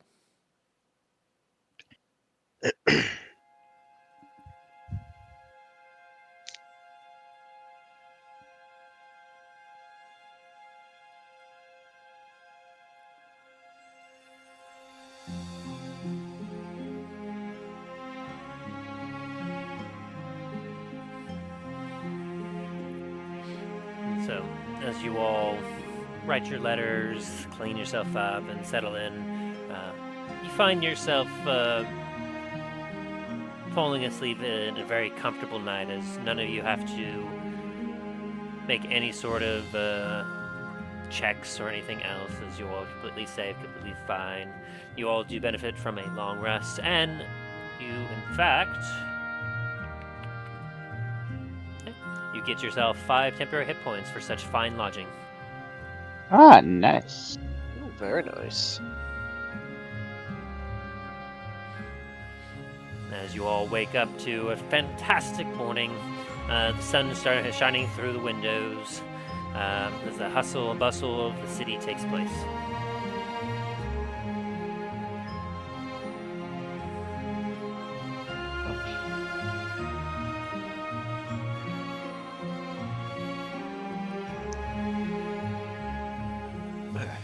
Dain's gonna kind of get ready and head on downstairs for a spot of breakfast.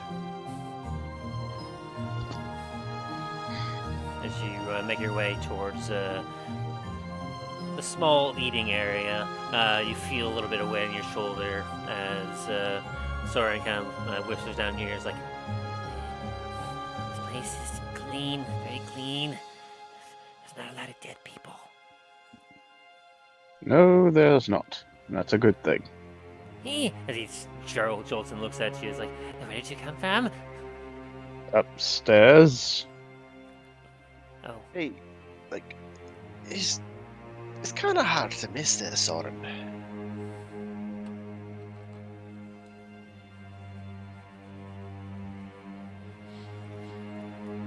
and I will mention that you all are currently on the 25th of Elysius.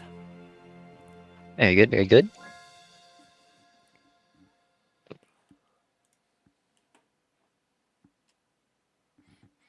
Which, as a reminder, you have a book that mentioned that in Mm-hmm. roughly about 6 days, something may happen with it. Yes.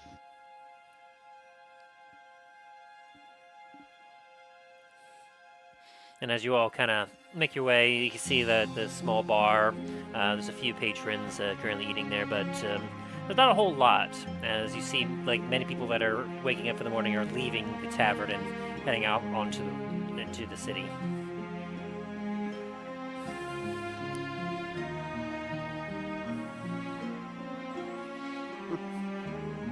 Sounds like a lot of the city is already, a lot of the patrons here anyway, is already up and about and ready for their days. Most of them have a few dining spots in the city they like to go to in the morning. They offer bigger food that is satisfying, but some of them prefer their own tastes. Are you perpetually tired?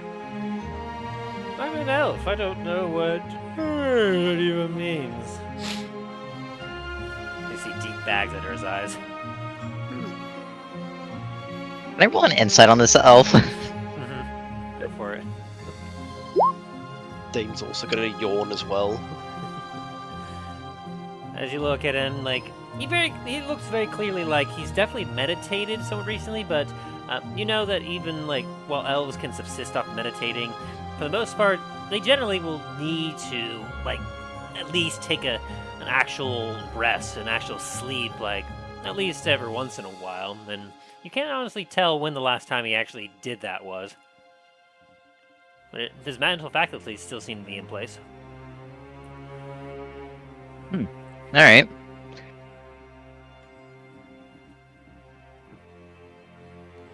No, you're gonna die in here, or... wish to go elsewhere?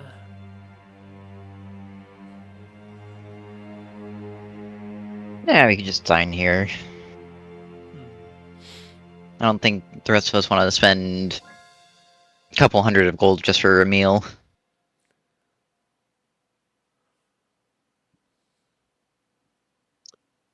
I don't think we're that kind of party. Well, speak for yourself, but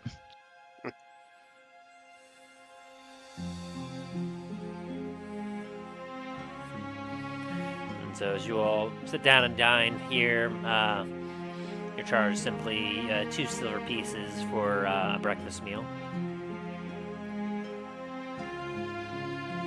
Per person, of course. I was gonna put his 2 silver up. Dain's also going to put 2 silver up, and also ask if there's if you could possibly get an ale as well. Of course. And you get yourself a nice mug of good crafted ale. It's not quite what you're used to, but it's passable. Talos puts up his 2 silver as well for some food and drink.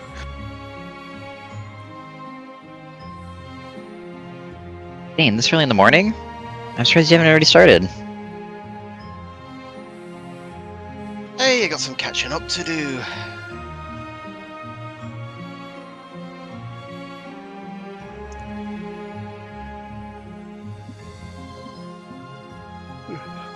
Dain's going to take some hearty swigs from the drink. It's got a nice earthy taste to it, and very mild. You can definitely taste some of the wheat in it. Not strong enough to give you a strong buzz, but you do feel a little comfortable with it.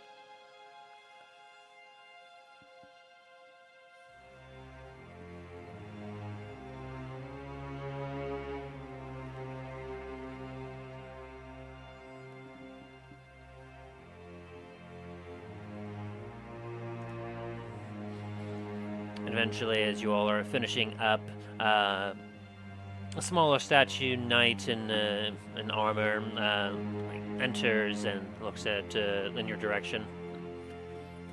Comrades Company. Yes, sir. I wipe my mouth and look like him and rise up. He moves towards you all and kind of stomps and gives a salute. Greetings. I have been informed that I have been given 2 letters, As he hands them over to you. with temporary passes to the locations that you specified yesterday. One, I hand the one for the treasure over to Milo. Thank you, Talos. these will give you 1-day access to those locations in the city. Thank you, Please sir. proceed with your business as promptly as possible. And, of course, As he looks over at you, Talos. Double check my notes.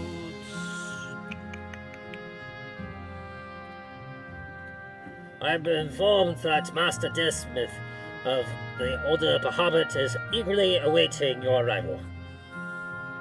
Thank you, sir. And I salute it. I salute back to him. A good day to you, folk. As he then makes his way out of the tavern. Excellent. Well, I must be off. I shan't keep the head of my order waiting. Hey, the head of your order's here. That's got to be something big if he's here. He's one of the heads. There's a couple of different. There's a couple, more than one. The main head. I don't think I'm not high enough up the ranks to meet him yet. Anyway, I best be off. Hey, have fun there, Talos. Keep an eye on that donkey. As I start heading out. Well, Dain, I don't know about you, but I'm not bringing that donkey with me to see the treasure, so... No,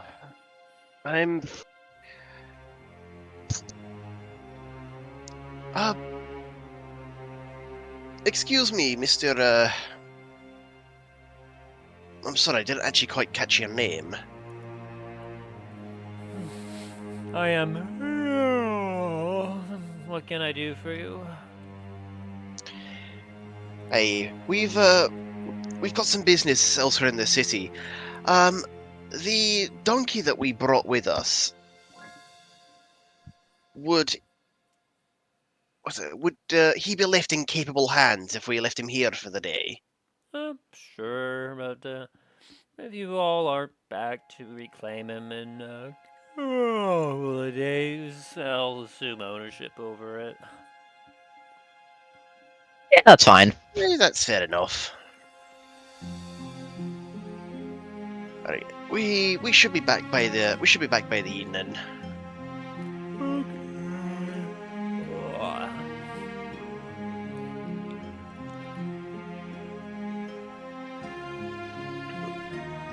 Hey, Milo. Yes? Mind if I tag along with you to see the treasurer?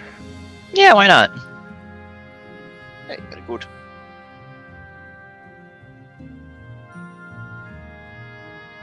As Milo's gonna finish his meal and then head over to see the treasurer. Sounds good.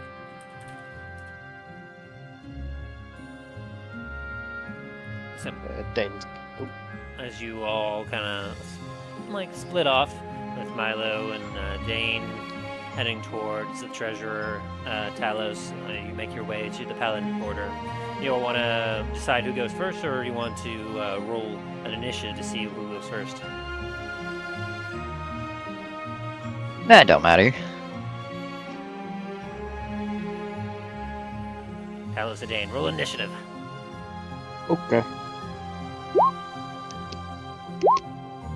Ooh, Dain. looks like Dain goes first. Alright, and so, as you all head out, you all proceed to make your way through the capital, with Dain and Milo, you two making your way through the city streets. A little bit, like, it takes you a minute as you're on the opposite side of where you entered previously, and it takes you some time to make your way around until you get to, well, you feel like, starting to feel like everything is familiar, as you're remembering that there's a weird symmetry to the entirety of the city. But eventually you do see some signages that look familiar, and eventually you do find yourself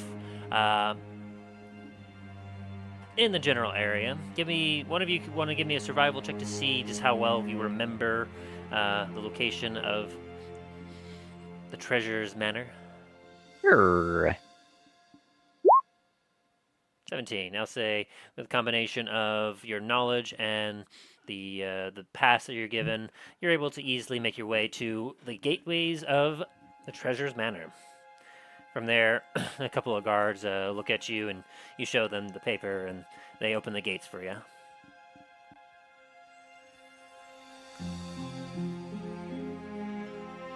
Very well. Go head over to the manor. A servant lets you in and proceeds to offer you refreshments in the entranceway. They're all like, could we get sirs any drinks, perhaps any snacks, anything while you await the treasurer?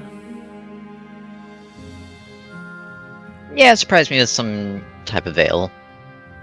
Very good, sir. And for you, I was told that you require a very specific beverage. I'll be right back. And after a few minutes, they bring you back a Blackspire Reserve for both of you.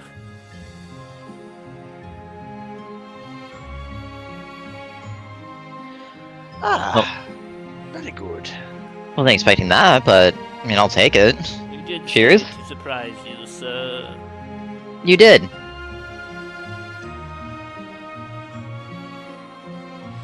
A big door to one of the offices opens up as another servant goes through and goes, the treasure is ready for you, gentlemen. Thank you. As Milo will head into the office.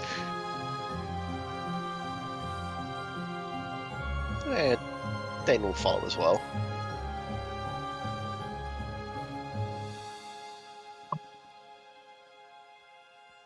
as you both enter the office, it's significantly darker in here than it was outside in the rest of his chambers. As you look, you do see the human that you recognize as the treasure, currently sitting at a desk with many different papers in front of him. As he, his eyes go up and looks at you all, he goes, "Ah, my friends. It is a pleasure to see you again. Please, Likewise, please, treasure. sit. And tell me, what has returned you back to the city?" Just Milo goes ahead and takes a seat. We are off on our way back towards Starfall Citadel, and just happened to be in the area. Figured take the portal back over that way. Be a lot easier than walking. His eyes squint a little bit. The portal? You wouldn't have to be referring to the one just outside the city to the east, would you? That would be the one. Quite curious. I was not aware that they were publicly allowing transportation just yet. Not quite. He has a slight smile come up. Ah, I see. How did you quite like that venture? I must say I was quite skeptical at first when I began to send them funds for their investigations and their experimentations.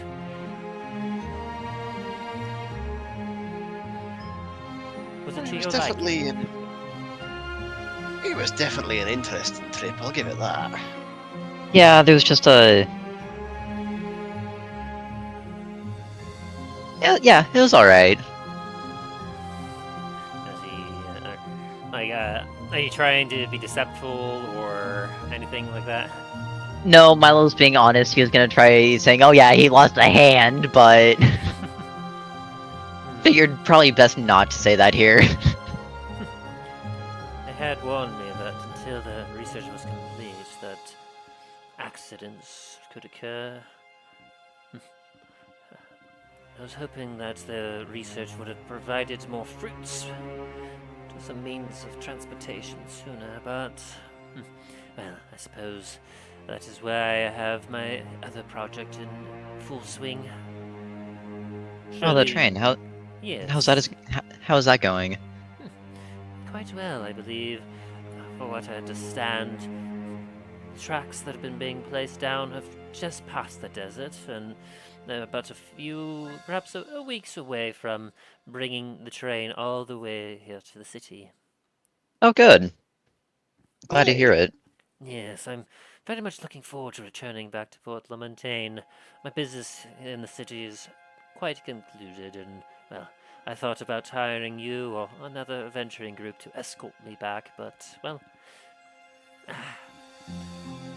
I decided that getting my other projects underway and creating a solid, safe way of transporting myself across the land was easier.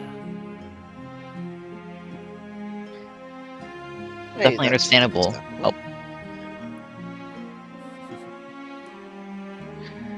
And hopefully with some slight additions that we've made on our end for the train, it also should make your trip back a lot more comfortable. Well, I mean, it's the treasure. I'm sure that he had his own arrangements for that. Oh, I'm pretty sure. Yes, once it arrived to the city, I would have them install my personal cart. Something with a little more accommodations for me. But I did hear about your little addition, Milo. I say, for the common people, I'm sure that it will be most profitable. One can only hope.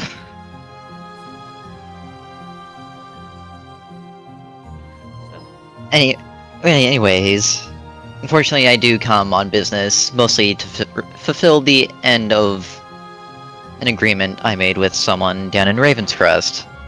Oh. As he kind of leans in a little bit. An agreement, you say? Do tell. Well, as you know, I'm the owner of all the Comet's Landings, and recently I bought one down in Ravenscrest. However, the gentleman I bought it from down in Ravenscrest wouldn't sell it to me unless I mentioned his name to you. Quite an ass, I'm not gonna lie. I don't suggest doing business with him ever, but what your business and my business, two completely separate things, so feel free to make your own decisions. Kind of puts his fingers together and kind of taps them a bit. Pray tell. What is the name of this individual? He's a banker down in Ravenscrest. If I remember correctly, his name's something like Lancasquer or something. Willcast Kickler. Willcast. Yeah, that's what I said. That's close enough. Yeah, close enough, yeah.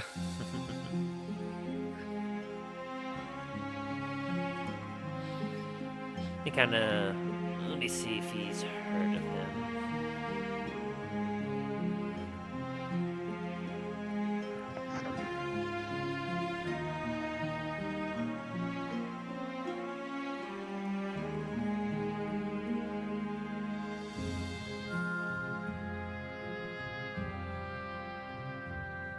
Interesting.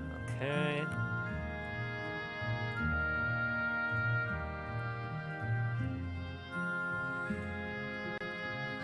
Ah, yes. I do believe that I've heard the name before. An ambitious sort. He'd made quite a few purchases of locales and businesses, from what I remember hearing. Yeah, from what I've heard, he's been stuck in Ravenscrest trying to expand, but was never able to for some reason. Yes, I've been purposely withholding business opportunities for him. As I'd had no such interest in his dealings as, according to what I could best understand, he was always small time. But if he's so bold as to make a bargain with you to get in touch with me, well, perhaps I might invite him up to the city. If he's bold enough and clever enough to make his way safely up here, well then, perhaps he and I can come to an agreement of some sort and see exactly what he's searching for. Thank you for this, Milo. I do greatly appreciate it. You're welcome. Though I will admit, I am a little bit apprehensive on coming here for it.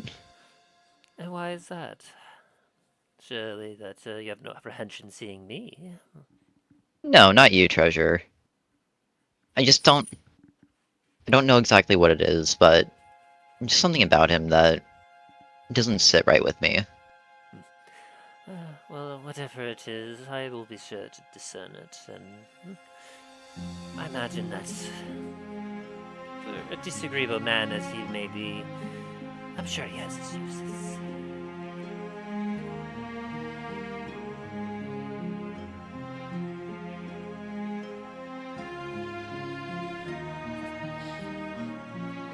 And surely you didn't come here just for another taste of your family's ale, I'm assuming, Dain? Something else that you require? Well, yes and no. Well, we were down in the Ravenscrest for a little bit more than just business deals with Milo. What to say, Ravenscrest is not a locale that I generally saw your merry band reaching. It's a bit more port-like and a little more business than meager adventurers would happen upon. Hey, that and, well, a bit of a difficult locale to get to in general.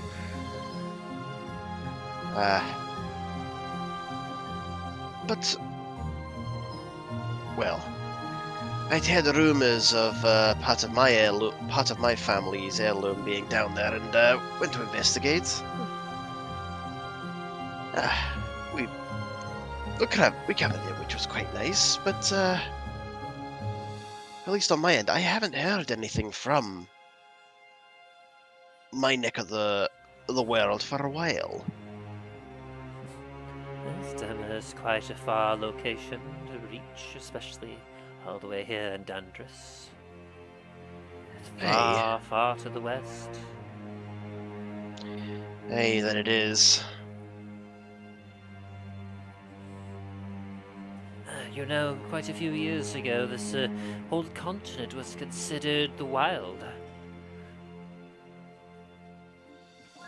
Sure, there were people here and other occurrences happening here and there for quite some time, but it wasn't until Lancasquer was built and order was established that this became a true continent. Hey.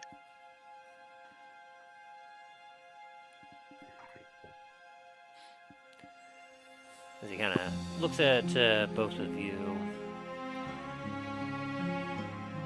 Let's see, is he gonna do anything in particular?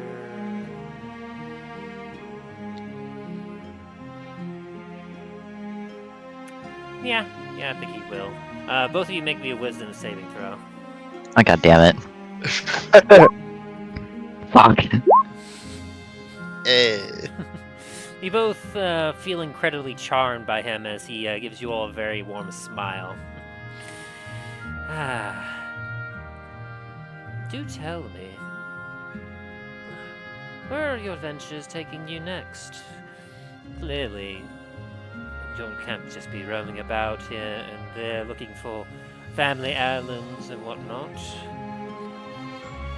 Perhaps you're hunting down that Maldraxxus. Am I inclined to tell the truth now, or...? You are charmed by him. Okay. Yeah, as Zane mentioned, he did have some family heirlooms in a family heirloom in Raven's Crest, and I personally had some business over in Shadowvale. So, figured we'd take a short detour, do that first, and then, yes, head over to Blackheart's Haven and deal with him. Oh, Blackheart's Haven. Well, that's a curious location to head to. Pray tell, why would you and he go there? Alright, go ahead and make me another wisdom saving throw to see if you can break out of the charm. Actually, wait, hang on. You're still charmed.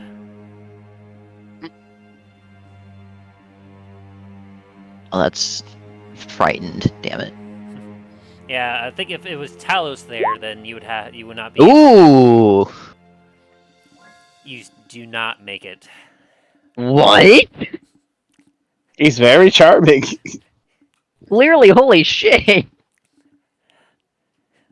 I will say that was very close. Damn it. But both of you are still charmed by him. Which, by the way, a charmed creature can attack the charmer or target the charmer with harmful abilities or magic spells. The charmer has advantage on any ability check to interact socially with the creature. And just for posterity, yeah, that'll be a plus that. Yeah, he's very much persuading you to tell the truth, and that's Don't I get some bonus for the Dain being here also for saving throws? Yeah, it'd be a +1. Ooh. You meet it. So it'd be 21. You meet it. You beat it. You manage to snap yourself out of it, Milo. As you feel his influence kind of over you snap a little bit as you see that Dain is still looking at him quite charmed as he goes. I'm gonna roll an insight as to why he's asking all this. He'll definitely counter with a deception. Let's see here. Well, He seems genuinely curious about your adventures, intrigued. Business by- dealings. It's just about business. We all know that. so now with me not being charmed, am I still under the influence of telling the truth? No. Okay. Yeah, But Dain may be able to catch on that you're not telling the truth and may correct you. Because he's charmed. So, something to keep in mind. Yeah, maybe. yeah, we were told that, there was some dealings with him up in that area. We were told to go investigate it from the same group that was down over in Duskwood when all that happened. Hey, I'll be right back. Sorry, give me just a second. Alright. Hey, he seems to be popping up all over the place these days. Something about some sort of undead forest outside of Duskwood again. He does not like the town. Yeah, I had quite, haven't heard such reports. Anything that, from, of course, that city, well, Elisara would have likely told me. I do have to ask though, why are you so keen on Maldraxxus? I thought figured it would be something a little bit beneath you in your power.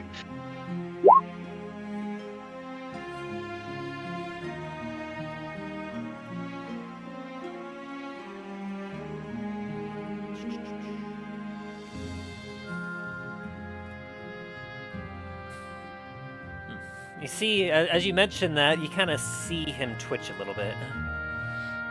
Well, as you may have already been able to tell, this Maldraxxus fellow that you all had dealings with in Duskwood so long ago, he seems to be stirring up quite a bit of trouble in our corner of the world. I must say that, well, I'm sure that we are quite in good hands. I'd hate for my hometown of to come under siege from his villainy, should he decide to turn his forces towards us. Hey, that wouldn't be very good. I mean, if Port Lamontagne fell, then there's not really much stopping them except from Anadrakul. No, that's not quite true, Dain. It's still Starfall Citadel, which Well, they've then. already tried blowing up. Aye, yeah, that was fun. Not really. Yes, Angry I've man heard and a of lot such of powder. I remember hearing about that. Hopefully you all may have met the new guard that I have ordered to protect it to ensure that doesn't happen again. We did, actually, right before we left for Raven's Crest. Ah, very good. Another wisdom saving throw, Dain, to see if you're still charmed. Nope, you're Alright, still back. charmed. Now, as he kind of leans forward, this wouldn't be any under official business, but I do suppose that if you are dead set on going after this Maldraxxus for, imagine the good of the world, perhaps you could see about bringing him in alive. Or what, exactly? If he is as evil as everyone says he is, why would we try to keep him alive? Well, tell me, what is it that you know about this Maldraxxus? Hey, well, he's a lich, isn't he? Yes, an Yeah, undead he's already- being of great magical power, no? Aye. Now, we do not know exactly how old he is, but just imagine the knowledge stored within his mind. If we could capture him, perhaps we might be able to reveal his secrets to help better the world. That is why I would ask for you to take him alive. Best you can tell, he's telling the truth. He seems to be interested in maybe helping use Maldraxxus to make the world a better place. Would we be able to use him to improve the world, though? Well, that's for us to find out. He's been around for so long that just imagine the amount of arcane secrets that he has stored within his mind. And of course, I imagine that we have a few that are able and willing to extract some of that knowledge from him. All we would need, of course, is just for him to be in the right place. Hey, and also imagine the amount of arcane knowledge and also like old treasures and such that he's got in his lair as well. I mean, if he is as old, if he is ridiculously old, then you know he's probably got a lot of stuff stashed away as well. Most certainly. Give me another wisdom saving throw, Dain. Better, but unfortunately still charmed as he looks at you and goes, now, in your adventures and investigations, you wouldn't happen to have a location for him, would you? You haven't been able to figure out where he is. Unfortunately, we haven't been able to figure out where exactly he is. The only time we were able to was when he was summoned in Duskwood. Oh, we have had some potential thoughts about, was it a little bit northeast of Starfall Citadel, somewhere out in the forests, or even in by La Montagne itself. Lots of undead are heading out that way, or even down by Duskwood itself again. We've been finding a lot of people that seem to be going down there.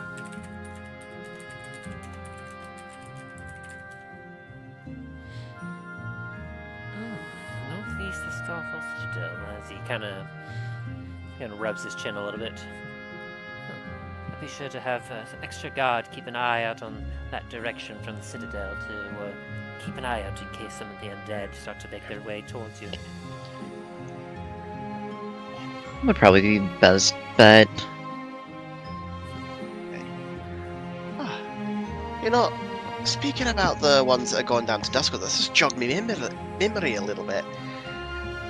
Milo, wasn't there basically a note with that necromancer that we dispatched that had coordinates?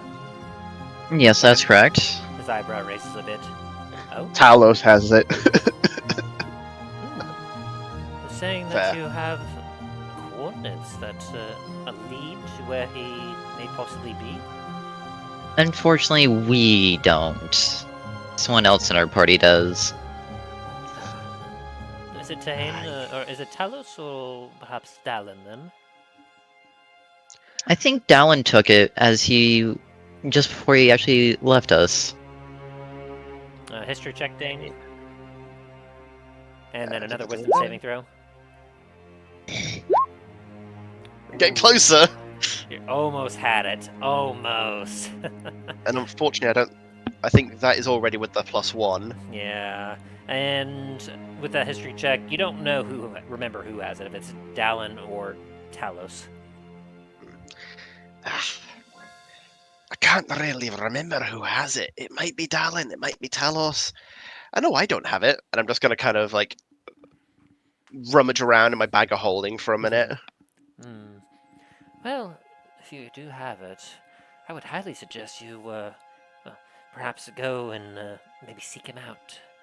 After all, if he continues to grow stronger the longer he is free, well, I would say it's better to go get him sooner rather than later, no? Give me an insight, give me one more wisdom saving throw as he is persuading you, Dain. Hey! Ooh. You are no longer charmed, and give me a quick insight check. Just Dain or both of us? You both can give it.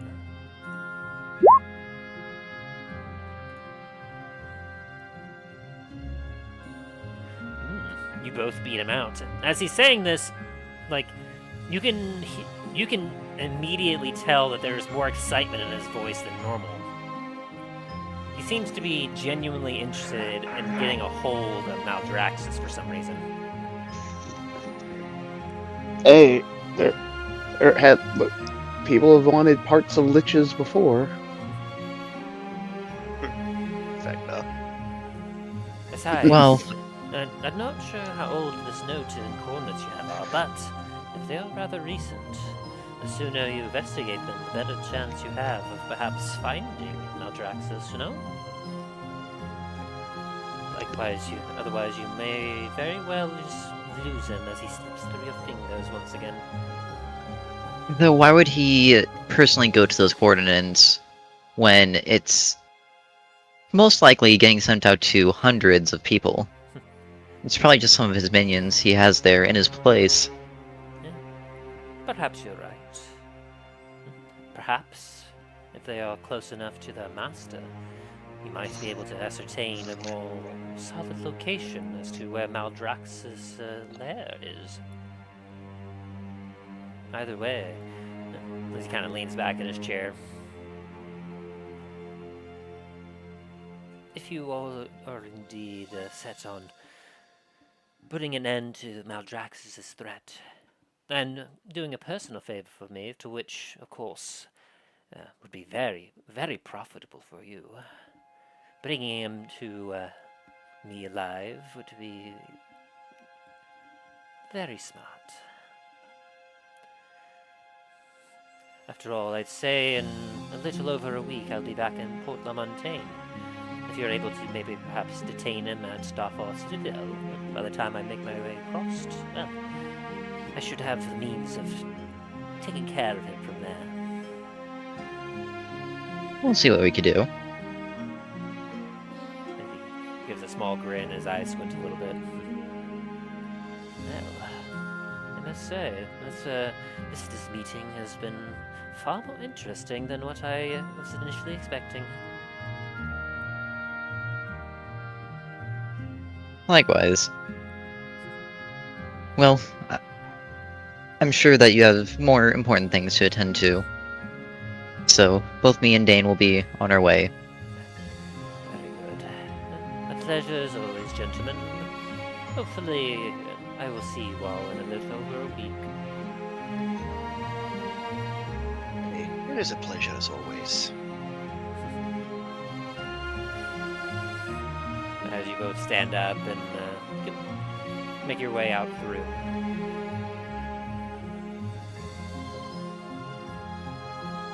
You're escorted out of his manor, back out to the courtyard where the guards close the gate behind you and stand in attention. As both me and Dain are walking away from the manor, I'm gonna kind of lean over and be like, hey, you noticed that we got charmed there, right?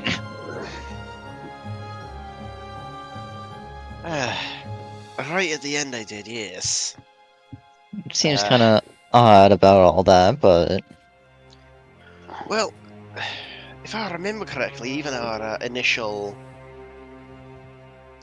meeting with him back in Port Lamontagne during that big banquet for the party, he charmed, or he tried to charm all of us.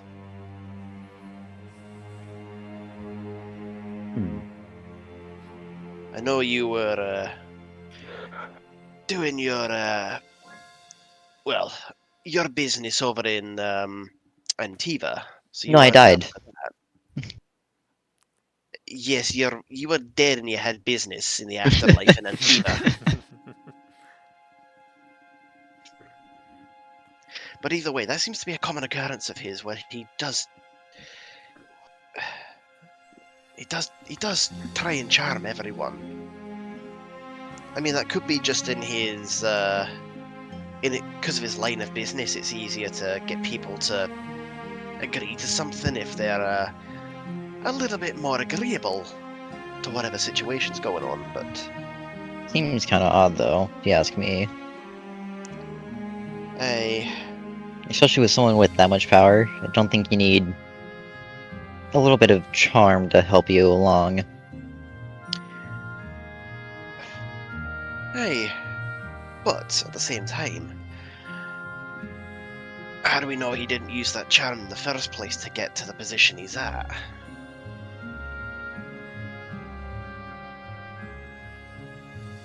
Either way. Well, anyways, I have other things I need to attend to if you'd care to still join me. Hey, I'll tag along with you if you'll have me. Very well. And as you two head off, about the time as you were approaching the treasurer's manor, Talos, you follow the directions and your memory until you find yourself at the Temple of Bahamut, in which your order has set up shop here in the city. And the guards at the front salute you and open the door as they go. Bahamut be with you. As well as you, brothers. And they continue forward. You make your way up to the secretary's desk where the girl kind of looks up at you, squints a little bit. Shax, wasn't it? Correct, ma'am. I remember Reporting in. from last time. Yes. We were informed that you wish to speak with, of course, the captain. Yes, I have a critical intel on our target that over near Duskwood. Oh, very good. Let me see if they are available. And after checking a few things, yes. Desmith is in his office. I believe you remember where to go. Yes, ma'am. Like a smile and a brisk nod and start heading that way. You make your way down the hallway. Memories of when you were here last and you had Greyhound with you kind of flash back to you until you see the doorway and you give it a knock, to which inside you hear, "You may enter." I enter and as I enter, I remove my helmet, obviously it's more sign of respect for my superiors. You see inside with his short, curled white hair, his silky tan skin, and his somewhat more casual, Bahamut's robes, seemingly not ready for battle of any kind. He turns from the window he was looking out of to face you. Ah, Talos Shax. Reporting. I have critical intel on targets from Duskwood. Oh. Sit, my friend. Let's hear it. As he kind of goes over to the desk and sits down. I bring out both the note from the necromancer as well as from the Strigandr's thing as well. His eyes go across it real quick to read it. I particularly point out the one from the necromancer and explain the details of, as well as the message I had sent to my sister for contact to send some investigate the harbor. That is most curious. I haven't heard back from my sisters as of yet, but I was planning to contact them myself late if I hadn't heard word from them after reporting to you. Kind of leans to the side and steps out the door. Cheryl. The door creaks open. Yes, as an elderly-looking woman kind of pokes her head through. Would you mind seeing any recent reports that have been brought to our attention, particularly in regards to Evergreen Harbor? Yes, a few moments, as she... and as a side note, sir, on my way here to the capital, we passed by some strange, almost like black stones on the way, and appeared to have an encounter with some spirits that gave me a bit of a concern. It was more of what they were saying. Didn't seem to be evil in sense, but what they said troubled me. I'm certain to recall this the situation that my father dealt with, as well as what I had dealt with that a specific cult of a certain demon. Ah, yes. Well, these spirits, they said that I believe they may have known what had been on my mind, but they said, "He shall be risen by the blood of your kin." And they mentioned my mother. My sister said there hasn't been sight of my mother in years. Since my father's passing. That is, well, quite alarming to hear, I'm sure. Yes. And I know it's to take a think bit when it comes to spirits and what they say, a bit of grain of salt, but still, the fact that they would have knowledge of that, even as a spirit, as well as what's going on with Maldraxxus, the situation, it's given me quite some concern. Was this by certain path you took to the southwest of here? Correct. I've had many These quite strange black reports. stones. Yes, I've heard reports of this. A few of our paladin order has actually gone down there and attempt to cleanse the area themselves. Though they didn't have much luck, as quite a few of them were spooked away by the strange, unnatural presence that's there. It must be something very ancient, very old. From what we could discern, as I've attempted to also go there myself, I dared not get too close, but a few of my men did, and they came out as white as ghosts. For what I can best ascertain, it appears that whatever the spirits of these particular whispering hills, as we've started to call it, are, they seem to be able to look at an individual and somehow discern things from their life. Things that only they would know, or something that, something that has occurred somewhere in the world. Albeit, from what I can best ascertain, most of the time it does not seem to be, any sort of accurate information. Though I have heard some that have attempted to use it as such for ascertaining mysteries. I had a few detectives here that in the city that brought a few culprits over to the Whispering Hills and was able to somehow gain vital clues to help guide them in the right direction.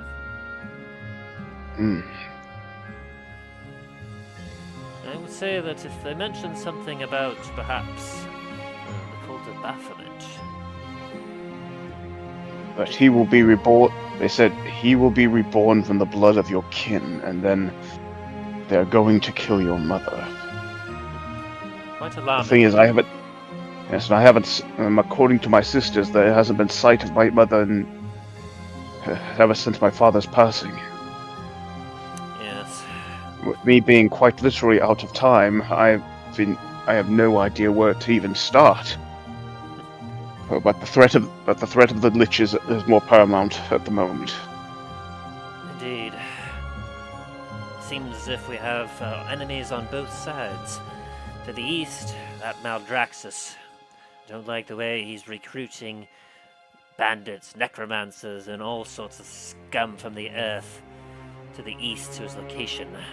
I'm not sure, for the reports that we be getting, attacks are almost daily over at Duskwood, and the paladin orders there have been able to hold them back, but as time goes on, we've had to send reinforcements and drag some out from the Duskwood itself and to other locations for better healing, as there's a bit of a withering effect on some of them. Yes, one of our companions, he said he was heading toward the settlement that's for the research for healing. He said that there was reports there. We were planning on heading there as well to assist him. He kind of thinks a little bit on that. So I bring out my notes and about Blackheart's Haven. That's strange. I'm afraid I I'm pull not out the familiar. map. I pull out the map and kind of roll it out. From what our companion told us, is a location for people, many clerics and others experiment on healing, on trying to find new ways to stop diseases, cleanse of evil. But apparently, they've been having reports of an unknown disease, as well as undead sightings there. So perhaps they're trying. Maldraxxus has sent some people to try to stop them, because especially if it's a group of clerics that can cleanse certain areas, that would definitely put a hamper on his plans. Certainly. I say I'm definitely not familiar with this village here. Especially after the information we gathered after the situation in Anadakul. And I pull out some more notes of like what I'd learned from there. It's like about the connection between there and the possible connection with the pirates, and I wonder if so maybe the clerics of Helm or Lathander, perhaps.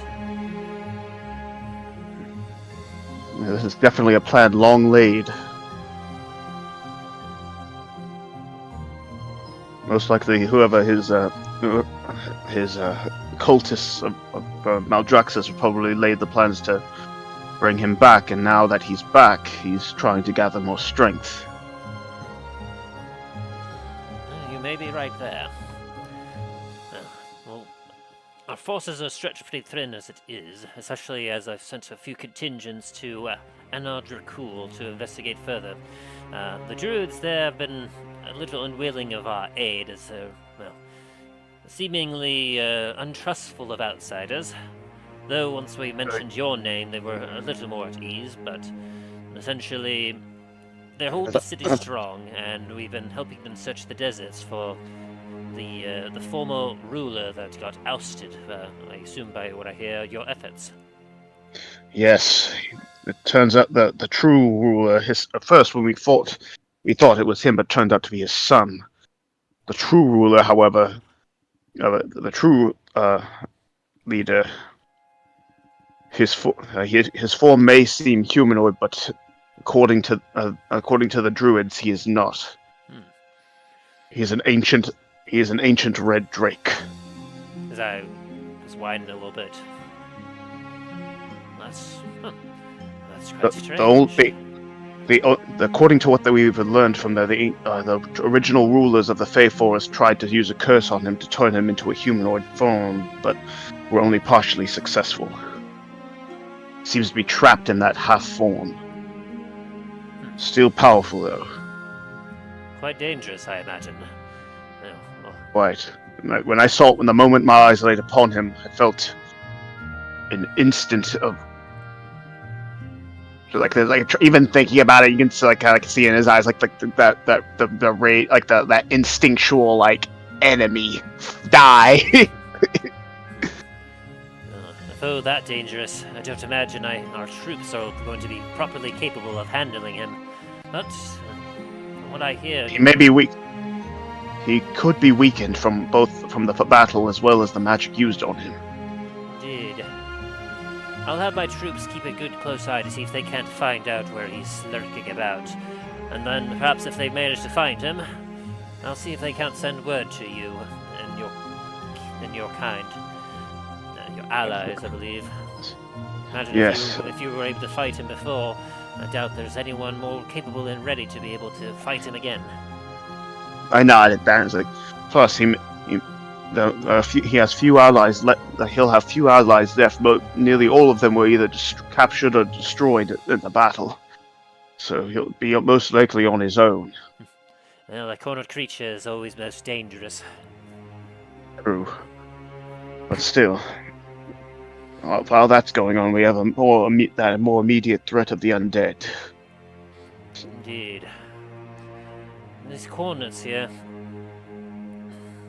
If I could spare the troops, I would send some down from Duskwood, but with the frequent attacks on the city itself, most of our forces are forced to remain there at the city to guard it and protect the citizens. We've already even begun to start working an evacuation order to get the people out of the city and maybe perhaps move them to the capital here, or perhaps even take them to Port La Montaigne. I kind of absolutely nodding at that. It could be that that the reason that the undead keep attacking is that they want you distracted and kept as many of your forces here, or that they are determined to take that location. After all, it was his prison. Indeed. I've had many of my men attempt to research the deeper parts of the city, and they've explored where his chambers currently were. From the reports that we've been receiving, it doesn't make much sense tactically. The location isn't that terribly ideal. But Most likely, if anything, it could have been simply the original location where he was supposed to have been sent might have been used as a decoy, and this one, since so out of the way and nondescript. you might be right. Has anyone spoken to the original Guardians? Afraid not. The only one left, of course, I believe you met her. She had very little information to give, aside from the fact that she was in a line of guardians devoted to guarding and protecting that particular tomb to ensure that nothing ever broke in.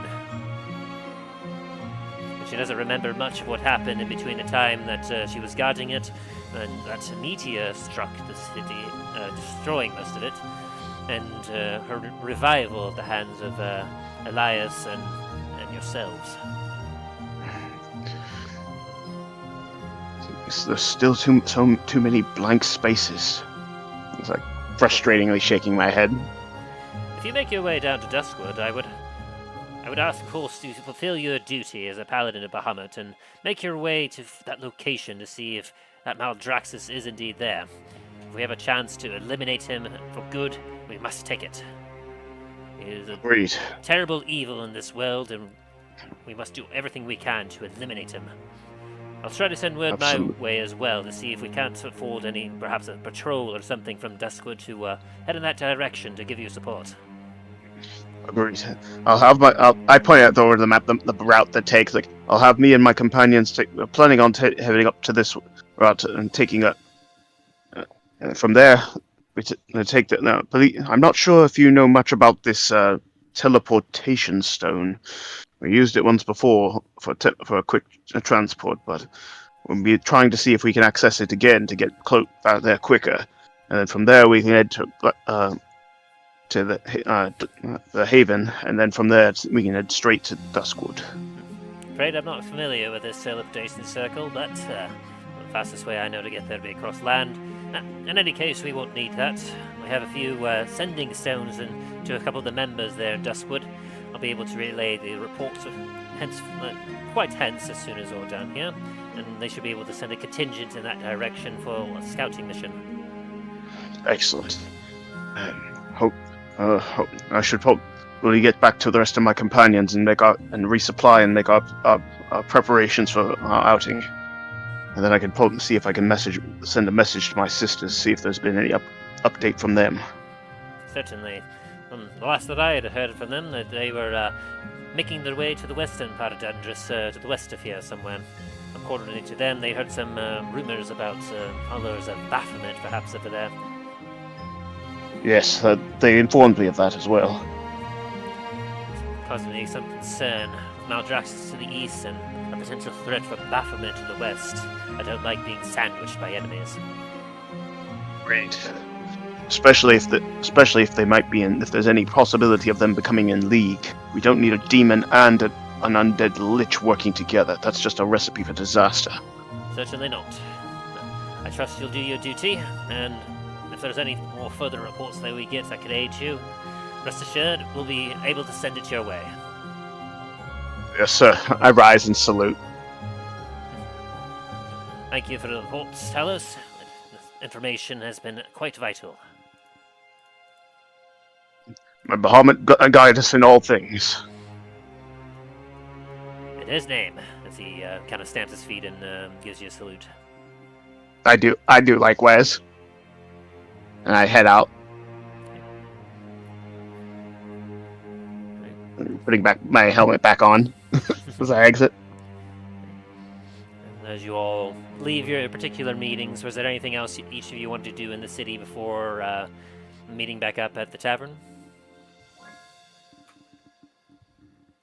Well, Talos was going to find like a quiet corner, try to send a message to his sisters, updating on certain situation as well as asking for an update on their situation.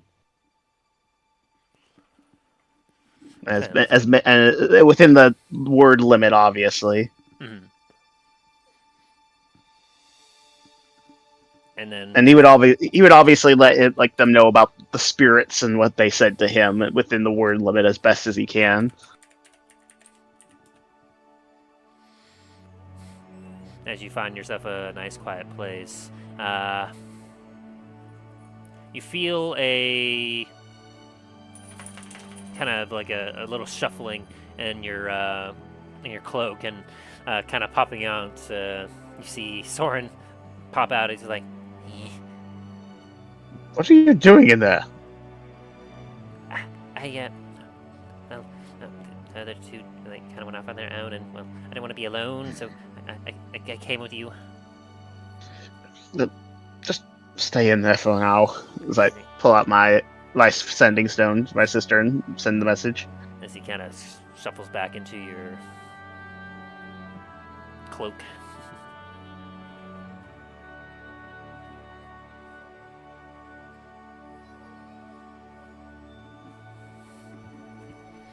That's right. He's about the size of like a Pomeranian, right?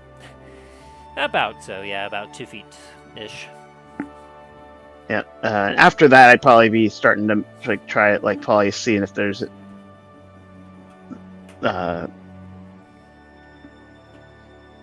obviously doing a quick look, like to the obviously a statue of Bahamut and a quick prayer and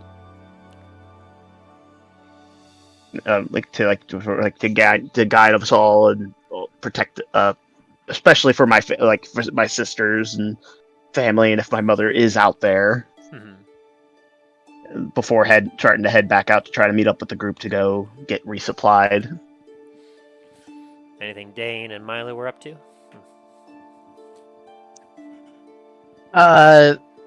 Milo's gonna be heading over to like a local trader.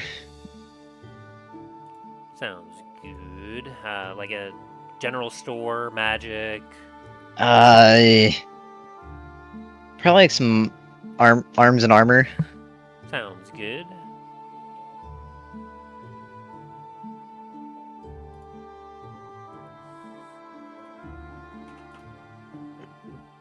And Dain will have been following Milo around as well, just for a while.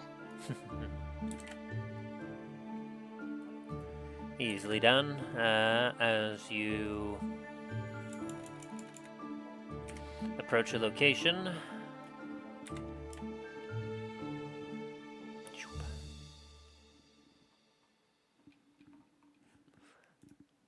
you do indeed. It's not hard as you kind of take a look around. Eventually, finding your way to a shop. It is called. Let's see.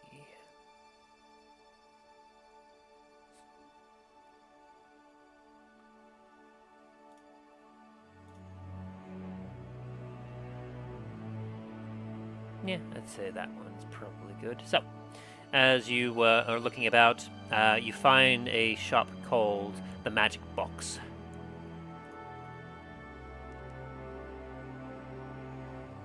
For armor and weapons? Yes. Okay. As you kind of pop in, ding, ding, ding. An elven individual looks up from their desk and sees you. Greetings, Master Dwarf and Master Halfling. Welcome to the Magic Box. Please, what may I help you find today? First off, I would like to say thank you for actually not realizing I'm a halfling, unlike most of the people in Dundras as a whole. So I greatly appreciate that. Anyways, I'm here to lighten my load, so to say. Oh, you don't say. Please, please, what do you have? I guarantee that I will give you a fair offer for it. Good. As Milo is going to pull out a +3 short sword, the studded leather armor that was worn by Strigandr, the staff of charming, then 3 sets of enchanted leather armor, 2 daggers, cowls, and cloaks. Oh, my, you certainly have been busy.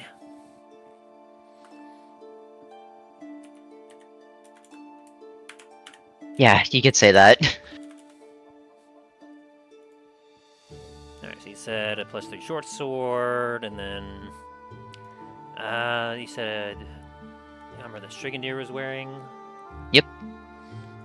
Let me check my notes real quick, make sure I have the right thing for that.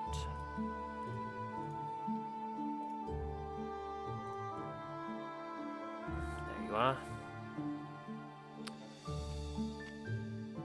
Okay, so that would be a +1 studded leather, so then that would be plus... did I say the other ones were studded leather from the other 3 chests? All I heard was enchanted leather armor, so I wasn't sure if it was... Okay, so it was likely he had the +1 studded, and then they would have had that. Okay, just trying to remember my notes and where I had these all put down. All good. Because you're offloading a lot and going to get quite a bit of gold for it.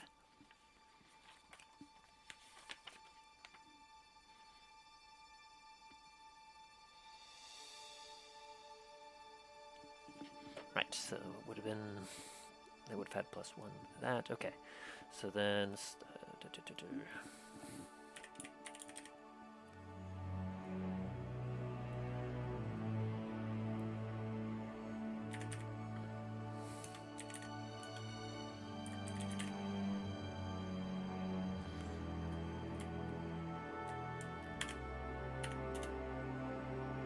go. +1 leather. Okay. And then what else did you say you were putting down? I got the +3 sword, and I got the studded leather, and the 3 +1 leathers. Yeah, it should be short sword, the stud leather, 3 enchanted leather armor, 6 daggers that were in the same chest, 3 cowls from the same chest, 3 cloaks from the same chest, and the magic staff of charming. Or sorry, the staff of charming. Gotcha.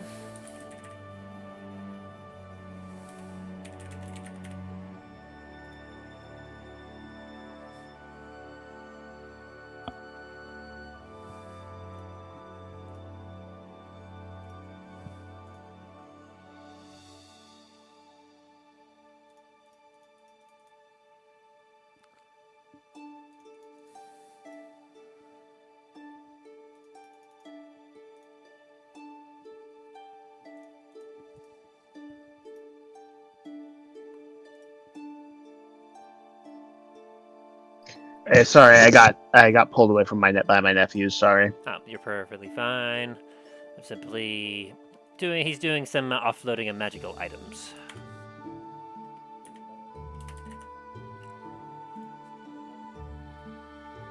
Okay. Alright, so we have the daggers, the armor that they had, the studded leather that he had, his sword, and also, were you putting down Strigandr's dagger as well, or were you keeping that one? I'm keeping that one. Okay. Staff of Charming that he can use.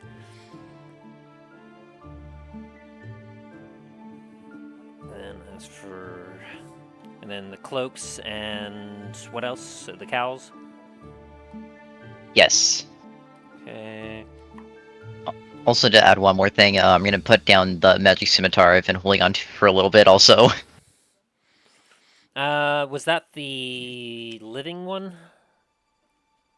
Quite frankly, I don't remember. I never actually like attuned to it, so I never knew what it actually did.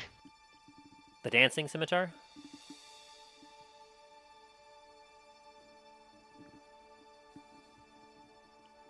Maybe? Because I believe that's what it was. Yeah. Okay. And so...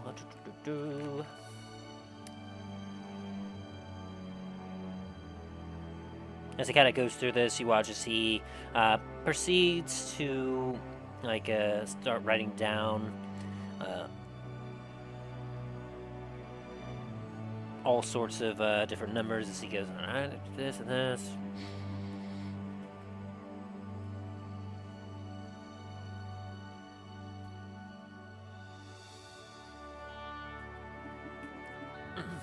These all appear to be in some very good care here. Yeah, I know the studded leather isn't in the greatest of condition, but... A little bloody here.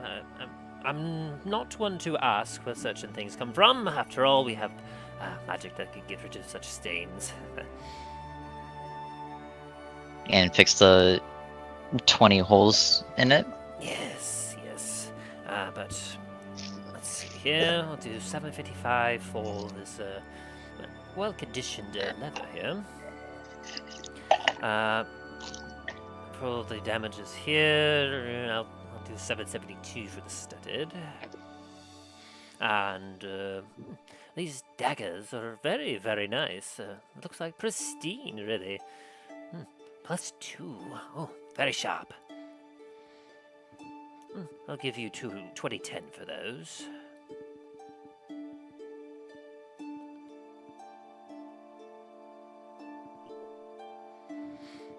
And then, this is, as he kind of pulls up the short sword. Ooh, very lovely. He kind of takes a look at you. Well, I can certainly sell this. I imagine I'd actually have a few customers in mind that would very much benefit from such a thing. 80-10 for this one. As he takes a look at this, he kind of whisks his hand a little bit. Ooh, a dancing scimitar! How very unique, I must say. I'm surprised. If you wish to sell it, double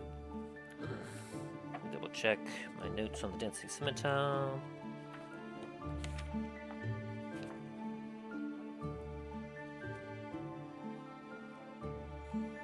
Essentially, just to kind of remind you, you have to attune to it, and you can use a bonus action to kind of toss it up in the sword.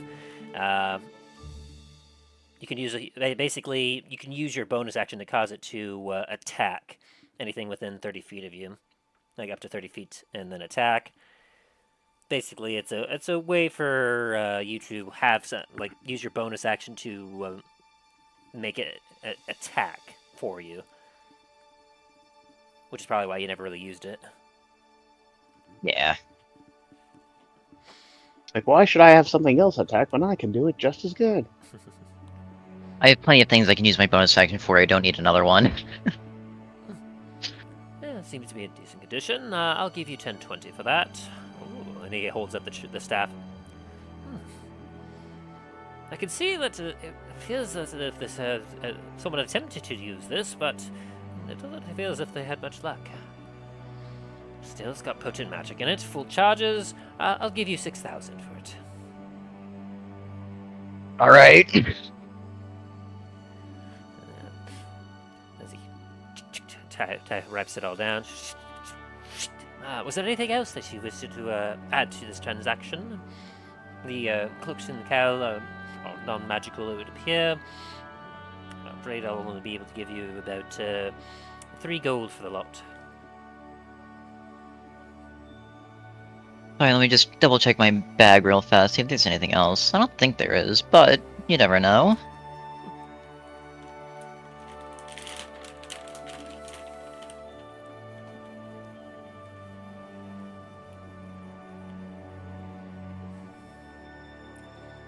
Anything for you, Master Dwarf? Were you here to sell as well, or were you looking to shop? Aye, I think I was going to offload some old gear as well. Very good. I'll get right to you as soon as I'm done with your friend here. Hey, sounds good. No, sir, I believe that should be it. Very good, very good. With the combination of all these particular items, take into account some of the conditions, as well as some of the nice conditions they are in. I have a grand total sale of all of these. I will be willing to offer you 24,100 gold pieces for the lot. 24,000 what? 24,100.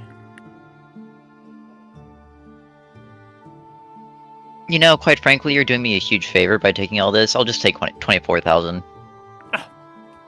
You are too kind, sir. Thank you. 24,000 it is. As he kind of gives a clap. And you watch from the other side of the room.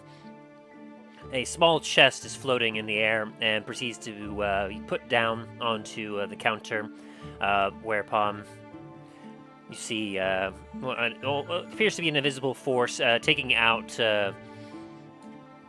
let's see, that'd be what, 240 platinum?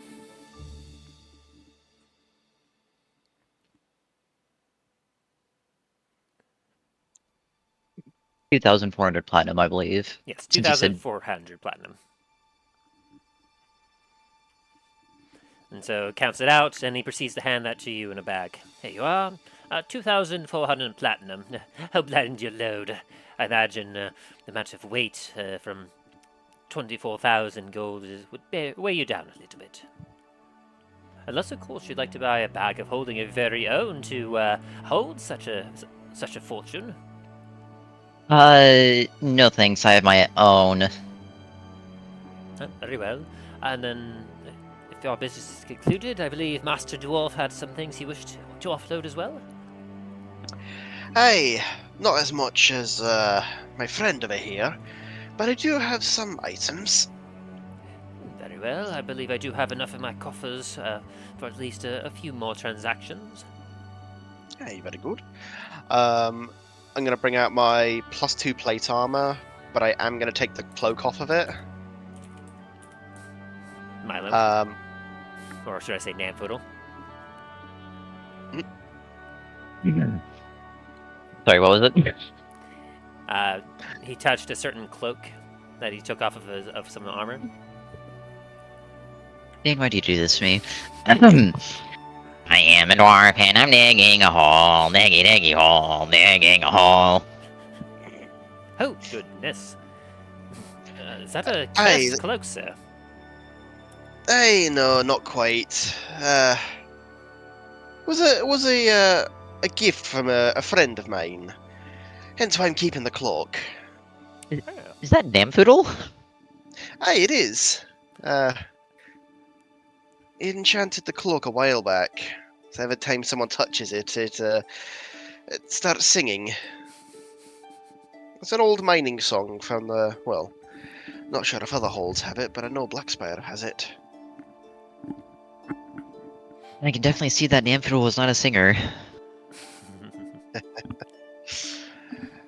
He was more definitely into machines. So I seen. I think we've all seen that. This plate armor has received a bit of damage here and there, that I can clean up a bit. I can offer you 37.50 for it. Hey. I also do have this dragon scale mail, or green dragon scale mail that I've acquired. It's never been worn or used. Oh. I can see. That's a good condition. I must say, it's not nearly as strong as this plate armor is. I could give you 2,000 for it. Hey. I also do have a regular old trident and some old splint armor as well.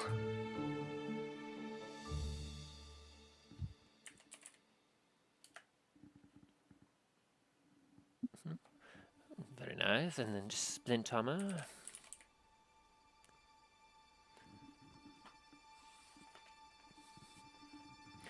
Very good. Well, I suppose for the trident, that's not terribly magical, is it? I could probably give you 2 gold, 5 silver for it. Hey, sounds good. And as for, of course, the splint armor, certainly seen its fair share of wear and tear. I could give you about 100 gold for it. Hey, sounds good. Very good, very good. Anything else for you, sir? I think that's it on my end. Very good. As he... Yeah, here we are. Grand total of 5,852 gold and 5 silver pieces for the lot. 5,852 gold and 5 silver. Yes. Hey, that's a good deal right there, good sir. Of course, nothing but the fairest and finest deals. Perhaps I could interest you in maybe offloading some of that gold in my shop here, picking up something to take on your journey with you. What do you say, Milo? You have a second to browse? Yeah, why not? Very good. Is there anything perhaps that you could think of that you've been looking for? Something you desire? I guarantee the magic box can pop it out before you could even think it. Can you bring up my dead wife? His eyes kind of flitter a little bit. Well, Oh, I had a feeling you were going to say that. well, possibly. How long has she been deceased? 60 years. Well, That's a bit outside our expiration date. that, oh boy. Outside our return policy. Yes, I'm I'm sorry. afraid that, I'm sorry, I just really had to pull that on you. no, I love I it. understand. That was fantastic. Mm.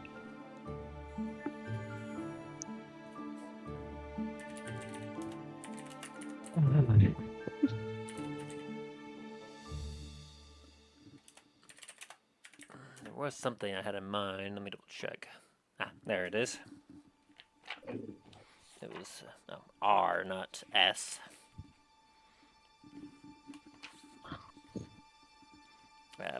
There it is. Well, I mean, it would be terribly expensive, but it kind of leans down. I don't believe you're a cleric or, well, perhaps your friend here. Are you a paladin, sir? Hey, I am a paladin. Well, I do have a. Well, I don't know if. I'm not quite familiar, I will say, with this sort of magic, but we did come into possession with a rather magnificent piece some time ago. Hey? He's gonna clap his hand a little bit. You watch as the invisible force brings over a small rod, which it has a bit of an emerald green handle inlaid with silver burnishings of inlay with red rubies embedded in it. Each part of the rod has what appears to be silver-like wings spreading out in a direction with 2 heads, one of them looking ghastly, while the other side looks hale and hearty. Now, this here is what we call the Rod of Resurrection. From what I'm told, it's very, very rare.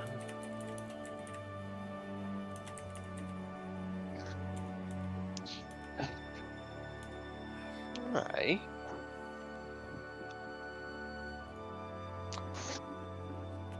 For what the best sources tell me, supposedly this might be the only one in existence for as far as we know. But from best that some of our magic identifying has come across, this particular rod seems to essentially allow you to heal others, or if you use the entirety of the rod, well, you could use it to resurrect someone, possibly. You mean like my dead wife?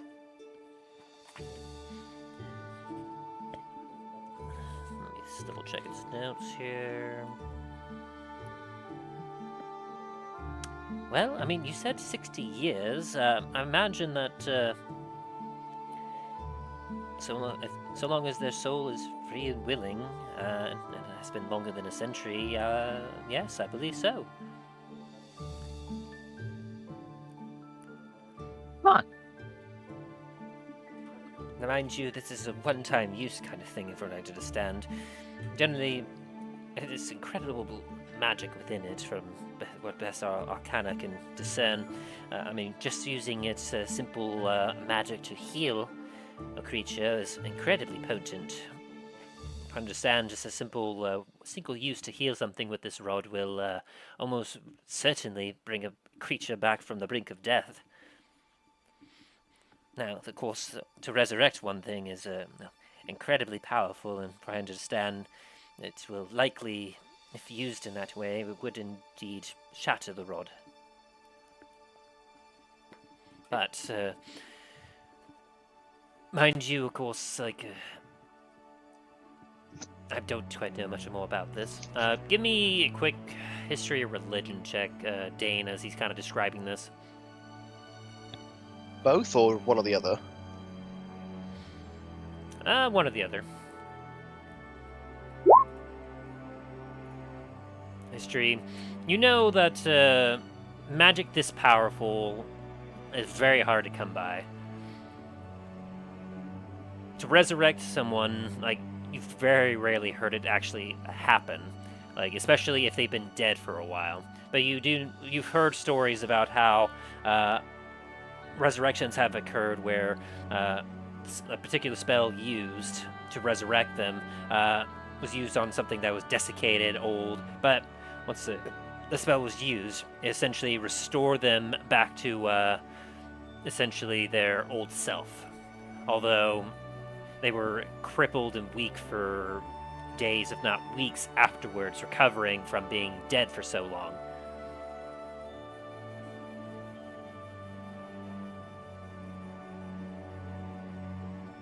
I mean, makes sense.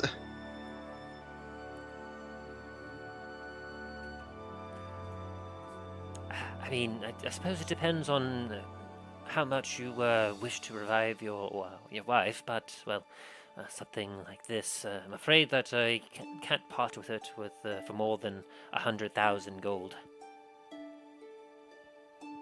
Ooh.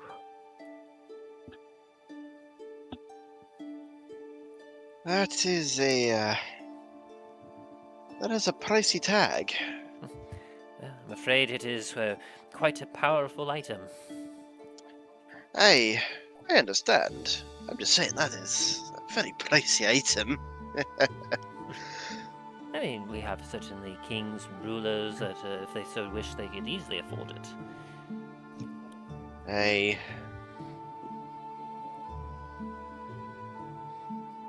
Imagine, though, if you're able to find someone that is capable of casting the spell themselves, it might be considerably cheaper.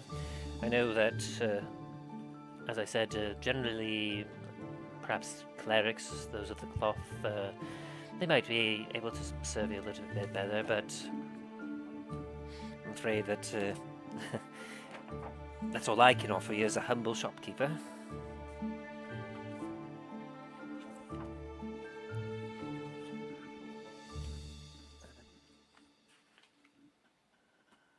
Hey, that's fair.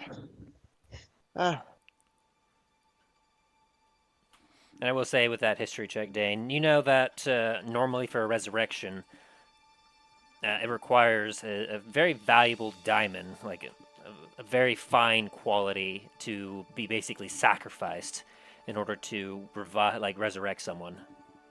Yeah. It closes all mortal wounds, restores any missing body parts.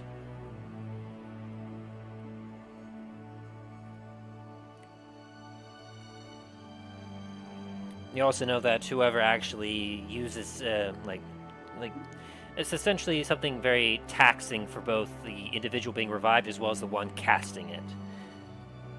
Because from what you remember, essentially, from the stories, not only was the individual that was brought back to life greatly, weakened by this, but the one that cast the spell was also exhausted for at least a couple days.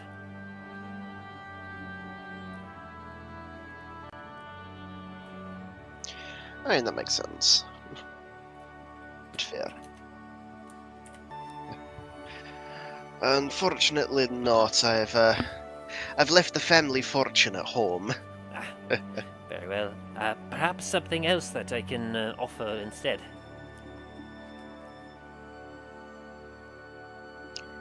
Hey, we can have a look.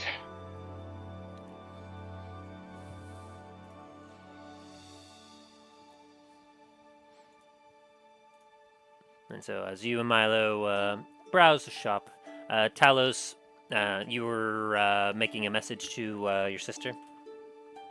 Yeah, kind of updating her on the the situation, as well as letting them know about let's go bingo, as best as I can with the limited words. Updating them that I've returned to the capital to update the order on the situation, my plans where we're going, as well as the information about from the spirits, as well as asking for them on an update on their situation. You'll get. Sorry, it's as best as I can with obviously the limited word phrase. Yeah, that's quite a bit of information. I'll say what you do get out. Essentially, Try to condense as much as I can. Back at the capital, updating command, heading toward where we're supposed to go.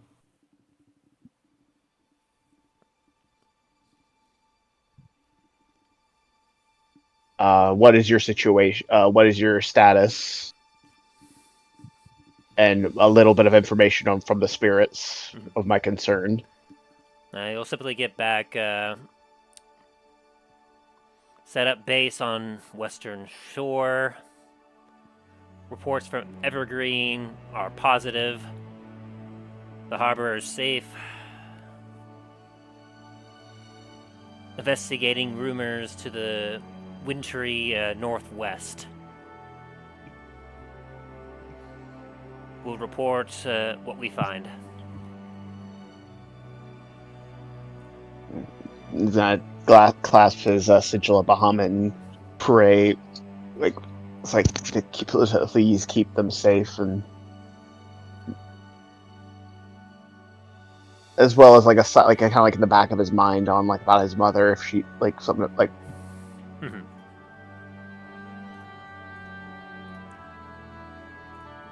And so, as Milo and Dain finish their shopping, and Talos finishes his message, you all eventually meet back at the Snoring Tavern to prepare for the next leg of your journey, as you all proceed to head back to the east. That is where we're going to end the session for today, as you all gain 500 experience points for good roleplay. Woo! Woo! Alright, be right back.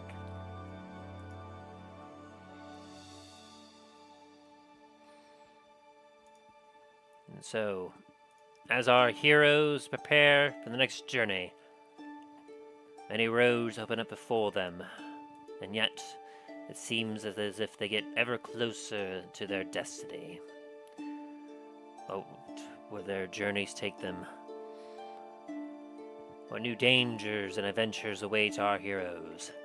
Find out on the next exciting episode of The Adventures in Dundras.